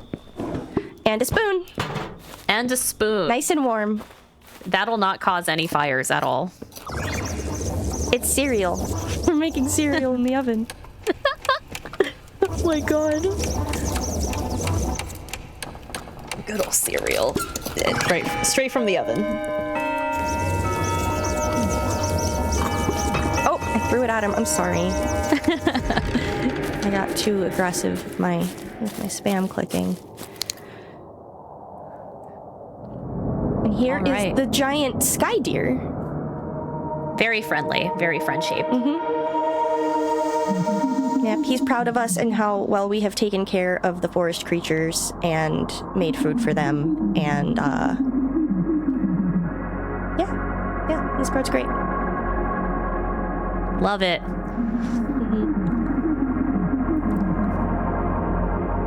I really like how this talks. I like those little beep beep boop boops. And I love their face. Yeah!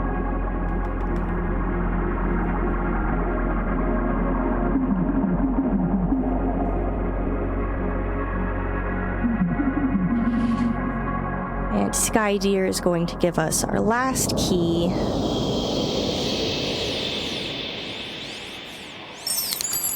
It is pants-shaped to open the pants cabinet to get the pants food for Pants, who has been sitting here this whole time, so patiently waiting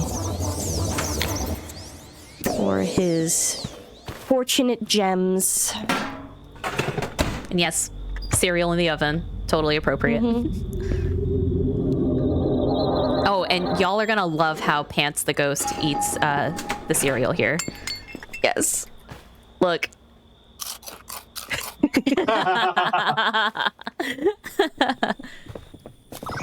And so instead of a key, he is going to lend us his, I don't know.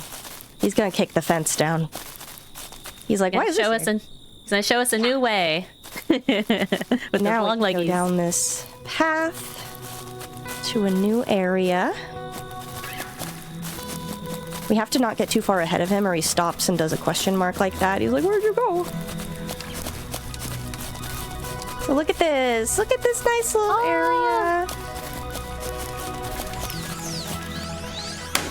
There's some heartwarming. Whoops. Oh, time's coming up. And all of our friends. Time.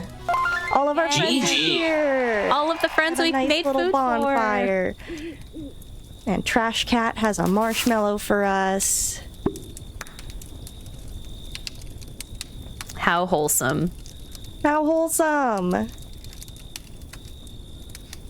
I love this game so much. It's so cute. Yeah, this is... GG's. GG.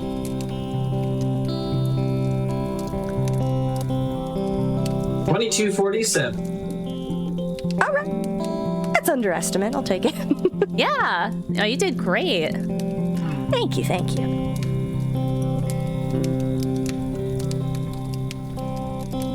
Yeah, fabulous game. Super fun. Super wholesome. Really fun run. Yeah. Yeah. Yeah, it's a like we both said, definitely our favorite game that came out this year. Yeah, I mean, I can see why. It looks very cute, very cozy. Yeah. Looks like a lot of fun. The aesthetic is a little bit of a horror game aesthetic. As yeah, we both were like, is there any jump scares? But no, this is such a wonderful, cute little cozy game. Yeah, we went into this game scared. Like, ready for the thing to happen. But it's really just creepy and aesthetic. Do either of you have any closing remarks you want to give? Anything you want to say? Yeah, I guess just shout out to the Rat Zone, the devs who made this game. It is lovely. They are very active in their Discord. There's a speedrunning channel in there. So yeah, definitely join, hang out in there. And they just announced a new game as well, which I'm very excited for. And thanks to Mar for, again, finding this and being like, we should speedrun this. It's another horror cooking game. Yeah. No, thank you so much for having me. I was super excited when I learned you were playing this game and routed it out. Shade currently has world record for this game, and she's done a lot of hard work and optimizing this game. Like, I never would have thought to warp keys to that little lost and found box, and she figured out where to throw food, like so Trash Cat doesn't eat, little things like that. So she's done a lot to really optimize this game, and so I was super excited when I learned you ran this, and I'm so proud of you. I'm so proud of you. Oh, thank you. I just can't stop playing the cozy little game. Yeah. No, so thank you so much for having me, and yes, shout outs to the Rat Zone, shout outs to GDQ for having us and all of that. Yes. So yeah, and I'm excited for more cozy boba cooking game coming up next with Mar. Yeah, thank you both so much for being here, for showing off two very wonderful games, excellent runs and commentary. Like you just said, we've got Boba Teashop coming up. Just a quick reminder before we go to a break for that. If you are looking to be more involved with the GDQ community, you can always join the official Games on Quick Discord and add the Hotfix role to get updates on upcoming events, chat with staff, and more. You can use exclamation Discord in Twitch chat for an invite and more information. We're going to take that quick break. We'll be back in just a few seconds here. Hello, everybody, and welcome back to the Games Done Quick Hotfix. Today and tomorrow, we have our indie horror showcase. We've got a bunch of different speedrunners to show you, a bunch of different indie horror speedruns. Before we get into it, just a quick reminder for you all. If you haven't, or if you're looking to catch up on any of our GDQ Hotfix shows or any of our marathons, you can always do so over at youtube.com/GamesDoneQuick. And if you're watching this on YouTube, consider liking, subscribing, and becoming a channel member to support GDQ. It does really help us out. With all that said, we have the Boba Teashop here. I will hand it over to our runner commentator, let everybody introduce themselves. Hello everyone. My name is Marforia. I was here just a little bit ago commentating for Miss Meta Knight Shade. right now we are doing the Boba Teashop. We're rounding out our cooking / food block here with the Boba Teashop. I will say, before I started my shift, I did grab some tea. I grabbed myself a black milk tea with boba, which we do serve here, so that's good. But I did drink quite a bit of it. We still have some left. So, but yeah, I decided to make some before my shift. So I think we'll be good to go there. With me on commentary, I have my good friend, Miss Days Ahead. Hey everybody, welcome. I was not here before, but I am here now, and I'm really looking forward to discussing boba while drinking the boba I just picked up, strawberry matcha milk tea. Oh heck yeah. Alrighty. No, I'm really excited. Me and Days frequent a lot of Boba tea shops around here. We like to compare and contrast what we like. We're very fortunate to be around so many. Alrighty, so we'll go ahead and time will start when the warning appears after you start new game. So I will be sure to count it down. So 3, 2, 1, and go. Alrighty. So, we own this Boba tea shop. We finally saved enough money to have a grand opening of our lovely Boba tea shop here. And, day one, welcome to day one, yay! Fresh start, we're here, brand new day, first day here.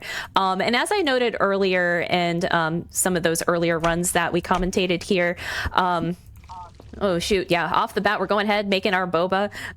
Yeah, this game is broken up into 7 days, just like, your typical indie horror cooking game. We start off with just regular boba tea, black milk tea, which includes, oops, hang on, I don't have your order yet, girl. I'm sorry. I'm yapping here. So yeah, off the bat, we start off with just regular boba milk tea and black tea, which boba milk tea is made with just black tea, milk, and boba. And what we try to do in most of games like this is you try to prep as many drinks you can ahead of time, trying to find like little optimizations and time saves, like, making sure we're sealing drinks before we talk to customers and things of that nature, and picking the quickest dialogue if there happens to be any. And aside from speedrunning benefits, it also has benefits to keep you from having a heart attack. You'll see that coming soon. It's a bit of a spoiler, but yeah, we still do try to kind of let people know ahead of time so they're a little bit ready. Oh, and one of our customers here is our little sister. She actually gives us some ideas, like, oh, you should introduce some new flavors to the menu and things of that nature. Oh, she's the best. She's so cute. I always give her like the most elaborate drinks when she gets a custom order. Yeah. I love how our regular black tea just looks like bright red strawberries or something. Alrighty, so last customer of the day here, just a fine gentleman, but he asked for our number. We're just gonna tell him no, but he takes rejection well, thankfully. But yeah, just apologies in advance for what's to come. We're gonna go ahead, close up our shop, and oh god. What could that be? Who could that be? So we have this nice young woman who flies up in our face asking for tea, and we have to tell her no, we can't make you anything. You can you can say yes to her to make her a drink. I never say yes, but I will say the last time I ran this for GDQ, I accidentally said yes, and I was just like, oh no, I've never done this before, and I don't know what she wants, so I had to look at the screen. The only thing scarier than a ghost, a customer coming in after closing. Yeah. Oh goodness, they come in like right as you're closing, and you're just like, man, I have to make this for you. But you know what? I suppose so. That's okay. All right, that's the end of day one. And day two, welcome to day two. We have introduced both coffee and strawberries to the menu, and some boba tea shops will have coffee. Others don't. Like one of the ones I like to frequent, I think doesn't serve coffee, but another one we like to go to does. It's one of those situations where you like what you want that day depends on where you go, because some of the boba shops do some things better than others. Mm-hmm. Yeah, you actually was mentioning that today with your drink that you got. Oh shoot, sorry. Here's your other drink. Preemptive. All right, cool. One day that man will like boba. Yeah, he'll give it a try sometime. All right, so most customers will order just one drink. Some of them will order two. This woman, she wants 2 boba strawberry milk teas, and she's actually not quite friendly about it, but, you know, we're here to make our customers happy. We don't want to, you know, have them scare us into, you know, not making their tea, I suppose. All right, talk to her. All right, here's your strawberry milk tea with boba. That sounds delightful, actually. All right, cool. Oh, uh-oh. Lights are flickering. That's never a good sign. Uh-oh. Oh, it's our little sister. Hello. She's so excited that we added strawberries to the menu, so we're going to give her... She says make her anything with strawberries, so the quickest thing you can make there is just a strawberry tea. This is why I could never speedrun this game, because I always have to make her, like, the nicest drink. Yeah, with, like, boba and all that. With, like, double boba and, yeah. Yeah. Oh, goodness. Ma'am, why are you showing up here in the dark with sunglasses on? She's like a Lady Wesker or something. Oh. All right. So our boss is calling us on the phone to say that we're experiencing power outages, which you may or may not notice. And yeah, these games like to do that in the sense of, you know, kind of anticipate you for a jump scare, but you don't get scared on this day. So that's good, at least. All right. And that's the end of day 2. Day 2. Well done. Welcome to day 3. We have introduced chocolate to the menu as a flavor, but it's not like a chocolate powder or like a chocolate milk or a syrup or anything. It's actually just in a giant vat, like with everything else. Like you see the black tea, the coffee and stuff are in just a giant dispenser. The coffee is, the chocolate is too, and it looks just like coffee. So that's that's pretty interesting. I don't know. I don't think... do they have chocolate drinks at the boba shops we go to, or is it mainly strawberry and fruit? See, I'm like trying to think through this without naming any names. Yeah. But I do think I do see a few of those chocolate drinks, yeah, at a few of them. I was gonna ask you, what's your favorite boba topping, Mar? Oh, I love just I do love regular boba, but what's interesting is that Starbucks does like a mango. They have like mango pineapple popping boba, but I usually go to a regular tea shop than anything else. Let's see. This is double boba Wait, that's milk tea. Strawberry chocolate milk. My bad. I'm sorry if I tripped you up there. No. You're good. You're good. I was here yapping, but I do love strawberries in it too. But yeah, I'm just a regular like brown sugar boba kind of girly. But what about you? What's your favorite? Oh, actually, some places will do Oreos. I don't know if y'all have ever experienced that. Yes, I have seen. My dad's pretty preferential to the Oreo stuff. I am an aloe jelly girl. Oh, it's weird because people are like, don't you use aloe vera for, you know, taking care of sunburns? And it's like, well, you could also put a variation of it in drinks too, and it's very refreshing. I've actually never had that. What sort of would you suggest it with, like a green tea or something like that? Yeah, like a fruit green tea. I like it with like a peach green tea. This is a franchise, so I don't think this is bad to mention, but like Kung Fu tea. Oh yeah, they have orange green tea, and that was good with aloe jelly. Oh, that sounds good. But yeah, definitely a big fan of the aloe. Nice. And I will say, if you're not a fan of like boba or milky drinks or anything like that, if you do go to a boba tea shop, there are usually fruit teas. We don't serve fruit tea in this shop, which is a shame, but I do love like a good like peach green tea with fresh peaches in it. I think it's so good. But yeah, my favorite type of boba is just a regular brown sugar boba milk tea. So we saw someone come in here, go to the bathrooms here, and oh god, hello sir, can you please, store's closed. Leave us alone. Okay, well, we'll just assume that's okay. All right. Now, we're coming upon day 4. Welcome to day 4. This is actually the last day that we introduce new items to the menu. We are introducing matcha and lemon. So, yay! Yay! I love a good matcha, but the what's interesting is the matcha lattes. Oh, hang on. Our boss has to say something to us. He's gonna yap a little bit. It's a very important tip too. She's just suggesting, hey, if you start to see things and your stress kind of really gets to you, don't don't focus on that stress element and kind of look away, which happens to be a gameplay hint. Not to spoil too much. That's actually a really, really great point. So yeah, be a little mindful of that. You may see things of that nature. But yeah, I do love just a good brown sugar boba milk tea. That is my absolute favorite. Which is I was gonna say we have that right here. Wait, hang on. You got one more drink, sir. Right here. There you go.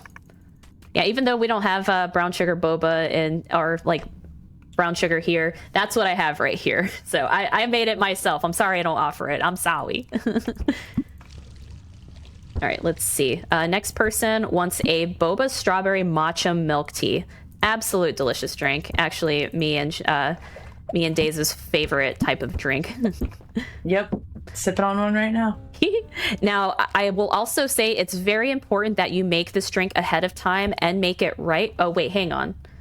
Oh, sorry. That is for the other woman. This person wants a boba matcha latte, and this one always throws me off because a matcha latte usually is just like milk and matcha powder, but this one actually is like matcha with coffee and milk, and I'm just like, it just always throws me off because I'm trying to make it as if I would make it in real life. Oh, I'm supposed to put boba in this. See, folks, this is why I padded my estimate, because sometimes I trip up the drinks just a little bit. We don't waste too many things here, though, so that's good. You're doing wonderfully. Thank you. You're doing way better than I do at this game. All right. But yeah, boba strawberry matcha milk tea. Oh, shoot. There's a girl. Oh, don't look. Okay.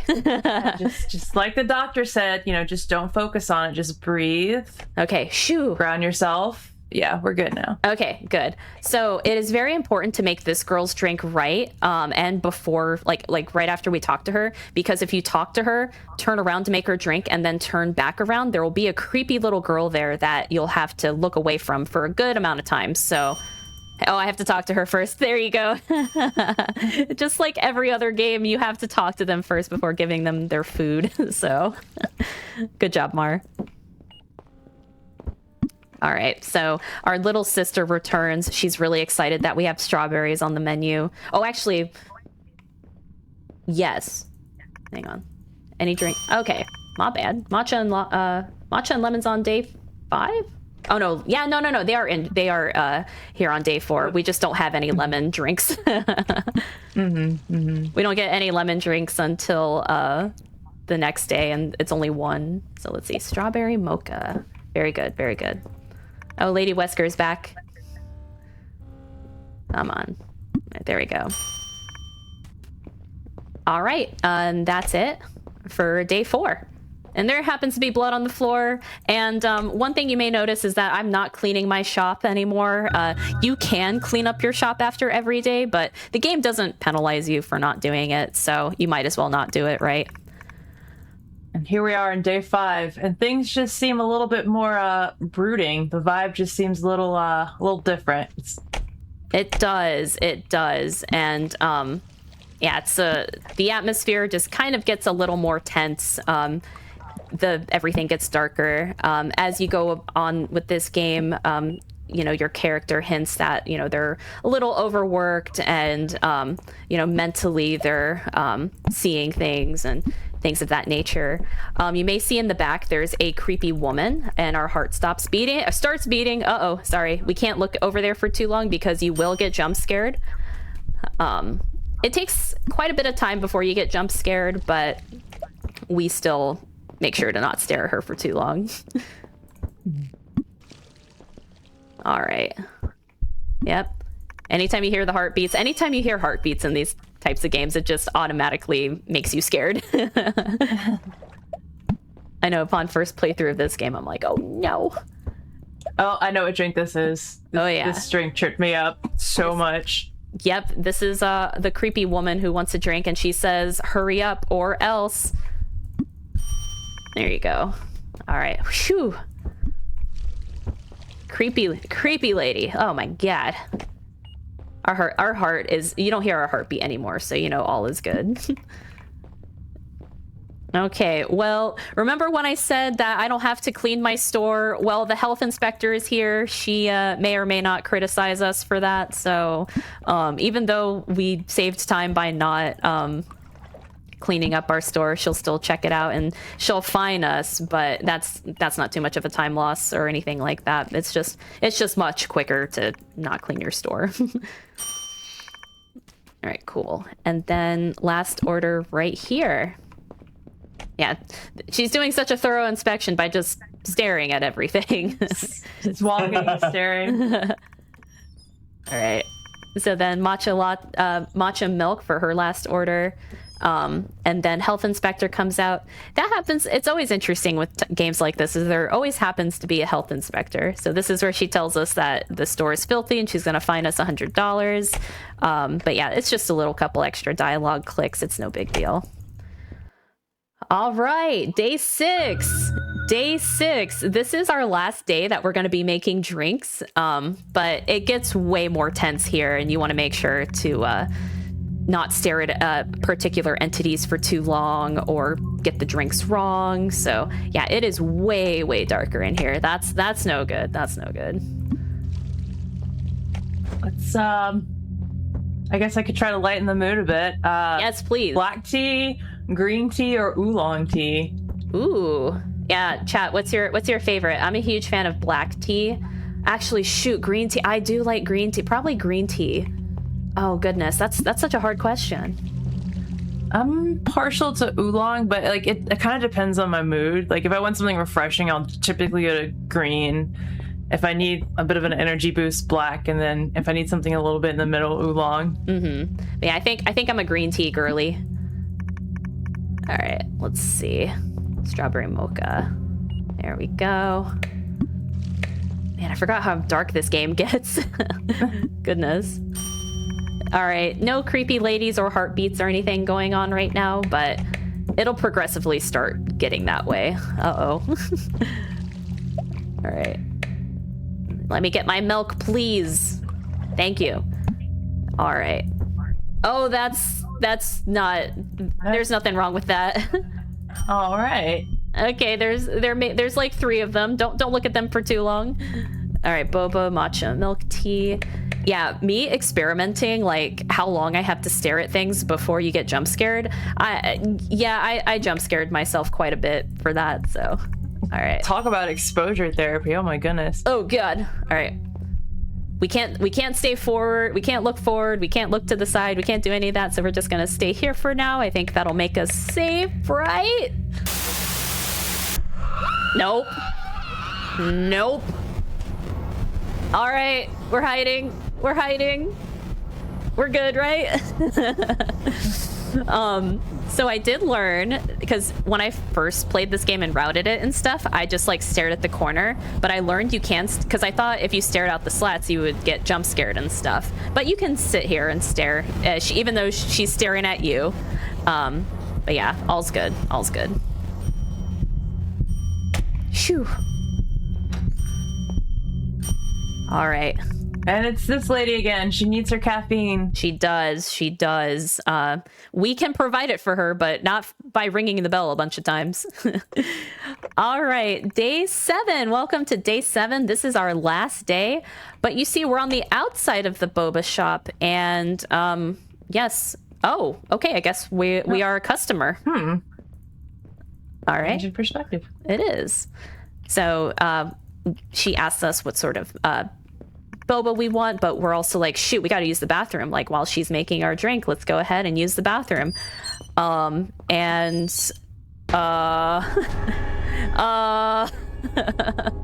Welp. Yeah. Let's nope out of here. Let's go ahead. She doesn't notice that. Okay, let's go. Let's get out of here. Let's Never mind. Never mind. Well, I will say there's only one ending to this game, and it's this one. I have tried to sit there and wait for my drink. She makes the drink really, really slow, obviously slower than we could. We go very, very fast. But if you sit there and wait for her to make the entire drink, she'll eventually go into the office in the back. And I'm just like, because I thought there would probably be an ending where you don't get bonked in the head and don't go to the bathroom and stuff. But no, the game makes you go to the bathroom and makes you get hit in the head. So good job. Good job. And that is a tale about the stresses of customer service, everyone. It is. It is. It's a shame we don't get to enjoy her boba. It is implied that it may or may not have been murdered. It's hard to say. No, she's smiling. Oh, sorry, time is when credits appear. I was so into the story. It's time. GG. GG's. Wow. Yes, that was the Boba Teashop. It is a with a lot of these games, I like to think that they're cozy cooking games, but anytime those jump scares pop up, it kind of just changes that mood and has that tension for you and stuff. But this game, I think it's one of the more cozier ones for sure. This and Ramen Shop. Definitely has a good balance between cozy and just horrifying. I enjoyed it. I'm glad you did. Like, as soon as this game came out, I was like, I gotta tell Days. Yeah, because we're like the Boba sisters. We are. So real. We frequent Boba often. I will get each other Boba and all that stuff. So, it's always nice. We bond over many things, but one of the things we bond over is Boba. So that's why I had her here today. Not the only reason, but still. But yeah, that is it for Boba Shop. We can skip the credits a little bit faster here. I'll go ahead and do that. I will say, if anyone decides to speedrun this game, unfortunately, there's no main menu button. Like, the only one that pops up is here, but if you pause, there's no main menu button, so you have to quit out every time. But it's okay. It's still a really cozy speed game. I have world record at 16 minutes and 22 seconds. This run I know was much longer because I messed up a few drinks and was a little slow with it. What was the final time? 1947. Okay, not too bad, not too bad. I make sure to pad my estimate just in case I happen, because I yap a lot during this run, so sometimes we just get so passionate about boba. So yes, that's very passionate, very. All right, cool. But thank you so much, GDQ, for having me. Shout outs to y'all. Shout outs to you, Days. Thank you so much for having being here for commentary. Shout outs to my community. And yeah, you'll see me speedrun. I mainly speedrun the Resident Evil series, but I've ever since Finding Kiosk, that horror cooking game from last year, it was either last year or 2024. I've just been deep into this genre. Anytime a new food game comes out, like a horror cooking game, I'm on it. One actually just came out a few weeks ago called The Sweet Spot, which is about ice cream. So think of Boba Teashop, but with ice cream. So you own an ice cream shop. And I just started routing that out and doing runs of it. So you may see more stuff like that in the future. But Days, anything for you? Yeah, first of all, shout out to you for inviting me here. I had such a blast. Shout out to Mike 10 for making such a creepy game that is about such a beloved subject. And shout out to the boba shops all across the world that are keeping us, keeping our sweet tooth sated and us from being thirsty. Yes. Cool. Yeah, and thank you both so much for being here, for showing off the run. I love it. It was such a fun little game. So thank you so much for being here and showing it off. Of course. Thank you for reaching out about it. It was awesome. Yeah, I'm absolutely happy to have you on. But with that said, we've got more horror games coming up. We've got Poppy Playtime Chapter 5 coming up. Just a quick reminder before we get ready for that. Gamescom GDQ will take place August 28th to the 30th live in Cologne, Germany. You can visit gamescom.global for more info about the event, and you can check out gdq.gg/schedule/gamescom to see what runs we'll be featuring at our first European event. I'm going to take a quick break. We'll be back with Poppy Playtime Chapter 5 in just a few minutes here. Hello, everybody, and welcome back to the Games of Blake Hotfix. Today and tomorrow is our indie horror showcase. We've got a bunch of different runners here showcasing a bunch of different indie horror games. Just a quick reminder before we get into the next game here. Games Done Quick will be returning to PAX West from September 4th through 7th. You can visit west.paxsite.com to learn more about the event and visit gdq.gg/schedule/PAX to check out the schedule. With all that said, we have Poppy Playtime Chapter 5 here. We'll hand it over to our runner commentators. Let everybody introduce themselves. All right, well, hello. My name is Danger. I'm predominantly an indie horror speedrunner. Last time I was here at GDQ, I showed off Chapter 4, and I think that went pretty well. And since then, there's been a new release, which I'm going to show off today as well. I'm joined with two commentators, one of them being Ivory Reeds, who was with me before, and the other one being Gavin. So you guys say hi. Hello. Hello. I'll be the voice in your ear from last time. Gavin is joining us this time. Hope you all look forward to a great run. Glad to be here. All right. Whenever you're ready. All right. Am I doing the countdown?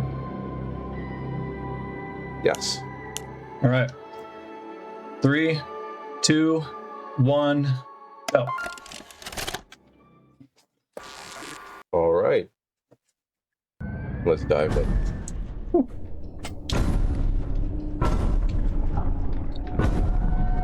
Time to be thrown in where we left off.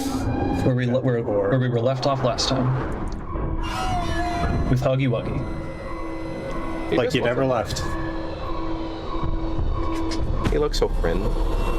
He's so pretty. So pretty. So wonderful. See, just hug him. Hugs fix everything. That is horrifically the glare through the. He was just like, really, bro? Alright, I'll catch you on the flip side. Alright. So there's not much to this intro in terms of skips. There's just mostly micro time saves, so the next 2 minutes is going to be pretty normal looking. Yep, just try to take as tight as line as possible.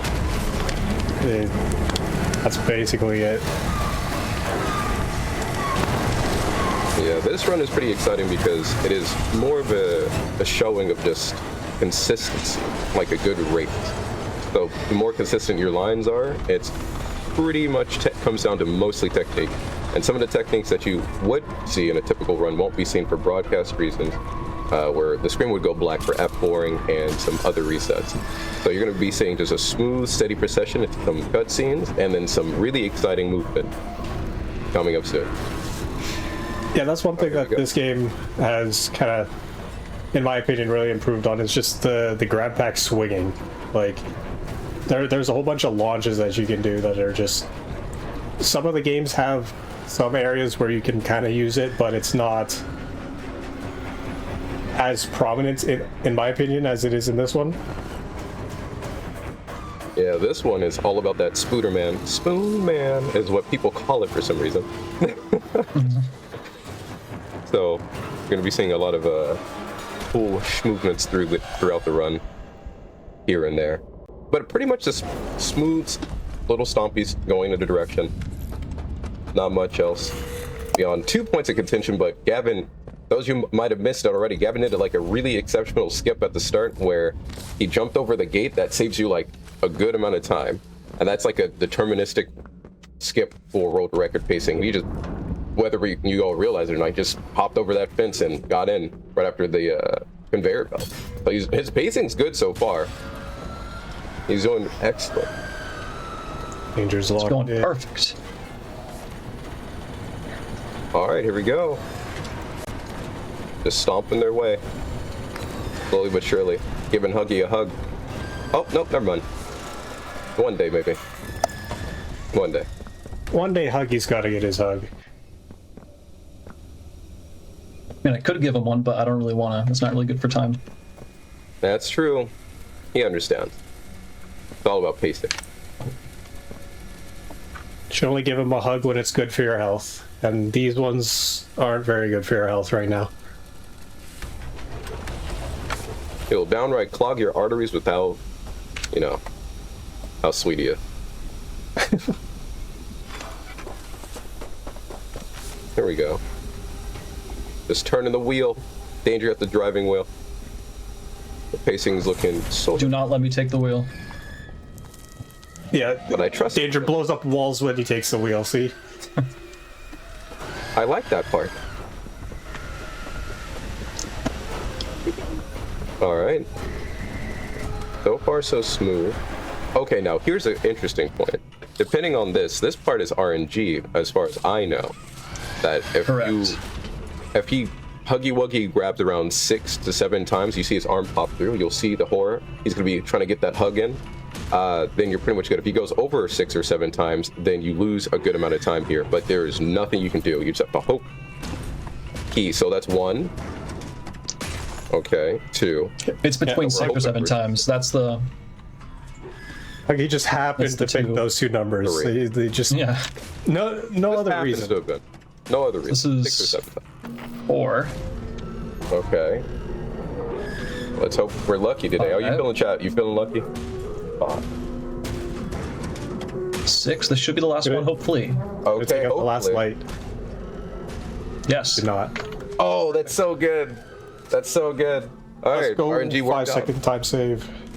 Huge. Gonna grab this hand scanner and then lose the hand. Just a friendly handshake. Just dapping you up. We're gonna lose our grab pack. Huggy knew. You're right, LA. Huggy knew.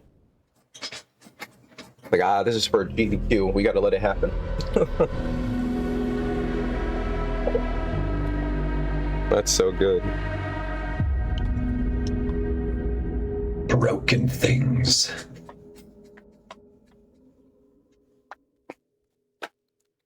All right. Time to start running from the creatures. From the creatures. As long as you we're going in without the grab pack for the first time since the beginning of chapter 1. For what is like the first 5 seconds of the game, speedrun wise. Yeah. So for this part, we have to turn on these lights by flipping these levers to make these little goblins leave their post so that we can get through the rooms. Everyone's just peeking through the tent. They just want to say hi. Their version of saying hi hurts. Except for this guy, he doesn't like to. He doesn't know how to do it. Bother us. See, there's some nice ones. They're just scared of the lights. They don't know what's going on. You're new here. Yeah. Make sure we dodge all the meat hooks that definitely hurt you. They're one-shot kills, all of them. You are made of meat. They are your, natural enemy. And after all that, we get Globy, who doubles as a flashlight and a blacklight. Heck yeah. Blacklight's going to be useful for some things later on. I don't think there's any uses for Globy right now. Not getting hit before Globy will lose you 20 seconds. So smooth as butter so far. Glorious.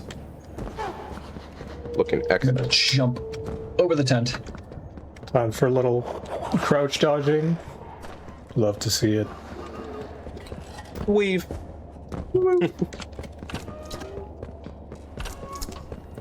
Every time I watch Danger, I always forget how fast he is. Just like, wow, every single time. What? Who is this guy? Exactly. Obviously, he's Danger. Here we go. The one crouch section you can't skip on inbounds. The dread in your voice. I hate it. It's almost perfect. You can deal with it. You can hear but it just slows you down, man. You could just go like 2 seconds faster if you didn't have to. Every second counts. Exactly. You get it. You get it. The bear. You alright? So now we meet Giblet, who is not a hero. Not a hero, but he's our friend. That's all that matters. Heroes die, okay, but he survived because he was a coward. He was smart, and that's okay. He's alive because he does nothing. Exactly. Heroes die in the battlefield. He survives to tell the story. I mean, you were with her, right? And I can't decide how I feel about this character. Safe haven? He did what he needed to do, you know? I don't hate his guts like a lot of the other characters. We can't stay here. Actually, that's not true. No, it's just Poppy. Poppy irks me. He's a bit of a potential man. Yeah, he is a potential man. So now this kind of just a waiting segment till he gets over here. Don't worry, in the next game he'll die, and then they guess I was the hero after all. I guess I was a hero. It is the natural end of his narrative arc of being the coward and then getting more courage and creating a bond, making us attached to him just enough to have him removed in a scare. Ah, we love to see it. This way. Come on.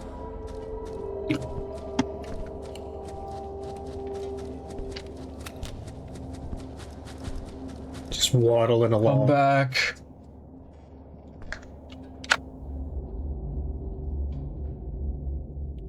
Now time for the prototype. No. You wouldn't come down here. All right. Find a place to hide. Looking good. Mr. Evil Guy himself. John Evil. Beyond good and... It's Spider-Man! Peter Parker. You all see it too, don't you? He's here to I kind of see it. It's Spider-Man and Doc Ock. Or Spider-Man Doc Ock, which does happen. Heck yeah. Oh, well, listen. Spider-Man doesn't save everyone, okay? Sometimes there's collateral. Yeah.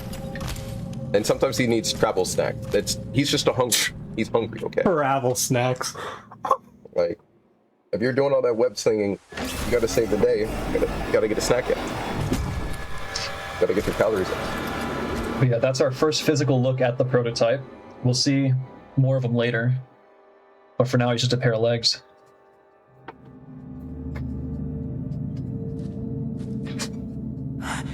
He doesn't usually come down here. You must have got him real worked up. Now we get to go to Giblet's safe haven. This way. Heck yeah. I learned that jump from Gavin, by the way. Senpai. Boom. All right, here we go. Yeah. Another cutscene. Straight into another cutscene.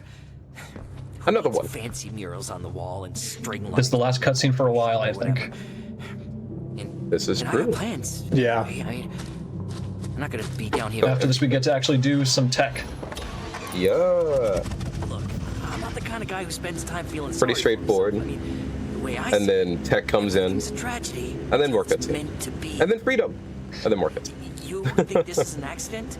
You ending up down here like this? So far, the pace is solid. Wanted to kill the Pace is good. I mean, that's where this train is headed, right? or Chateau mini I'm not cutscene. some kind of hero, but I can help you. But Something tells me not they as weren't bad as here Chapter for the 4. 7 minute. Yeah, the Chapter 4 7-minute cutscene. yeah, sure. But that's how you learn how to play soccer. You want to get into the World Cup, you gotta get your reps in. So during like a speed run, you're like, all right, now hit the ball, hit the goal. You know, The soccer ball's not enough to be entertained for 7 minutes. Boilers. I weep. Lots of gear got tossed down there after the after it all went down. I understand. Pretty sure I saw an old grabber. So now we're gonna go get a new grab pack I'll point you there. Just from the boilers. New? Is it new or is it old? through there. Well, This is my first time. it's age, but to us, it's a new grab pack. R&D once you got what you need. I'll get things cooking. Aged. No grab pack is truly new. This is true until we make one in Chapter 6. It'll have all the abilities. Oh, you know what'd be crazy? We just rip off one of the Mimic's limbs and we just use that as a grab pack. He's really grabby if you think, oh, Huggy Wuggy's arm! Oh. Possibilities. And here we have Ron, giant dinosaur, who has our grab pack for us. With this, we're gonna. He's so happy. Pull this across. All right, here we go. We're gonna use our first code of the game that we already know. Movement. W memory. 859. Movement. Now we have a new hand, a pressure hand, which can be used to pressurize things. No pressure. We're gonna do some cool movement to get over here. Yeet! Oh, smooth. It's been a while since I've seen that done. That's a seemingly deceptive hard movement trick. A lot of people struggle on that. But Danger makes it look so easy. Well, you know. He is him. Alright, here's the Spooderman parts. We're gonna sling. Yeet! Going to get stuck on the fence. Going to... So fun. And now, time for the real swinging. Oh yeah, the real swinging. This could either take 3 seconds or 3 minutes. So let's see. I bonked. Big bonks out there. There we go. We hit this slow-mo, then this will fall off, which we can then use to... Yeah! Bungee, bungee, bungee. Go up. Whee! We love to see it. Now Spider-Man. Exactly. Alright. Now we're going to get introduced to the puzzles with the pressure hand. Heck yeah. This machine's going to be used a lot. Spooderman saves like 15 seconds, so just smooth, buttery movement. Even with the bonk. Still on that goal. Let go of the wrong thing. Alright. This part is so gross to me. Like, no matter how many times I see it, I'm just like, yucky. Yeah, it's a little strange. Yeah, like, I don't even want it. I know that's from the experiments for the reagent being used on plants first, but like, gross. This is still a minor skill. That's Spider-Man. Yeah, this chapter also has all these little things you can just pull off. He just starts playing with it like a cat. It's the best way to distract yourself. True. I think there was going to be a category for getting all of them, or maybe there is one. I don't remember if it is on the category extensions, but yeah, a break everything %, where you just have to break every single... That's hilarious. ...object that you can. Hey, that grabber looks good on you. Now we meet Shum, who we saw for a split second earlier, during the beginning. We, sort of look out for each other. Sort of look out for each other. This is who everyone's been talking about. Don't be so glum, Chum. Angel. The Playtime Butcher. Come on, I was just... We have a really cool name in this. Playtime Butcher. Just shake Put that on a t-shirt. Oh, it will happen. We're not the first to try and take out the... It's got like 3 giblets spread across the front with Playtime Butcher underneath. I mean, you've seen the guy. Click on it. Printing press, go. Cut him in half and he just put himself back together. Gotta wait for these slow pokes to get here. One has a weakness. And Playtime. They did all kinds. They're just enjoying their time. With needles and they know what's to come. We don't have time to enjoy. And all we have time. The door open. We need to get the prototype. We are gonna defeat the prototype. Here we go. What about saving the orphans? What about them? Ah. Oh wow. They'll eat each other alive. Here we go. Boop boop. Smooth. Now this, hopefully I get this first try. Tend to mess this part up. Okay. I believe in you. I did. Butter. Here. One of our few checkpoint reloads. Saves a good amount of time. Skip the entire puzzle. I did that on my first playthrough. I know some others did as well. The speedrun skip just happens to be easier to find than the actual intended solution. Man, I tell you, I was struggling trying to solve that puzzle. Oh no. Just stares up and sees the calculations. Now this room's going to be a little precarious for me, but I think it'll be fine.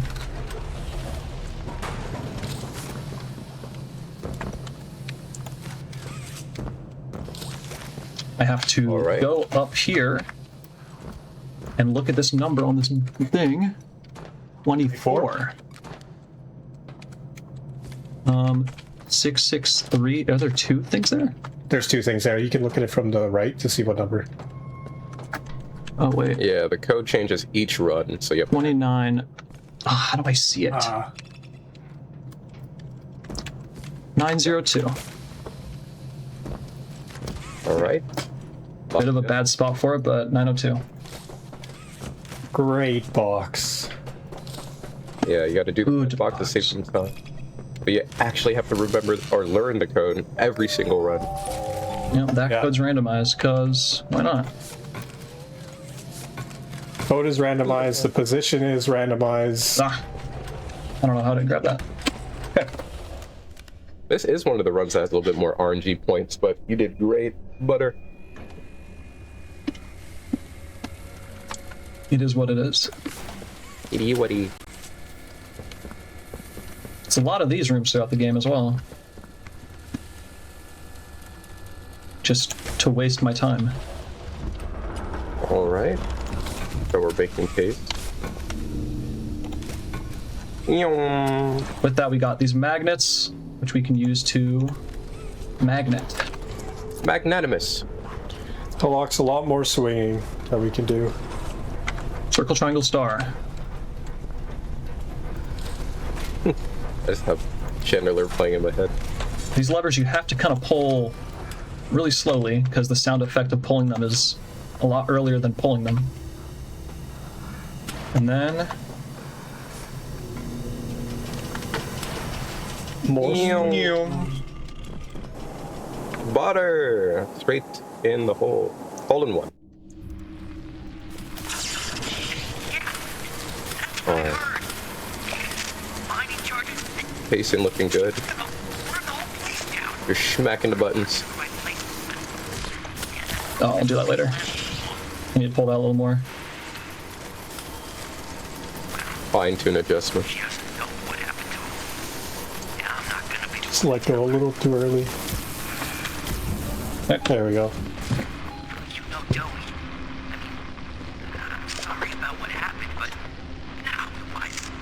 All right.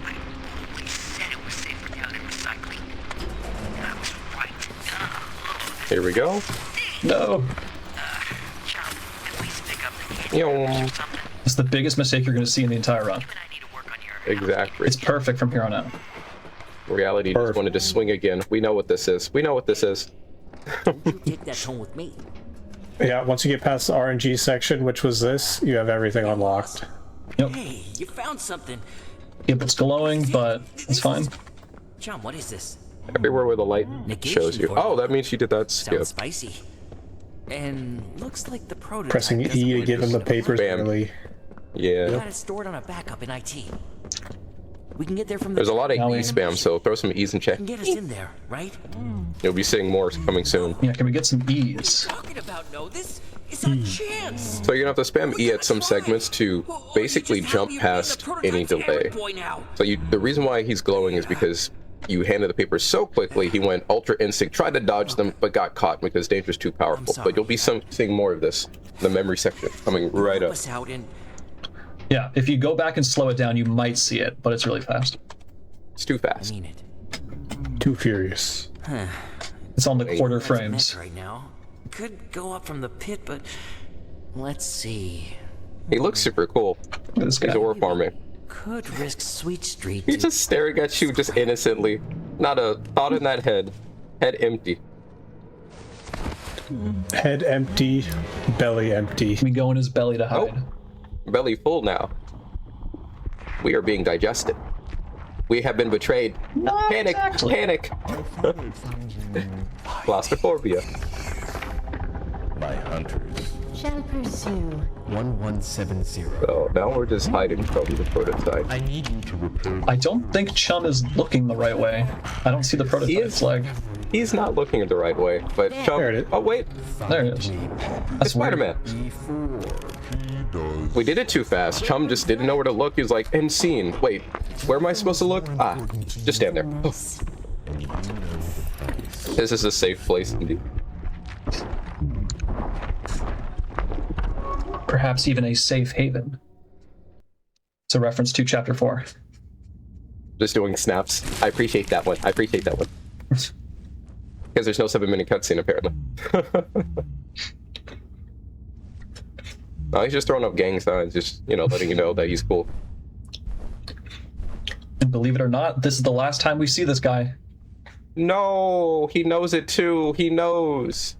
He walks away and he's gone. Halfway through the game, he just decides he's done with the game. He's a double agent for us in the prototype, and that's not... Prototype's not okay with that. He knows what he did for the greater good. He's a hero. Unlike Giblet. Giblet's a hero. Throw some chum out there for the sharks. Tragedy. Why does he say he's not a hero? Because he's humble.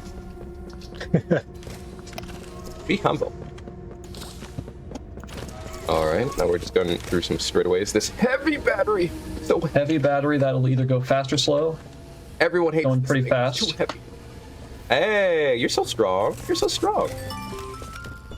Let's go We're going to use this new hand, which carries the elements. I know what you are. Such as ice and fire. Oh, you all saw that. Think of Luigi's Mansion, but Puppy Playtime. Yeah. All I'm gonna say is, just put it out there for those of you who, you know, shout out to Boo. Luigi's a monster. He goes into someone's home and just starts wrecking it for no reason. No reason. Yeah, the poor family. Just all their money being stolen. That's what I'm saying. He's a thief. He's a homewrecker. Now you might not see it here, but we're going to skip this puzzle by aiming very meticulously and grabbing that. This movement, yeah, I'm telling you, Danger's sick nasty. Every time you watch him, it's great, right? I'm here just because I want to see him play. I'm so serious. I'm grateful for GDQ, but like every time it's a treat. It's not my first rodeo with this game. It's his mansion. I'm just shaking my head. No. The fin skip, true. So now we got to turn all these projectors on to unlock certain door. Unlock lore and a door. A lore door, if you will. All right. So, conductor hand going off. Boom. That gives us the fire. And then in this room is another one of these discs, which we're going to use very soon. Perfect. Hands are full. They want us to take a deep dive into Huggy's memories, but we're going to skip all 3. Exactly. Remembering is scary, so let's forget to remember. So, all right. I'm going to pull this, and I'm going to sit staring at it. This machine puts you into 3 different dream sequences, but when you're being teleported in, you can pull the lever again and activate the machine twice, which will cause your checkpoint to spawn you. I don't know if it's the checkpoint, but you'll spawn back in this room, and it will consider the previous dream completed. Yeah, so like that. What it is exactly is, since you pull the lever again, it thinks you're coming out of the memory, so it'll give you the autosave of completing it, which then you can reload when inside of the memories to then skip it entirely. Exactly. So the first one you want to skip it when the circle's at 75% full, and then after that it's pretty much a spam E. Now for this one, we're gonna wait. Normally you would Alt F4, but here we're just gonna wait for that cutscene in the dream to end, which will give us access to our pause menu, which will let us reload the checkpoint. Because for now we're just soft locked. But after like 30 seconds or so, we should be good to go. We can look at this again. This is a... Alright. Yeah, once the flashbang disappears, then we can pause again. So wait for the bang. Oh, it didn't even appear. Oh, no bang! We have to wait a little bit. Once the reticle shows up is when we were able to. I'm just going to spam it though. Gotta wait for control of Huggy. Chat. Because that's all this is. It's just hitting. Any second. Boom. There we go. Oh. So now when nice this little thing here ends, our camera's gonna zip.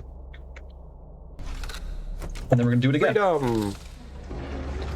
At least this time we'll have second one, there's no access to pausing.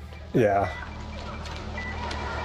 And then for the third one, I'm gonna go into 30 FPS because the timing for it is quite narrow compared to these other two. And 30 FPS makes it much more accessible. For whatever reason.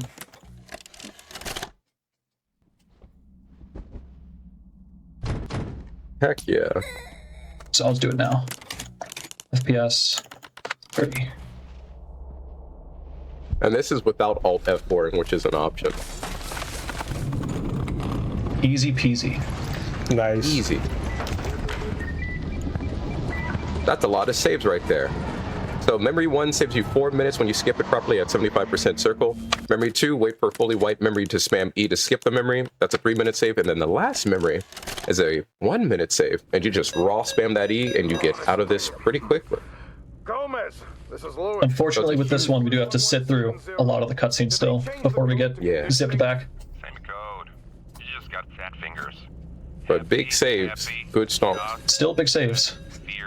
Yeah, compared to playing this section normally from getting spit out to chum to completing this, you can do this in inbounds in like 6 minutes with these skips, where no major skips is around 12 to 14 minutes. If I remember correctly, this skip was found on accident, right? I believe it was, yeah. It was just someone just pressing buttons and then they did it. Now I get stuck again, but during this I can look at this code, which is 767467. Wow. What do you know? It's just the times. It knows. Around 767 you know, just so, you know. Once this next line finishes, I'll be able to go to the keypad to type this in. 767467. 767467. All right. 767467. Golden. And then now that we know all of Huggy's past, he's going to chase us. It's the times, guys. Yes, I remember seeing all of his past. His past was just him being forced to put blocks into the thing and watch videos on a projector. Classic. Outdoor theater type. He just wants a hug. Look. Oh, wait. He wants to be soft. Let me be soft. Oh, so soft. So soft. Now we get a little mini boss fight of sorts with him. A little segment where those will distract him. During that distraction, we need to... Whoa. We need to... Wow. Bring 3 batteries to the exit door. The lovely heavy batteries.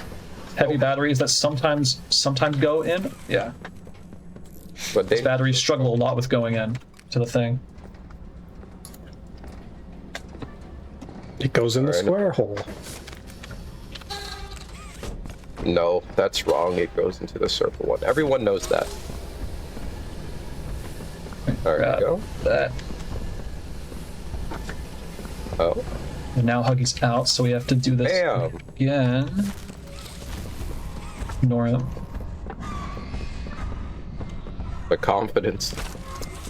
We will have enough time to do this last one. Right, almost right through. All right. And battery go. Boing. We can stand still to ignore the door collision. It's a bug from, I think, pretty much every chapter of the game. It'll push you in slightly further. Now we're in the dollhouse,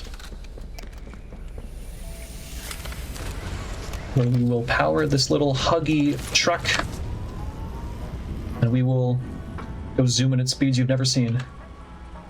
Sweet Street, Sweet Mountain Act 1. Let's go for it. Here comes the first snipey.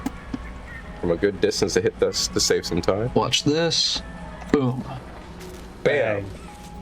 Now you don't even have to leave the truck and just keep on moving. It's important to wait for the train to stop moving, or the truck to stop moving, because if you do this too early, then this door will just not open, and you'll be pushed out of this truck. I'll learn that the hard way. Ooh. Learning is hard. But you... Alright. Pop the balloon. Time for the great balloon massacre. You are the butcherer.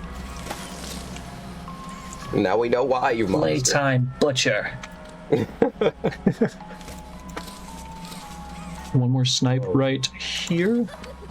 Perfect.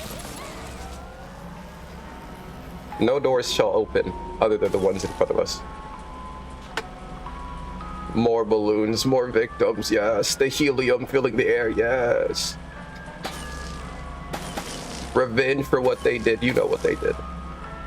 The big balloon. They ballooned it up. That's the last snipe we needed to do. Now we just wait for this truck ride to end. Is that Grimace? Too used to train. I don't think Grimace is in this game. I don't know. I saw him. I saw what I saw. I believe. I'm gonna wait for this checkpoint and then immediately reload it. I'll spawn us outside the truck.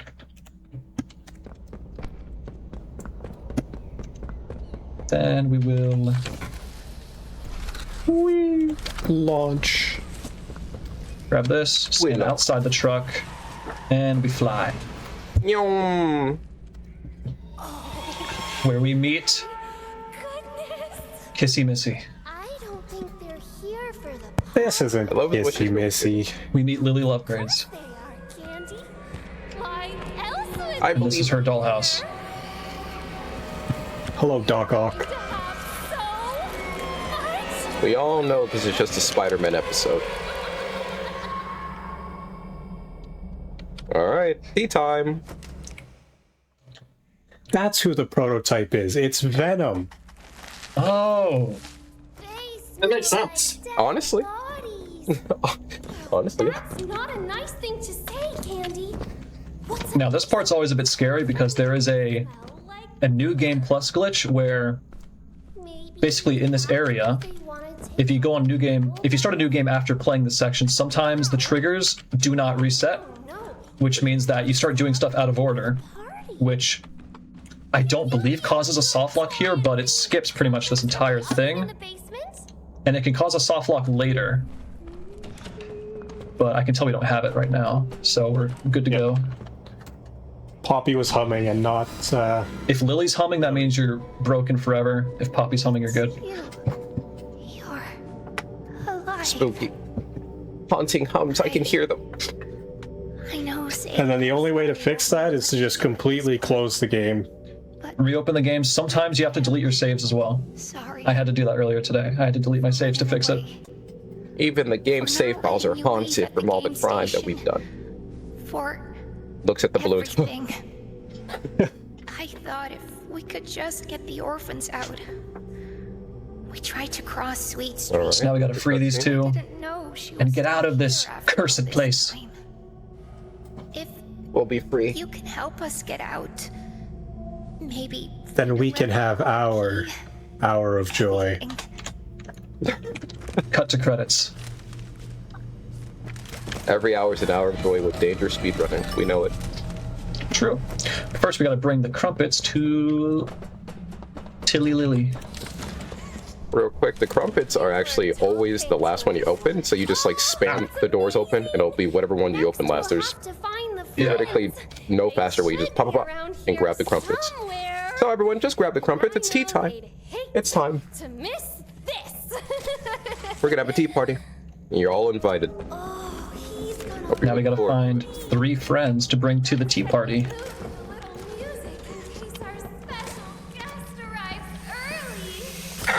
Gotta fill those seats. Just pointing over at newbie.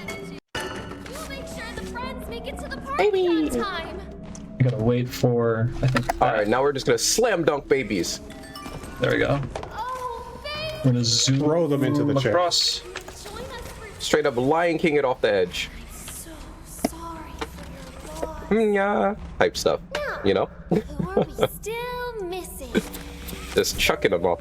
You do have to wait for Lily to finish talking, because if you leave that main room while she's talking, she gets very angry and then wants to kill you.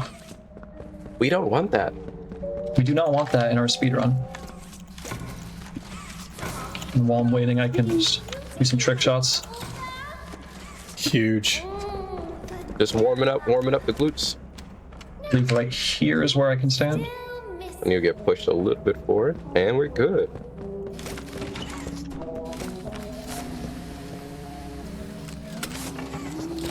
Time for the puzzle I struggled the most on my first playthrough. Just didn't know you could open up the truck or the car. Yep. I didn't find that for a bit as well. I couldn't find the stars. I didn't know the stars on the walls were things you could pull. Oh. That'll get you. So subtly he pushed himself up against the glass because it saves time.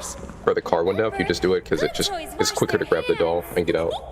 Saves a couple of seconds. This is the best day of my life. All of the. And we're kind of in another auto scroll section waiting for Lily. But in the meantime, we can make tea. Tea time! Tea time, baby. Tea time. Raise your pinkies, chat. Raise your pinkies. We have crumpets. What are you all bringing to the tea party? Tea. Let us know.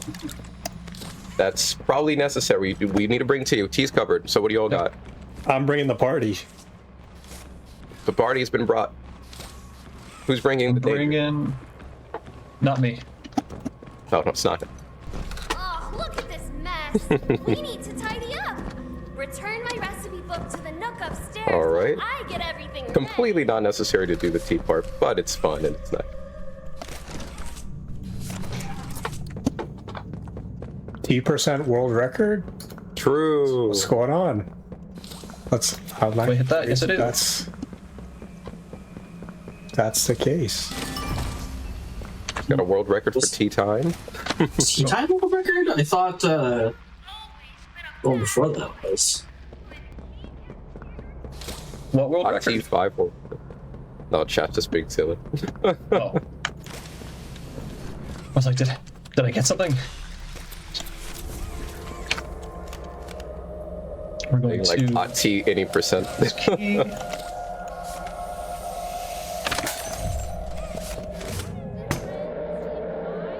Danger, you know it's not nice to be snooping at other people's rooms. Yeah, but I kind of have to. In this category, at least. So you just did like a 1 to 2 second save by like pulling the door but not completely open, so this door is like left ajar. Yeah. Very subtle, so you don't completely open that door when you burn the room. That turny door. There's a lot of moving elements. And we know schmovement. Alright. We're almost to the next point. Whee! Woo! Now it's time to save Poppy. I have the key. Again. I can save Poppy. Once more. You don't want to be saved, don't save her. You don't want to be saved. We know that. Because she keeps getting herself in trouble. She's the problem. Am I right? Yes. You all right, lad? All right, lad. Go. Oh no. Let's be evil. Please, hurry. Do that again. Too thick. Too thick. Too juicy. It's all that tea and crumpets, isn't it? Okay. There we go. Now we're going to break this so we can get out. So powerful. Hadouken. That small hole in the wall is always a bit messed up. I'm just nodding. Tea and crumpets, y'all. It'll do it to you. What is all Too juicy. the fuss down here? I could have sworn All right. I heard After this chitter chatter, we'll be smoothly making our way through. I think they're plotting an escape. Things are going to get very scary very fast. Of course they are. We're gonna enter Ramsey's Hotel Hell. You're gonna see things in the UV lights chat. Prepare your hearts. You don't want to see the things in the UV lights chat. It's everywhere. There's tea and there's crumpets. Right. Here we go. Now we're going to be using our blacklight. If you forgot we had that. I did forget. Well, we need the blacklight here because it guides us on a very specific path through the room. And if we go off path, we're dead. This is the hug we've been waiting for. There's a sweet little Only it was Huggy Wuggy. If only. So we're going to go through a red light, green light section here. The goal is to get a 2-cycle, which means only being stopped twice. It's pretty doable. So we shouldn't have to worry.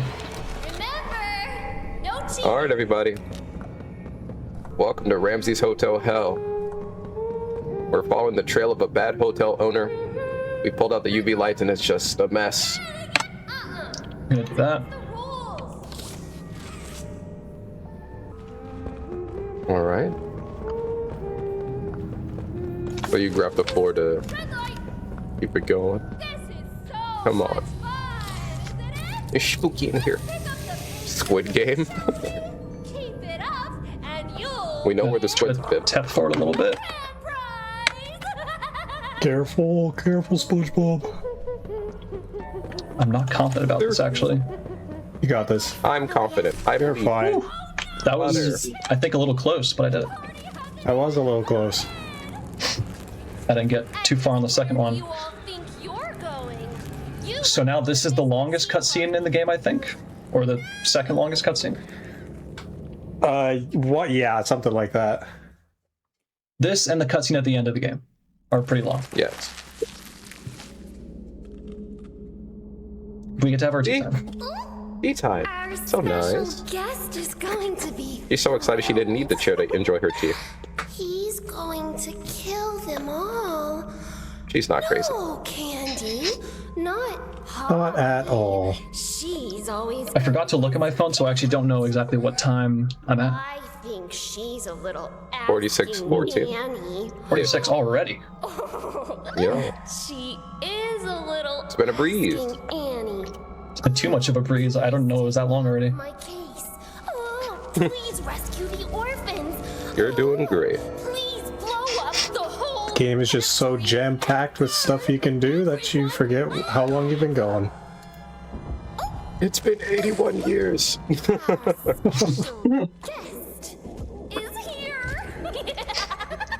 Look at her laughter, so joyful. So the surprise guest is none other Venom. than Venom, the prototype. We finally get to see his design in person. Tiptoeing in his Jordans. Look how he tiptoes. And he has the arms of some previous foes and Kissy. I like how Kissy gets a kid. Kissy's a friend. Did you do with them? Yeah, she's chill. Where are the orphans? This is true. A real one, ride or die. I did what I had to. Very. He's aura farming right now. Look at. And he also has Catnap's fur coat on the back of him. A little hard to see. Why he's so stinky. And kept us safe. You can see it in the air. By bringing in an outside. I don't think he has anything of doughy on him. I'm concerned for his posture. That's not good for his neck or his back. I had hoped your time in the case would help you see. I don't think a creature like this has a posture. Oh, he certainly has a posture. We'll find out soon. Like a child, because A child. Gonna let us know about it real quick. They are just what they are. You're hurting me! Don't be afraid. I can fix you. Yeah, fix her finally. I agree with you. I agree with the prototype. I'm on his side. She definitely needs to be fixed, and now she's broken. Oh. Fixed it. Just like the title of the chapter. He's a broken thing. The outside. It was a broken thing before the fat face crack. Shall we see what you look like? It's such a lovely smile. It's very, you know. Don't touch me. What is it? Ocarina? No. Majora's Mask Moon? Yeah. Just all teeth. Now, when we get this checkpoint, we're going to reload it. Because that will allow us to use a magnet that's further away that we shouldn't have access to yet. Which is reloading to use the magnet pad. This should not be here. But 20-second save. And then the big swing of the century. Here we go. Sniped. Let's go. Bang. I'm playing that safe. You could have. Huge. I probably could have. I don't know. Nah, that was glorious. I was not confident with where I started the pull. But yeah. Yeah, it did seem a little high when you started to pull, but you were good. But yeah, you can skip that entire chase with 2 very cool launches. He's not going to be seen in Rush Hour 3. And that's the end of Lily for now. Maybe. Maybe forever, maybe just for now. Lily will come back in Avengers Doomsday. Exactly. You think you got rid of me, huh? It's you. That's a part of the run I've spent a lot of time on, specifically on the IL. Just warming the door up, letting it know that you're present. Yeah.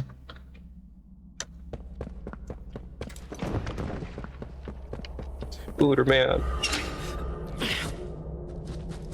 Look, Hello, little guy. I told you I'm not a hero. And he's not a hero. Is she okay? He's not a hero. But he's there when it matters. That's what's important. Which is never. Wow.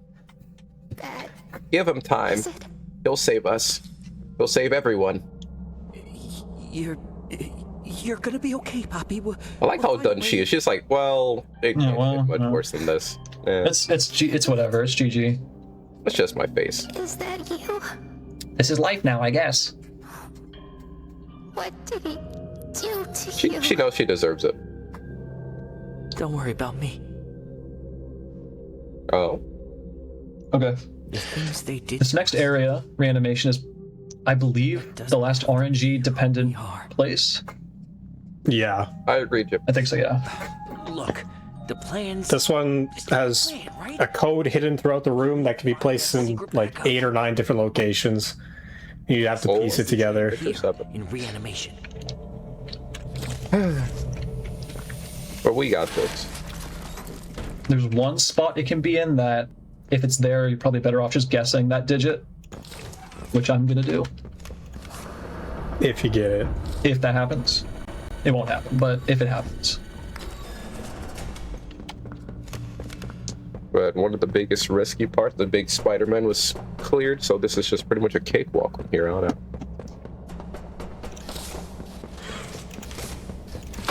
Alrighty. Here we go. Here we go. The code is in this upcoming room. 5205. There we go. Bob, spicy. See. Oh. 5 2 5. Oh dang. Oh dang. 9 2 blank 5. All right. All right, it's 1. Let's go. Genius. Easy. First try. Let's go. Yep, Galaxy I knew that. Brain. He knew it. Immediately open. That's huge. Get a little prototype jump scare. I didn't actually see that on my first playthrough. I didn't know that was there for a while. You're just looking up code's the 231. tapestries. I was admiring the environment. Like, oh wow, these walls are real sturdy. He just ignores the glass.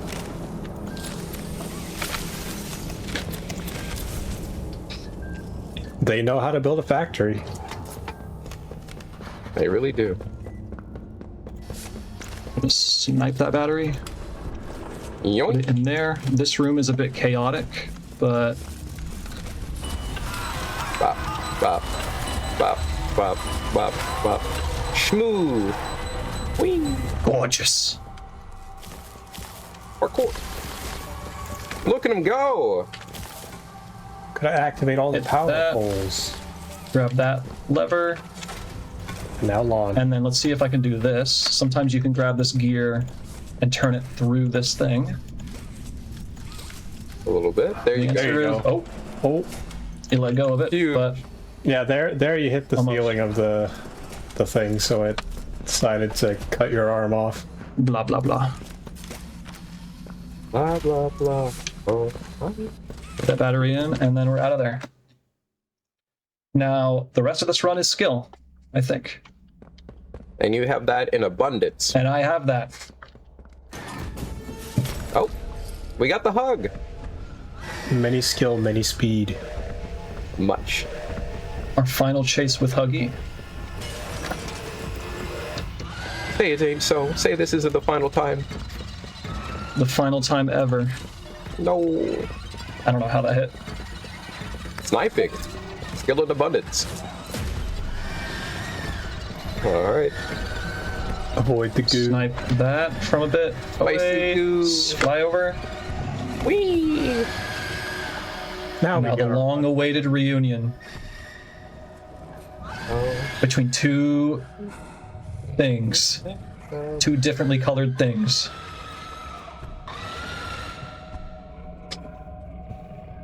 You are me. But I'm you. But blue. I'm you, but blue. And they're both missing arms. They're made for each other.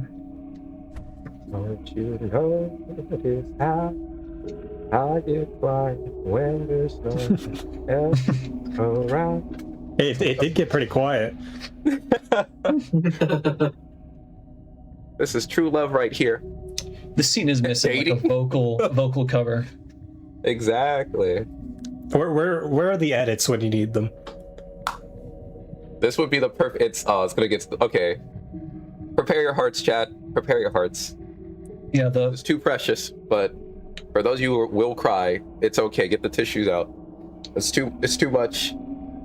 It's okay to cry. No. We can't have nice things. We can't have anything in Detroit.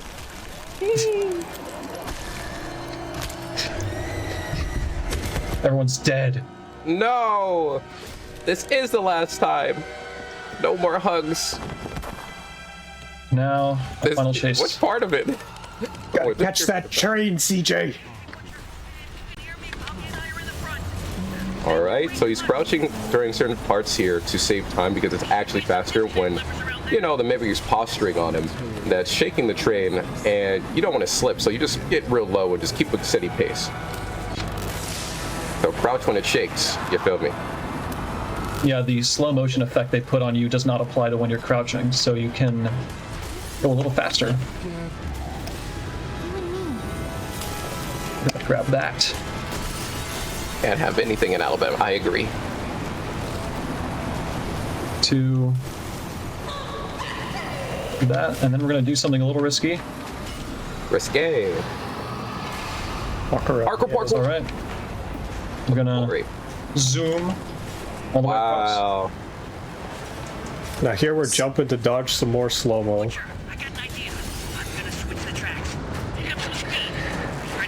This car, they really love to slow you down a lot. Yeah, so I'm gonna jump and crouch. Won't be slowed down for a little bit. A little bit. All right. Jump. Just skipping our way. Grab that whenever I'm allowed to. On a train. Oh. That. And freeze you. Now we jump. Hold that thought. Some overlapping voice lines from how fast we are. That's good.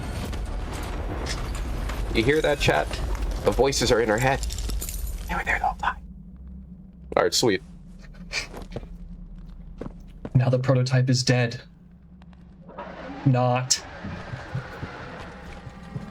Stay down! Stay down! Oh god, he's coming this way. Oh god, stay down, please, please, please! The symbiote is reviving him over and over again. Venom. Venom. And we're dead. Is this carnage? I'm experiencing it right now. I do have to say that shot selection at the last part with the shadow over there, so good. Every time I see it, I'm like, so clever. Only one thing left to do in this run, and it's pretty easy. Take a bath in the goop. To drop into the poppy gel. Did he just mic drop us? Think about that. He just mic dropped us. He's flexing. We'll have a revenge.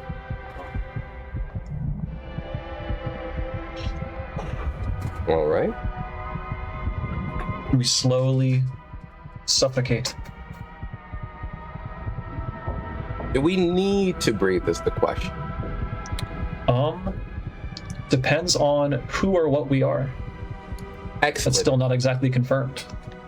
If we are just a spoon man, do spoons need to breathe?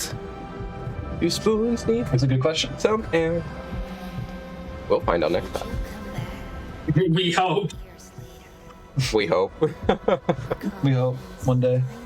Everyone wants to. So for those of you who don't know about the Spoon Man jokes, so I believe what the model has been discovered to be from one of the whatchamacallits. You know better than I. Take it away, Danger. One of the games?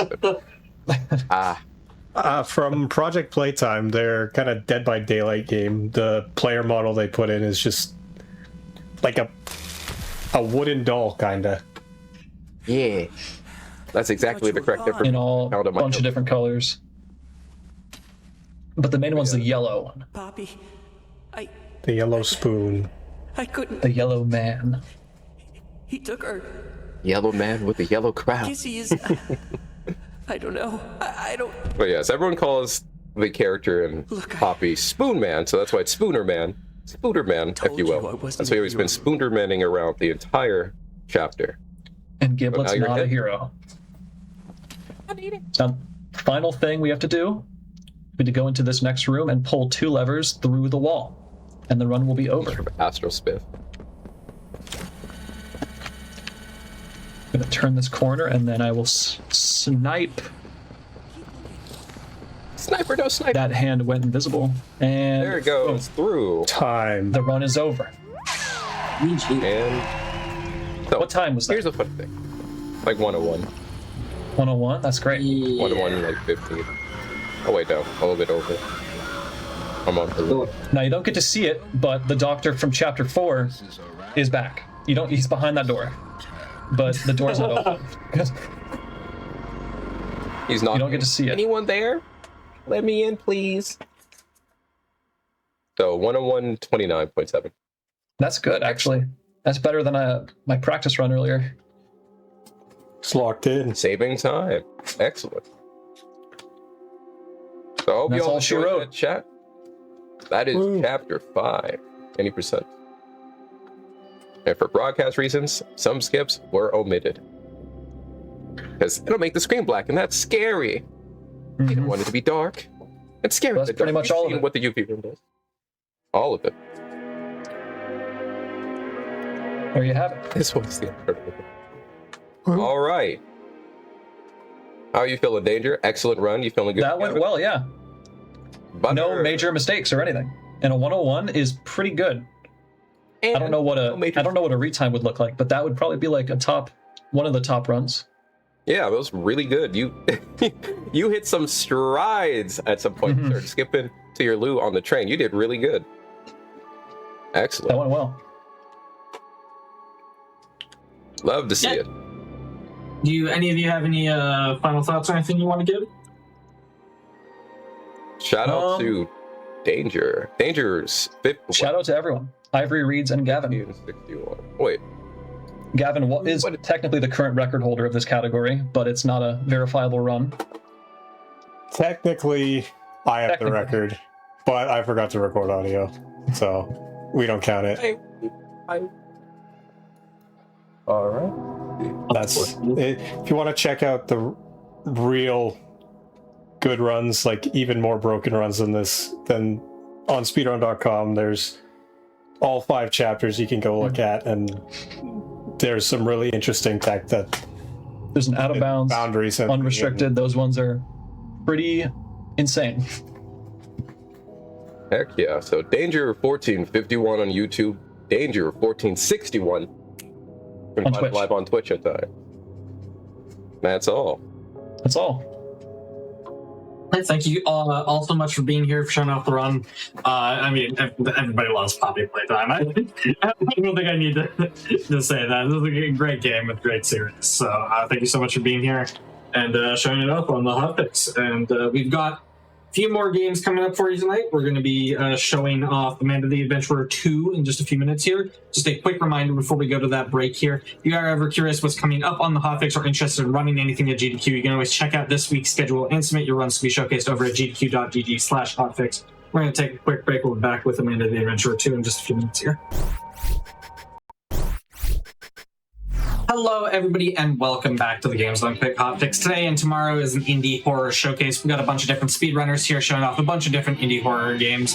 Just before we get into our next game here, just a quick reminder that Gamescom GDQ will take place August 28th to the 30th live in Cologne, Germany. You visit gamescom.global for more information about the event, and you can check out gdq.gg/schedule/gamescom to see what runs we will be featuring in our first European event. With all that said, we've got Amanda the Adventurer 2 here. I'll hand it over to our runner and commentators. Let everybody introduce themselves. Hello, I'm Universe. I am the world record holder of Amanda Adventure 2 and a YouTuber and streamer. Today we're going to be playing Amanda the Adventurer True Ending All Glitches, and I'm here with Theft King and Arkin Ryan. Theft King? Hello, I'm Theft King. I am a guy who does YouTubes. Ryan. Hello, I'm Ryan. I am the any percent world record holder for FNAF 1. Cool. An excellent speedrun. Yes, the most exhilarating. Alright, so a few things we're gonna preface before the run starts. During the run, you're gonna see me switching the window between this very stretched out window, thighs, and just back up to windowed mode. We'll explain that more in the run when we get to it. Another thing, there's gonna be a flashing lights warning. We'll warn you guys before that starts, and of course, jump scares. So first off, time doesn't start until first movement, so I'm gonna start a new game, immediately quit out, and then continue to skip this entire cutscene. And then I will count you in. And then we get to sit and watch this incredible opening cutscene. Yes, with so much context. Here's Carmen Sandiego. And it's Yes. very dangerous. Please be careful. We got to be careful, guys, and we definitely have never done this before. I know this is. We've never done it. Never. Actually. Ever before, actually. This may be world record because we just found like a 5-second time save an hour ago.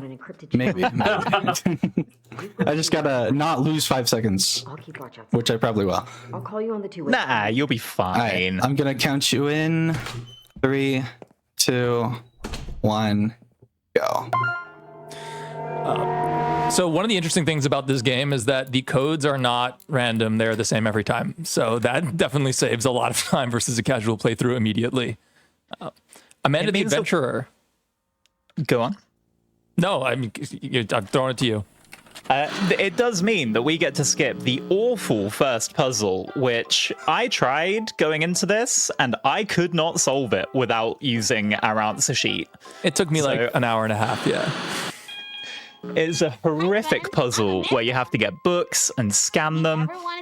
But so now we're going to watch this first tape, and our first decision is going to be choosing between the lamp or the curtain. So we'll be doing that in a moment. Just to explain the game briefly, I really like this game, by the way. Amanda the Adventurer is a puzzle game in which you find tapes, watch them, and it's like this Blue's Clues Dora the Explorer X cartoon.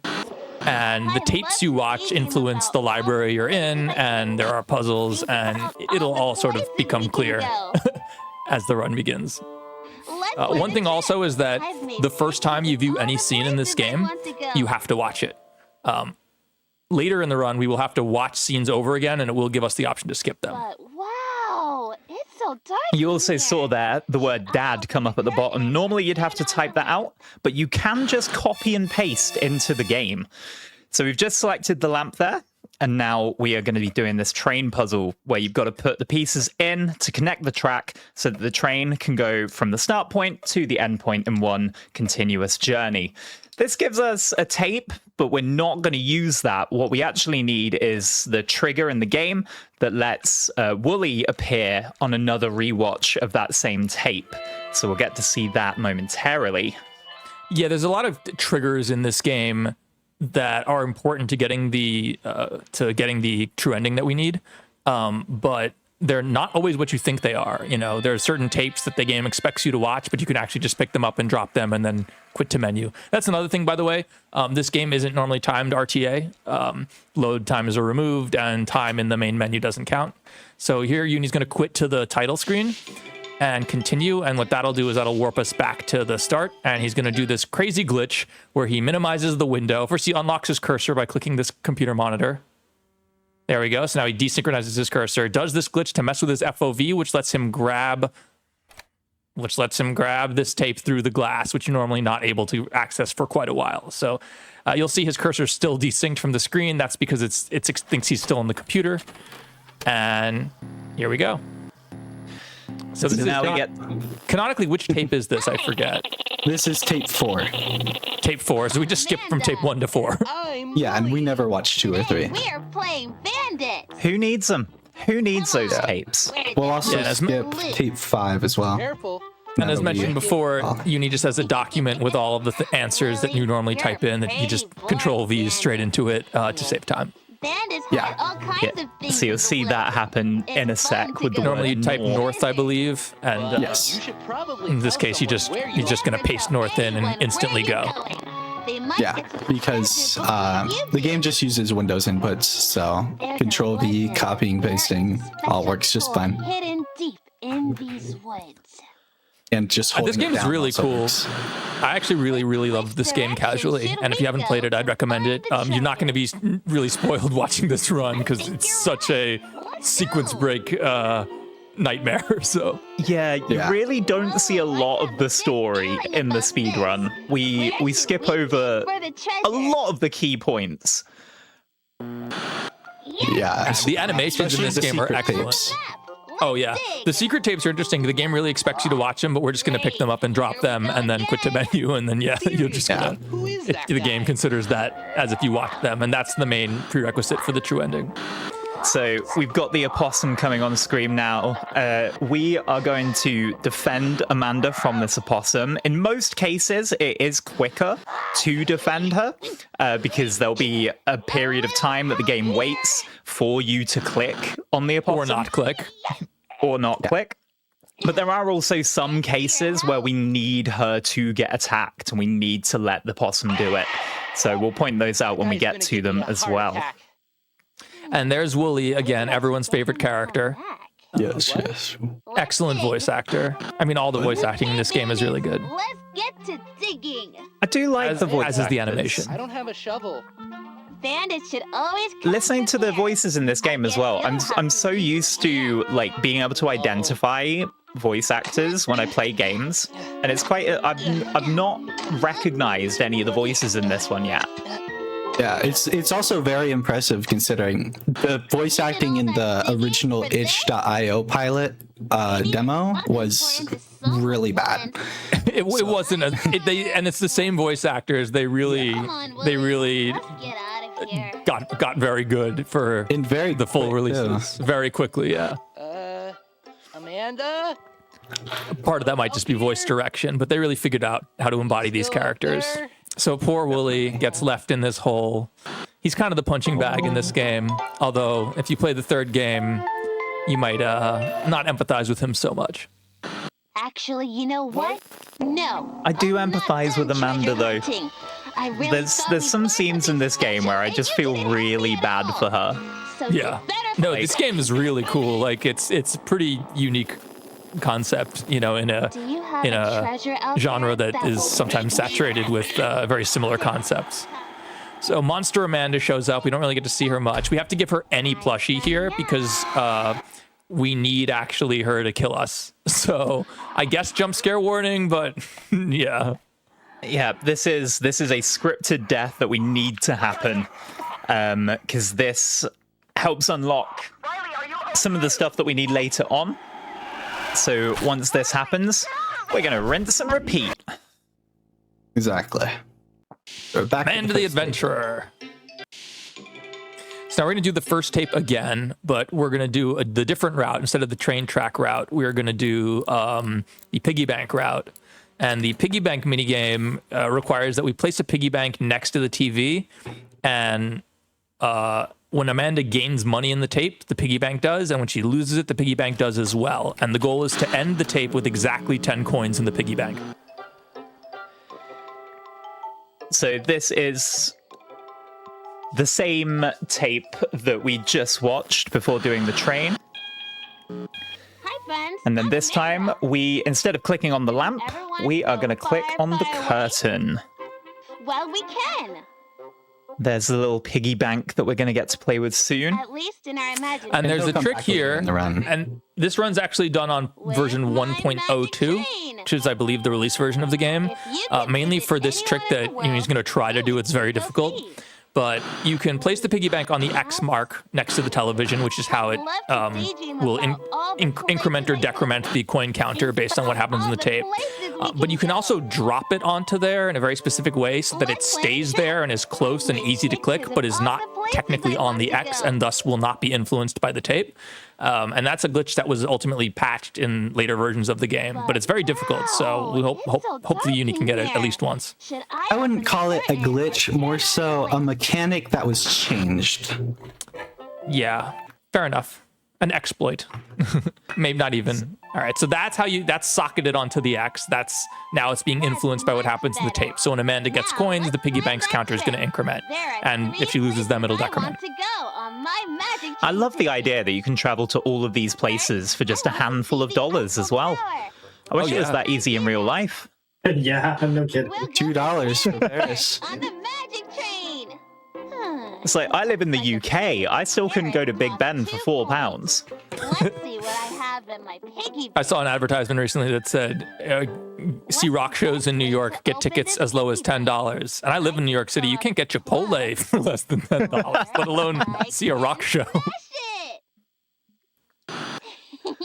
This is gonna be fun. So she's going to smash open the piggy bank, get the starting money, and then we need to do some math to make sure that we end on $10 or 10. Because she has gold coins. 10 coins, yeah. I mean, it does use the US dollar sign. Yeah, so. dollars. Oh, true. You know, we do have dollar coins in the US. You know, Liberty coins, Sacagaweas. They're not that common. Gold, though. So now she gains 5 coins, and the piggy bank is now at 5 out of 10. Can you count them? So we're going to let that +5 happen. The next one's going to be a -2. We're going to let that one happen as well. And then, as you can see, we're taking the piggy bank off. We missed landing it right next to the X, so losing it is very difficult. Bit of time picking it up. But it's not too bad. So consistent. You'll get them next time. And you'll notice we actually we could have stopped the tape and not lost 2 of the 5 coins we got, but we actually need to so that we ultimately end up with exactly 10, because you need exactly 10. When I first played this, I got 11 or 12 and it doesn't work, and I was very frustrated. Anyway, that ticket cost 3 coins, so let's take those away. So there we go. We're going to lose 3 coins on this one, which we're dodging. 2, 3. There it is. The piggy bank's not socketed onto the X. We don't lose them, exactly. So, yeah, that's the time loss. Still have one more. Yeah. Devastating time loss. Devastating. What are we Like if we do the trick, if we do the hammer trick we found an hour ago, it makes up for that. So. Let's say, imagine after all of this. Time at the very start, or not the very start, doing the glitch earlier. Lost a lot of time. True. You bring shame to the Amanda speedrun community. I've got this. So we have to pick Mr. Rooster there because Amanda won't sell the other toys. So that's the only one that we can sell. So we're going to sell that. We're going to get a couple more coins. 3 to be precise. 3 coins for Mr. Someone in chat said who's going to tell her she's missing a finger. Traditionally in animation, characters will have 4 fingers just because it's easier. Although, fun fact, Sonic the Hedgehog characters have 5 fingers because long ago they were originally designed with 4, and Sega did not like that because they thought that having 4 fingers was a sign of being in the Yakuza. True story, apparently. True story, apparently. I don't know enough to comment on that. I don't know where I'm going to get more coins for my trip. You know, it's good to be educational in your speedruns as well. You learn something from Theft King. The commentary. Like, I've learned that the US has dollar coins. We barely use coins at all anymore. And you're in the city, in New York City, you'd use them in the subway. Back in the day, you'd get them from like the subway machines because it was easier to get coins. So this is one of the cases where we actually need to not save her from the possum whose name is, what's their name again? Chicken Scratch. Chicken Scratch, yeah. We need to not save Amanda, which will upset her, but ultimately will yield more coins and get us to 10. Yeah, because by losing 1, she realizes she doesn't have enough, and then she's going to search for more coins and find them. But we need those extra coins. So she's going to have to get attacked. It's the price she's got to pay for her trip. Literally. And to answer the question in chat, yes, this is the new Five Nights at Freddy's game. Yeah. Absolutely. She did sell her chicken. Yeah. I know exactly what you were trying to say there, Rock. She did sell her chicken.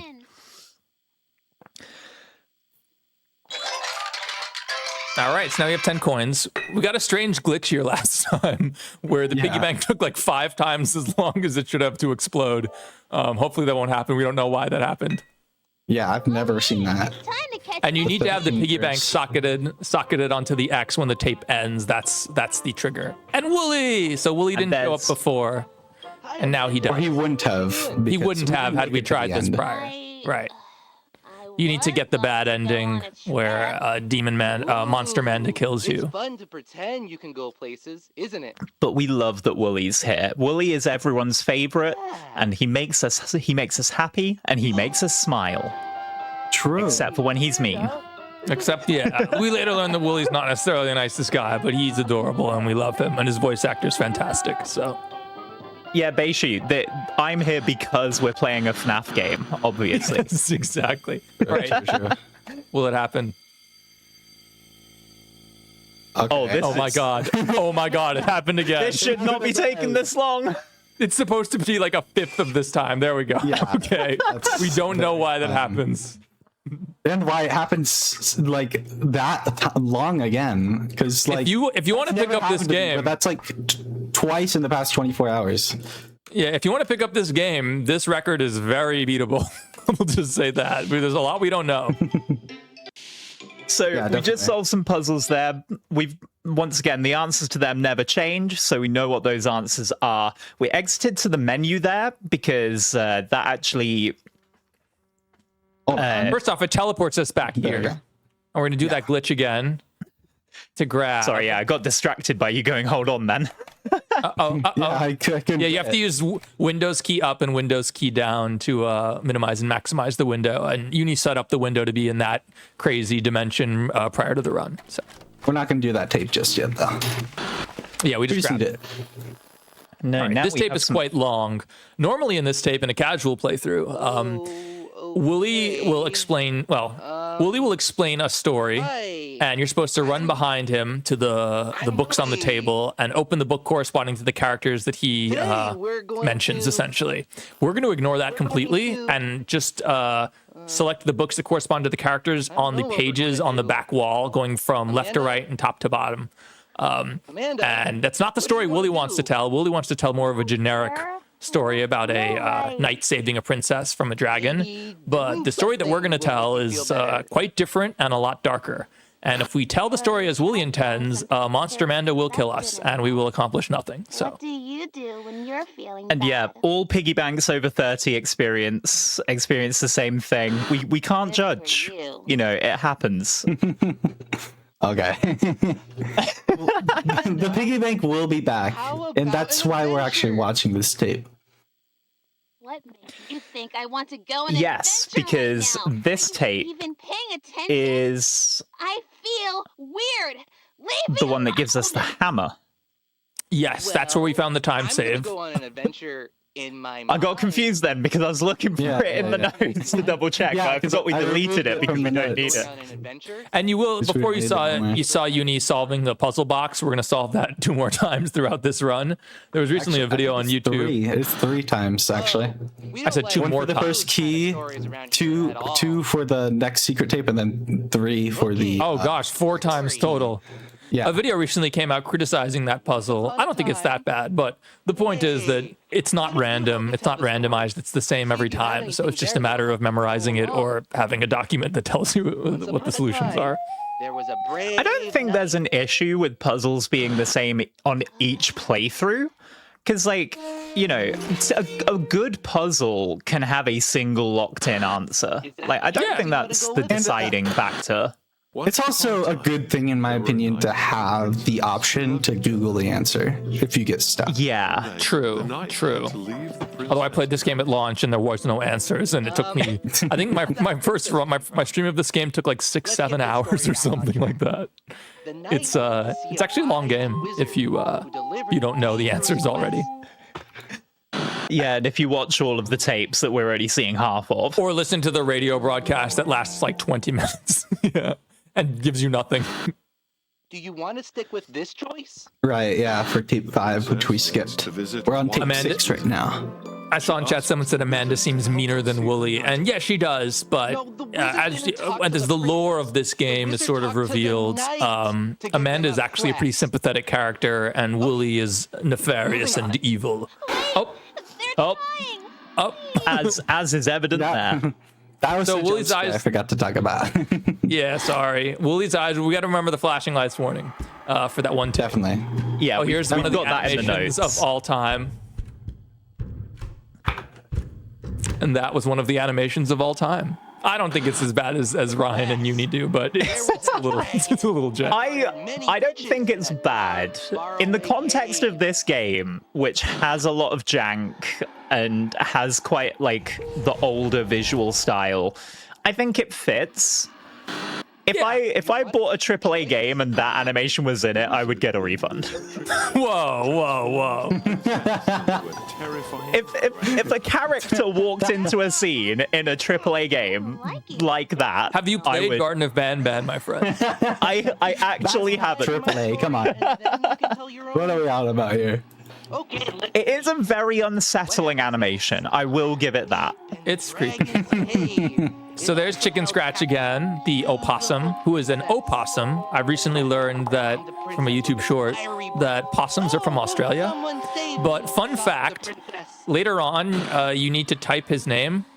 Amanda 3, actually. In Amanda 3, you have to type his name for one of the solutions, and you can type possum, opossum, or rat.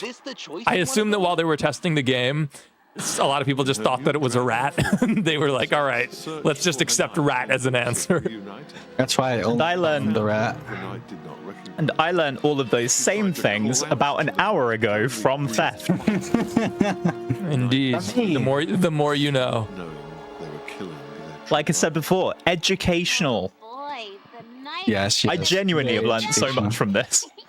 Oh, you learned a lot about the game. Oh, well, in the opossum and possum difference, yeah. I will say that as an animator myself, who's done a lot of like VHS style animations, their VHS filter is quite good. With the boiling line at the bottom and like the scan line filter, it's pretty decent. And the color bleed around the characters, it's like pretty good. I will give it that. The VHS effect is very good looking. I've tried to get VHS effects this good. Oh, it's very hard. Maybe Battington's the only one I've seen do it this well. Like do it like scanline effect really well. Aw, Wooly. Maybe finishing the story will cheer you up. He just wants to tell his story. I don't think he cares. Okay. And whenever Wooly's eyes turn black, that's when Monster Manda shows up. And actually, a demon version of Wooly shows up too, although I'm not sure we're actually going to see that because it happens during the credits. So we'll see it. Oh, okay. We'll have enough time for that to play out. After a long Sorry, Wooly, you really want the knight to kill this dragon, but it's just not gonna happen. The knight's actually killed the princess. It didn't occur to me you guys would be able to put those emotes in chat. Have you made your pick? Right before drawing its last breath, the dragon transformed back. That emote there is an example of me using a VHS filter, and it doesn't look this good. It's very small, so I can't really tell. Yeah, in emote form, you really can't see the VHS effect, but... Is that you? No, that is me, yeah. Oh. I didn't realize you're such a handsome man. Why, thank you. And then... I had longer hair back then. The heat waves hit the UK, and I had to cut it. I need a haircut myself. And they traveled back to the princess. Alright, this is the tape right here. Happily ever after. It is. All right, so we're gonna do the segment we did before, where we have to give a plushie to Monster Manda, but this time we're gonna give the Wooly plushie, which will cause Monster Manda to run to the back room, unlocking it, smashing the door down, and allowing us to access more of the library and more clues, and ultimately the ending. Yeah, this is gonna go by very quick, so we're gonna be able to skip tape 4. Yeah, like skip. We've already watched of it. Yeah, this is probably the slowest part of the run. This yeah, definitely. I mean, there's also tape 7, the one after tape 4. That one's also. Monster Manda tries to kill us, but Amanda stops her. Because we told the right story. Stops them. You knew exactly. You guys in chat are far too kind. Far too kind. Alright, scrap tape 4. Fun fact. I thought I had to grab the hammer here, but I don't, so that's nice. Yes, that's the time save we just discovered. You don't have to grab the hammer here. Also, you'll notice that. You'll notice that it says. Let me put it in that fast. Hameln at the end of the tapes, but they pronounce it Hamlin, and then later on in subtitles they spell it Hamlin. It turns out that Hameln is the spelling in German, the original Pied Piper German, I think, and whereas the British spelling is Hamlin, but I'm pretty sure it's pronounced Hamlin, so I think they are correct there. So now we're going to give the Wooly plush that we got out of the casing using the window size that we did earlier, and this time she's not going to kill us. Yay! You get the taste of the lamb chops real quick. Something going on with the ears and the shadows, but it's all right.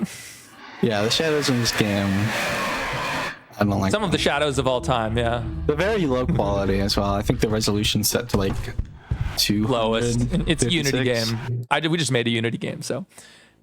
So now we're going to quit the title. That's going to put us back by the library desk. It just saves a bit of time running out there and running back again. Yeah. And also, right here is going to be the flashing lights warning. This next tape here. I'll let you guys. It's the coolest tape. Is less flashy. This is the coolest tape in the game, but it gets very glitchy. It's very. If you're very, I'm sensitive to flashing lights myself, and if you're, it's okay for me. But if you're really sensitive, it might be an issue. So. Yeah, definitely. Just want to be safe. Things are going to get a little weird in this tape. Tape was a bit broken, and so are they. This tape is awesome. This is where Amanda really shines. Wooly with his eyeball in his mouth. The subtitle with it spelled differently was just there. Oh, yeah. This is the Meat Man, who says, close your eyes, count down from 10. You may feel this pinch. They're supposed to be the surgeon or anesthesiologist or both that put the real-world Amanda to sleep and ultimately transferred her consciousness into this cartoon for spooky demon reasons.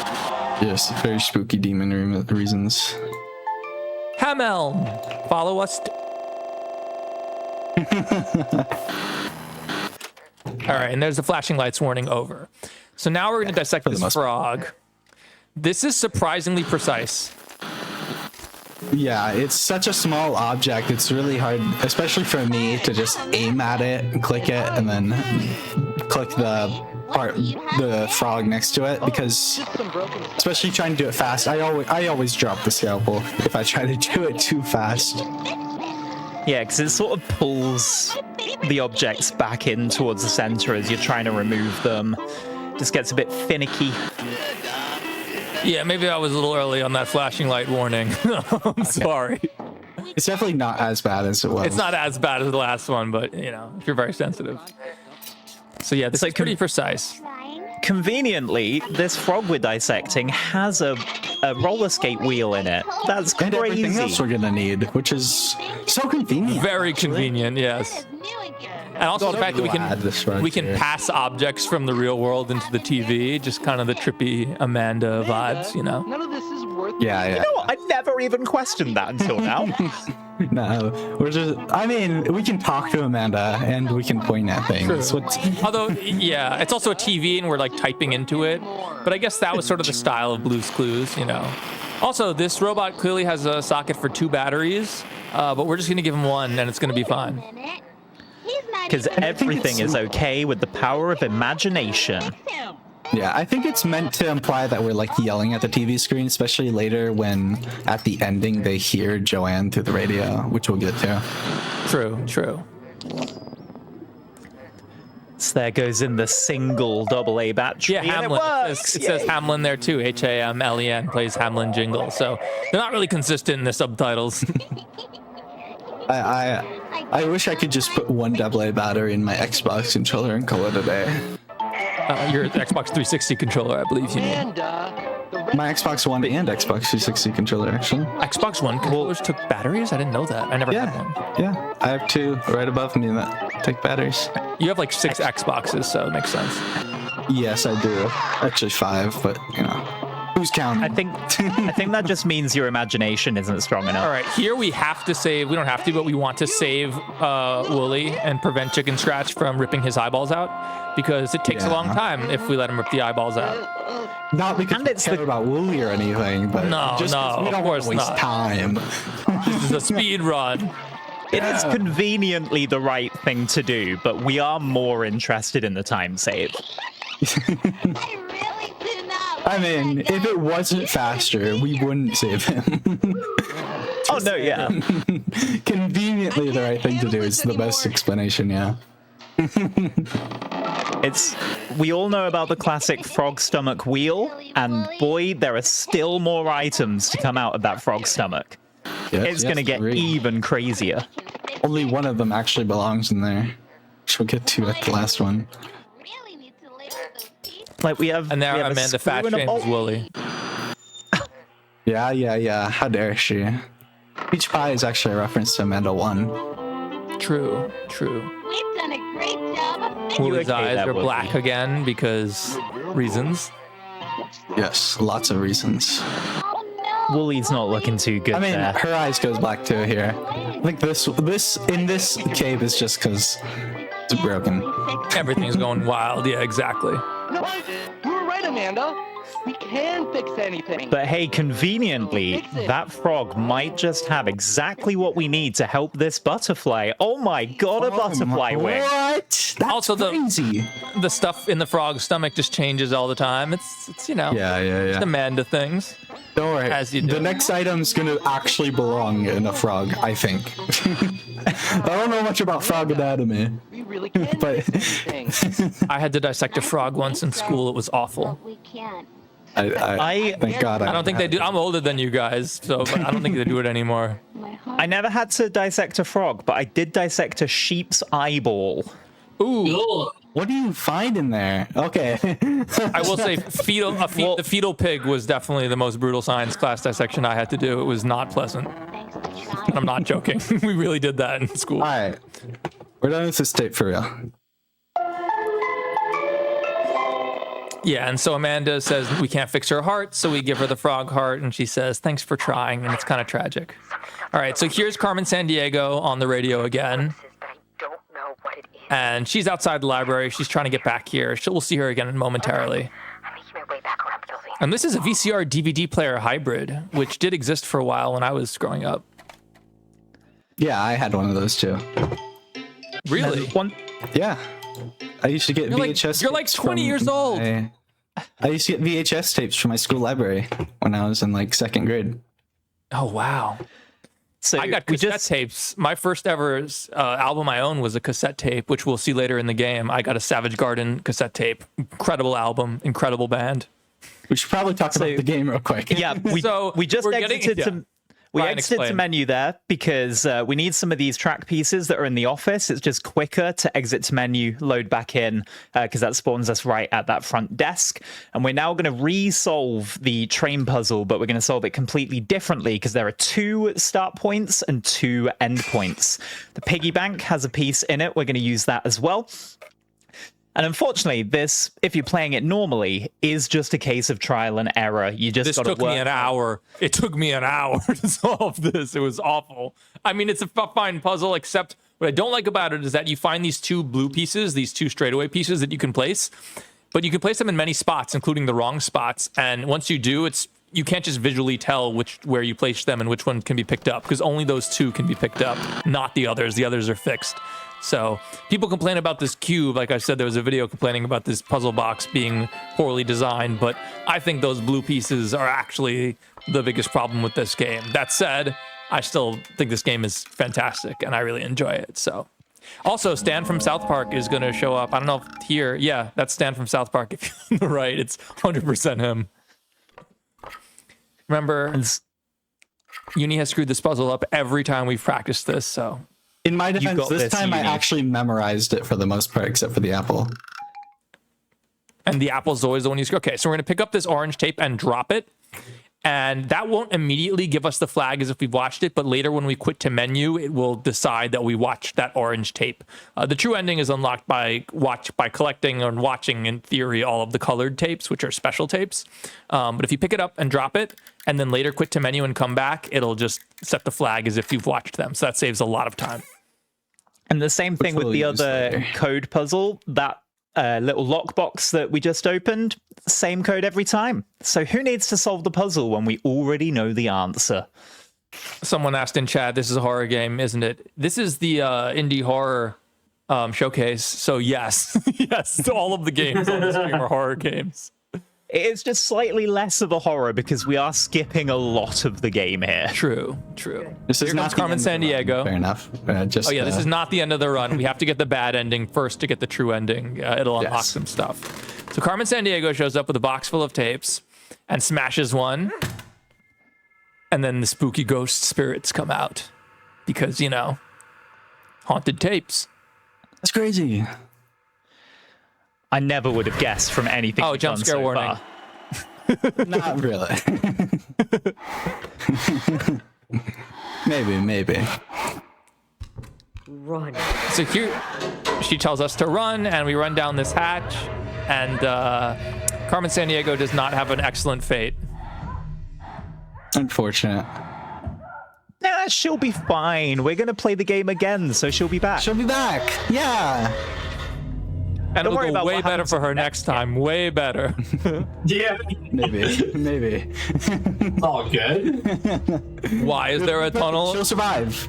Why is there a hatch leading down into a tunnel in the middle of a library? You gotta play 3 to find out. So you'll notice in these credits that a lot of stuff is censored. That's because they would be... Yeah, you'll see a lot of stuff is blocked out like this. That's because these would be spoilers for the true ending tapes, which the player might not have completed yet. Also, you're going to see a lot of Creative Commons Sketchfab models listed at the end. Shoutouts to Sketchfab. I love Sketchfab. I use Sketchfab models in all my animations. Some Adobe too. You know what? Even I've bought a 3D model from Sketchfab before. I've bought one or two. Usually I go for the free ones, but I've bought one or two. All right, so now we pick up and drop that colored teal tape, which we unlocked by getting the bad ending. And later when we quit to menu, it'll register us as having watched that. Finding this barcode on that poster took me like an hour and a half. And that gives you another colored tape, which we again lift up and drop immediately. We ain't watching none of that. We don't got time. This is a speed run. And the words of the famous meme, ain't nobody got time for that. Ain't nobody got time for that, exactly. Yeah, Carmen San Diego may die, but that is a sacrifice we are willing to make for this speed run. No Stan. He'll be back later, though. Don't worry. What am I doing? Oh, yeah. Unfortunately, in this game, there's like a frame or two of input delay, which makes doing all of these puzzles very quickly rather difficult. So, especially with the entering the 4-digit codes into the locks. Oh yeah, because those you have to wait for each number to slide. Did you drop it? I don't actually need to drop it. I just do it on accident sometimes. Oh, okay. So by quitting the menu here, it's going to register all those colored tapes we picked up and dropped as having been watched, which you're normally supposed to have to watch them, but you'll see it right here. We don't have to. Yeah, they're there. And you can see all the tapes come back after the reload. Now we get to watch this tape, which we gotta just skip the beginning. Yeah, we know we did it right if we see Chicken Scratch the opossum on the right. Yeah, right around here. That can hurt you. Which I learned the hard way, because the first time I approached this speedrun, I didn't get Chicken Scratch appear. And that makes it hard. Yeah. I say I as if I was the one playing it. Uni was playing. But I forgot to exit to the main menu. Whoopsies. Amanda, can we please go home? Trust Please? me, you'd rather be where it's warm and safe. Another input here. We don't see their home. Oh no, we do see. We see the living room at the beginning. I was going to say we don't see the kitchen and stuff like we saw in the first game. Yeah. You see the house there has eyes. There's a lot of things that have eyes in this game because they're all the kids that got taken by Hamlin and put into these VHSs. Yeah, there's Chicken Scratch. That means we've done everything right. We've got all the tapes. Everything is registered. And so we follow Amanda and Wooly into the dark alley where nothing could possibly go wrong. Yeah. What? In my indie horror game? I always go down dark alleys. Very safe, actually. Just that's how you do, yeah. Yeah, anytime I'm having a conversation with a small child and a sheep, I follow them. True. By having adventures with your friends. Especially the sheep. If it's just a child, don't follow them. But if there's a sheep... No, yeah. If there's a talking anthropomorphic sheep, then yeah, of course. Exactly. Strangers are really scary. But I don't feel that way. There's Chicken Scratch. And he's going to attack us this time, actually. And spoilers, but Chicken Scratch is the brother. His name's Jordan, the brother of Carmen San Diego. And she's going to call us on the radio momentarily. And Chicken Scratch is going to hear her voice through the radio, through the television, and start trying to say Joanne, which is Carmen San Diego's real name. I'm glad you said that, because having called her Carmen San Diego for this entire run, I had genuinely forgotten what her name was. She looks exactly like Carmen San Diego. I mean, maybe I'm dating myself with that reference, but if you know, you know. I mean, she's Carmen San Diego. I don't know who that is. I just... Really? I'm going to show you Carmen San Diego after the run. You're going to be like, oh my gosh, it's exactly Don't worry. And I'm sure many people in chat do know. It's a red trench coat, a red hat. That's Carmen San Diego. Oh, hey, buddy. Two Foxy jump scare, guys. It is actually very similar. As you can see, we can save ourselves, but we don't. Yeah, we could click him to stop, but we don't want to. Yeah, we don't get true ending if we don't. I don't fully understand why, but whatever. For reasons. Trademark. It's an opossum, and opossums never do anything wrong. Yeah, yes, they don't opossum dead or anything. They'd never do that. As mentioned, a possum is from Australia. An opossum is that thing. Yeah, you can see he's looking at us. He's just playing dead. He's chilling. Yeah, he's playing possum, yeah. He's just sleeping. It's fine. And they throw him in the trash, as you do. As you do. Yeah. That's where we dispose of all the bodies. Never look in this trash can. That one you can. That one's fine. I never use that one. All right. And there's all those colored tapes have live action cutscenes that we missed, but they're pretty cool. So lore tapes, lore dumps. Yeah. All the lore. Now we get a cassette tape, and if you've played Garden of Banban, you know that if you find cassette tapes, they play videos, which doesn't make any sense. But go for it. Technology. I'm the gardener of Banban, bro. I know everything about Garden of Banban. I'm really True. So yeah, here's Carmen Sandiego again. I'll go grab what I can from the library, and then we. I want to know where she got that red trench coat and matching red fedora. It's just how Carmen Sandiego be. So this is funny because now you're at the end game state, and it's actually quite difficult. There's a lot more puzzles you have to solve, and if you don't know what to do, it takes a while. Carmen Sandiego will dig through a box the entire time. So on my first playthrough, she just literally digs through a box for like an hour and a half while we go solve puzzles. It's she's useless. So with that desk, each key that we're putting in is going to open another panel that we need another key for. So we've now got to go and do this box puzzle for the fourth time. And this will give us the key for the desk. They definitely got their money's worth out of this box puzzle. Buying this asset was the best. Ironically, it's the exact same solution as before, I'm pretty sure. Yeah. Yeah, there's Stan from South Park. Yeah, which you said before as well, like the fact that it's the same solution that you had to do before without any hint. There's no hint that you just have to do the same thing again. Yeah, it's very frustrating in my opinion. Yeah, and I'm pretty sure for the key, it's a mix of the puzzle box from Puzzle 4 and the puzzle box from... Oh, really? Even more obtuse. Yeah. And yeah, there's just no clue for it. Figure out through the microfiche, though. Oh, yeah. Yeah, one of them you figure out. So then there's another key behind this poster, a new... just click this. The posters change throughout the game. I caught that midair. Let's go. That was such a good catch. Oh, did you almost swear? No. I threw it in the air and then I caught it. Oh, okay, gotcha. That is time. I forgot to... All right, do they have to get ready for time? No, we already finished. That's it. Oh, great. Time! Everyone... I warned you ahead of time. We have to tell them when time is coming up. Self ahead of time. I think that's like a 4240 over here. The 4240, that's actually really good, especially for RTA. My world record is like 4430 RTA.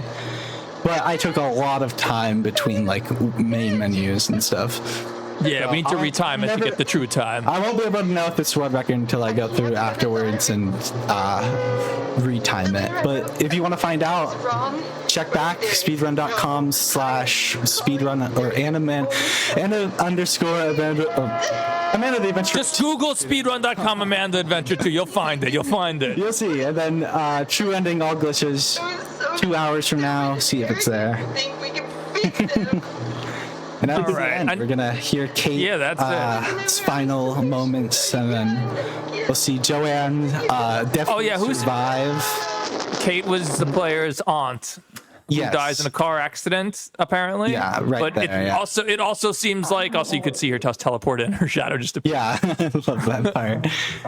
I'm not sure. I was not sure when I played. Did she die in a car accident? Because it seemed like somebody killed her. Like it was not super clear to me. She got attacked by Monster Amanda, and then while she was running away and driving away, that's when she crashed. And then we'll finally get to see the shepherd. Oh, we also get to see Carmen Sandiego's face. We should start outro. We'll have enough time to get to Shepherd while we outro. So that was Amanda the Adventurer True Ending All Glitches Speedrun, performed by me, Universe. You can find me on YouTube and Twitch at AIT Universe, spelled the exact same way you can see it under my webcam. Theft King? You can find me. Don't look for me. Nobody look for me. Nobody look for me on YouTube or anything like that. You know, I'm nobody. I ain't nobody. Ryan? You can find me at twitch.tv/ArcaneRyan. And yeah, that's the end. We're gonna finish the run out real quick, and that'll be it. We're gonna finish the run. Usually they kick us off before when the one time is called. No. Any Kenny runs a world record if you could just call time early, right? Yeah. I own the board. It's my call. That's true. You are the moderator for this game, right? Yeah. No. And you're the moderator for FNAF 1 as well, right? I used to be. No longer. Got it. But it was you. I was once the number 4 time on the FNAF Five Nights at Freddy's 1 speedrun leaderboard for a very brief period. I saw the letter she All right, we got about 30 seconds left. This cutscene. to pick up where she left off. It is quite fun being in this group because Uni is the moderator that approved my FNAF speedrun, and Theft is the YouTuber who taught me the speedrun. To be fair, I learned it from Uni, who figured out that if you press Alt F4, you can save like a few seconds every night. It's one of the dumbest speedruns ever, I have to be frank. All right. Here he Open the door, comes. just like the false ending. Surely Now we can see Joanne Shepard. will be perfectly fine. Nothing will happen. Yeah. She couldn't just leave with us right now. She's definitely going to. Oh, she tripped over the. She just tripped over the table. And tells us to go. She could definitely come with us. She'll be right behind us, I promise. Meanwhile, Monster Mana doesn't show up this time. Instead, Demon Wooly shows up, whose name is Shepard, and he's awesome. She'll be fine. That is it. Thank you to Church and Sarge and Games Done Quick, especially for having us on. This was really fun, and I'm glad I didn't embarrass myself. I did actually. I'm glad you didn't swear. You did great, Uni. Yeah. Uni's got a sailor mouth normally, so. GG's Uni on the run. Thank you, Church and GDQ, for having us. It has been a pleasure. Yes, we love GDQ. Thank you guys so much. I hope you enjoyed the run. Yeah, I absolutely love the run. I think the Amanda Adventure series is great, so it was great to have you all on to, talk about and run the second game. Appreciate y'all being here. Thank you so much. Thank you very much, guys. Feel free to throw us out. We do have one more game for y'all tonight. It's going to be the Séance at Blake Manor. Just a quick reminder before we go to the break and get ready for that. Games Done Quick will be returning to PAX West from September 4th through 7th. You can visit west.paxsite.com to learn more about the event, and you can visit gdq.gg/schedule/PAX to check out the schedule. Back in just a few more minutes with Séance of Blake Manor, everybody. Hello, everybody, and welcome back to the Games Done Quick Hotfix. Today and tomorrow, we are doing an indie horror showcase. We've got a bunch of different runners doing a bunch of different indie horror speed runs for you. Just before we get into the last one right here, just a quick reminder. Games Done Quick will be returning to PAX West from September 4th through the 7th. You can visit west.paxsite.com to learn more about the event, and you visit gdq.gg/schedule/PAX to check out the schedule. And, all right, we got the last game here. It's going to be Séance of Blake Manor. This is technically an indie horror game. It is an indie game. It's horror-like. It's got some spooky themes here. Real quick, just a few things to get out of the way before we start here. I did learn this as a backup game, and I learned it within the past week.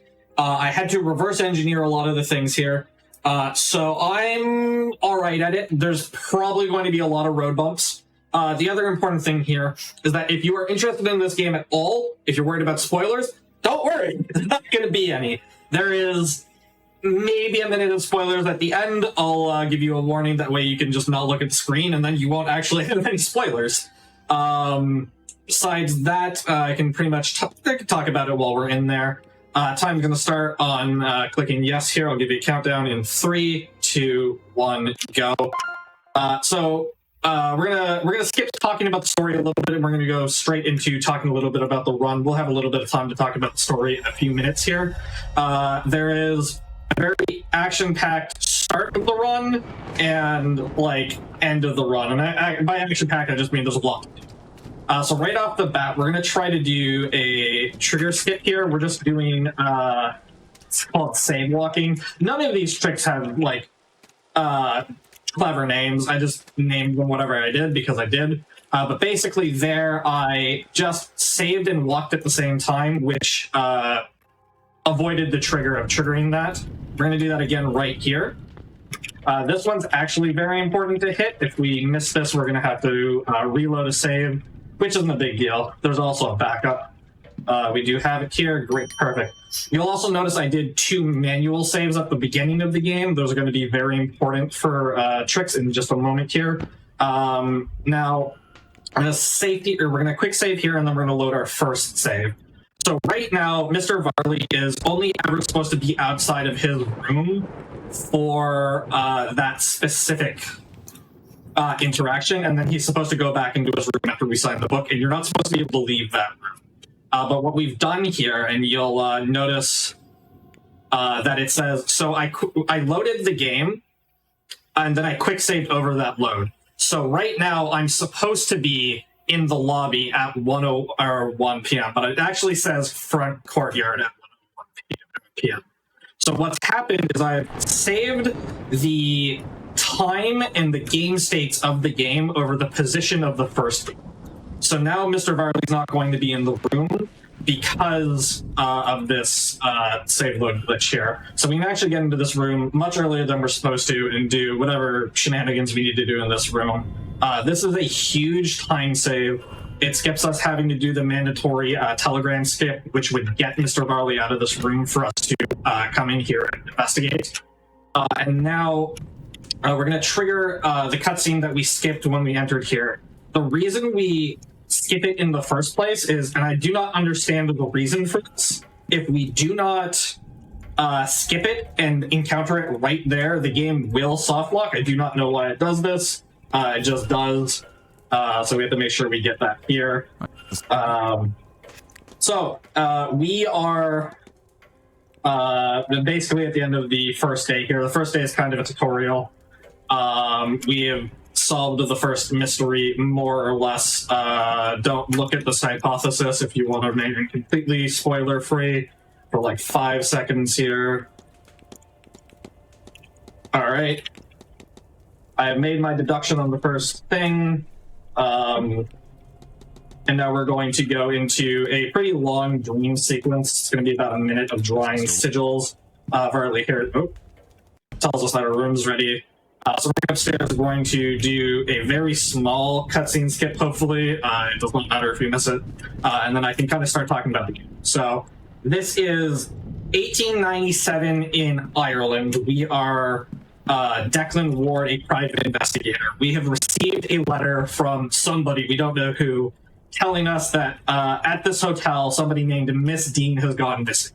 So we have been hired to come find Miss Dean, hopefully find her, not just what happened to her. And by proxy of that, we also need to figure out who hired us. So that's kind of what this game is about. There is going to be a bunch of, if you play this game properly, there's a bunch of other mysterious things going on in this hotel here. It's a super interesting game. It's got a really cool mechanic of, like everything you do advances time. So you have to do a bunch of time management while trying to solve all of these mysteries. And we are going to ignore absolutely all of that, basically. We are going to interact with absolutely zero mysteries, except for the original one that I've already seen.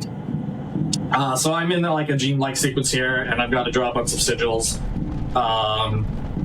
Not too much to talk about here. Immediately after this, though, we're going to be getting into another save load trick. Where's my cursor? Thank you. These... So the drawing on these sigils here is weird. This one is just like...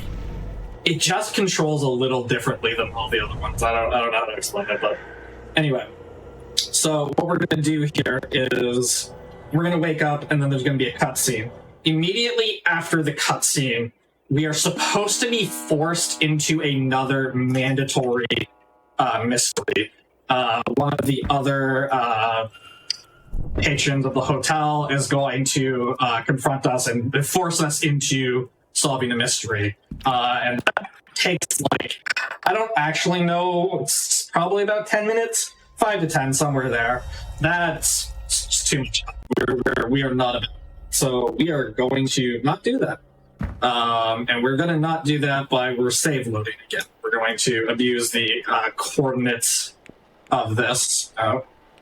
Go. So now we're going to load the front courtyard again. So another, and I don't know fully what's going on in this one specifically, but another byproduct of doing these save loads is that it will also move your position. So because the load that I just did was lower, the coordinates were lower than the balcony, it pushes us to the ground floor, which gets us out of that mandatory quest. So we don't have to do that. We can just move on without it. Now, there's a little bit of downtime here. Basically, because this is any percent, we're not doing anything. We don't actually care about talking to people. We need to get to day 3 as fast as possible. Unfortunately, that involves a little bit of staring at this clock and passing time for an hour. There is some pretty cool things we're going to do here. So at the end of day 2, there is a masked ball that we are going to be forced to go to. However, there is a really cool mechanic that this game has that we are going to take advantage of. So I'll show it in just a moment here, but when I load any save, there is a timeline option. So what this game does is, because there are so many actions you have to do, so many things you have to do, and you might miss something, or you might need to go back and catch something just to be able to, you know, complete all the mysteries. When you save your game, every hour of the game, it will remember all of your choices. So I can go back to any previous hour in my save, and then start up from there. So if I missed something, if I, forgot somebody's schedule, and I, basically, if there's like 2 characters, one's only around for an hour and one's around for 2 hours, and I accidentally talked to the one who's around for 2 hours and missed the 1 hour person, I can go back and talk to them, stuff like that. Importantly, that's going to let us do a very large skip. I guess while we're on the topic, I'm actually not running on the current patch. It might still be possible to do it on current patch, but the world record that I reverse engineered was on the previous patch. It was the current patch at the time. And whatever they fixed, super unintentionally, they did not try to patch this up, but they accidentally patched out our skip. Just because whatever they did changes the unintentional flags that are happening behind the scenes. So, 9 p.m. now, we are going to be forced to go back to our room. But importantly, the game saves at 9 p.m. and then it gives us our flag to go back. So if I just go to my timeline and I go back to 9 p.m., I'm just at the hallway where I was, and I'm not forced back to my room. So I can, explore the mansion and the grounds, which I'm not supposed to be able to do. So I can go out into the gardens, which I'm not supposed to be able to do. And then I can go out here into the hedge maze, and things are going to look a little weird. The important part is that there is a trigger in the garden here in the hedge maze that, for whatever reason, triggers the end of the day. We're going to ignore our friends over there. That's not important. Just, don't ask too many questions here. Again, I'm not, it's a mystery. You can figure it out for yourselves. We're going to go past these friends here, and then we are going to touch it, and that ends the day. So now we are done day 2, and we're going to go right into day 3. Day 3, the important part of day 3 is that we have now, once noon hits, we unlock the church. The church is only available noon onwards on Sunday. We are going to hope that this trick works. Might have to do the walk of shame here. Because for some reason, this just has not been working properly. A lot of the save loadings will just sometimes not work, but we're gonna hope this works. Fortunately, there's not a cutscene we have to skip, so we could just walk back here if we need to. It looks like it worked. Awesome, great. Speaking too soon. Maybe it's good. Good. We might be good here. Sometimes, for whatever reason, it triggers the it's 9. I have to go to bed and I have to go to my room and get ready for the masked ball. That Sucks. So it's noon. The church is now open. We are going to make a quick safety save here. Or not safety save, quick save here. We're going to need to get back to this position in just a second here. There's a bunch of people out here. We're going to ignore them. We're going to go to the church. So the important thing about the church is that the end of the game happens underneath the church. And if you remember, in the second day, right at the beginning, we phased through the floor in order to skip something. So we're going to do that. We are going to phase through the floor here and skip the entirety of the third day. So we get in here, we're going to make a save. Going to ignore that guy. We are going to load a quick save here.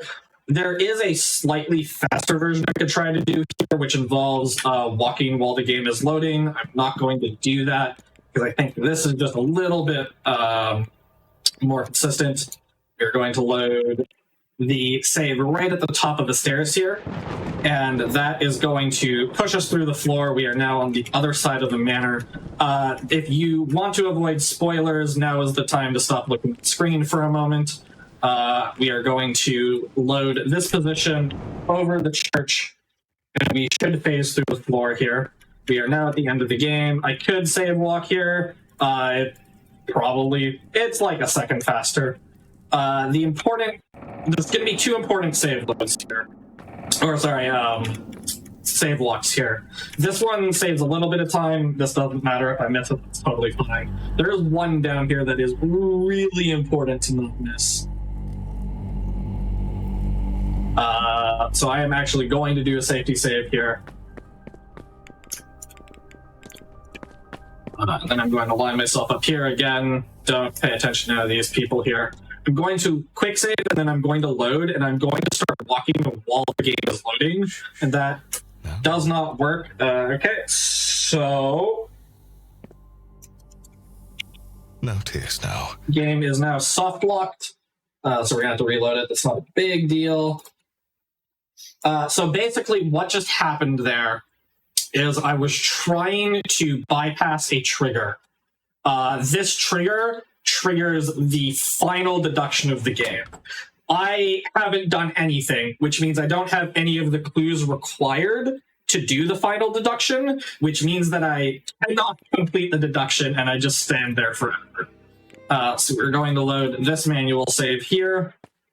The safety save. Line up better. Try this again. If I do this right, I won't get that cutscene. Okay, we're good. Now we're going to save walk up to this sigil here to end the game. Time's going to be coming up in like 15 seconds. And I just need to draw this sigil. I'm not going to spoil anything, so I'm just going to draw it real quick and move on. But yeah, this has been the Séance of Blake Manor. You've received absolutely no spoilers because I think this is a very good game and you should play it. That's time.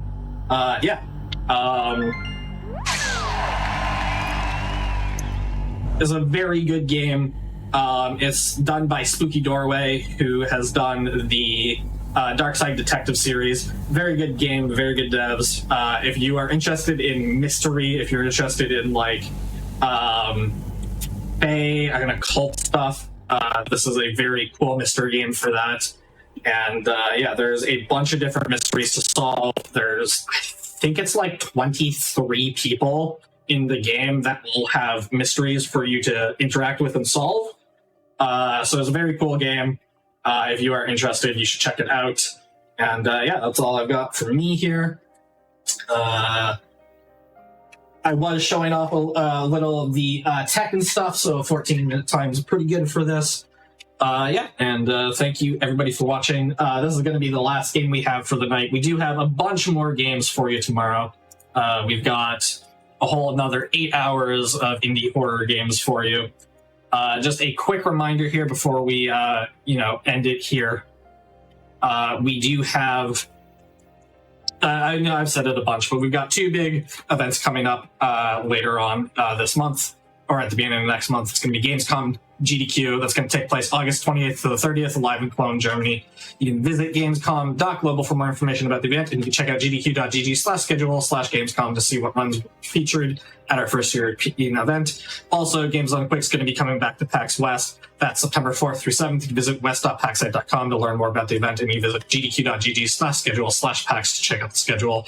Have a great night, everybody. We'll see you tomorrow for the second half of our Indie Horror Showcase special. Take care.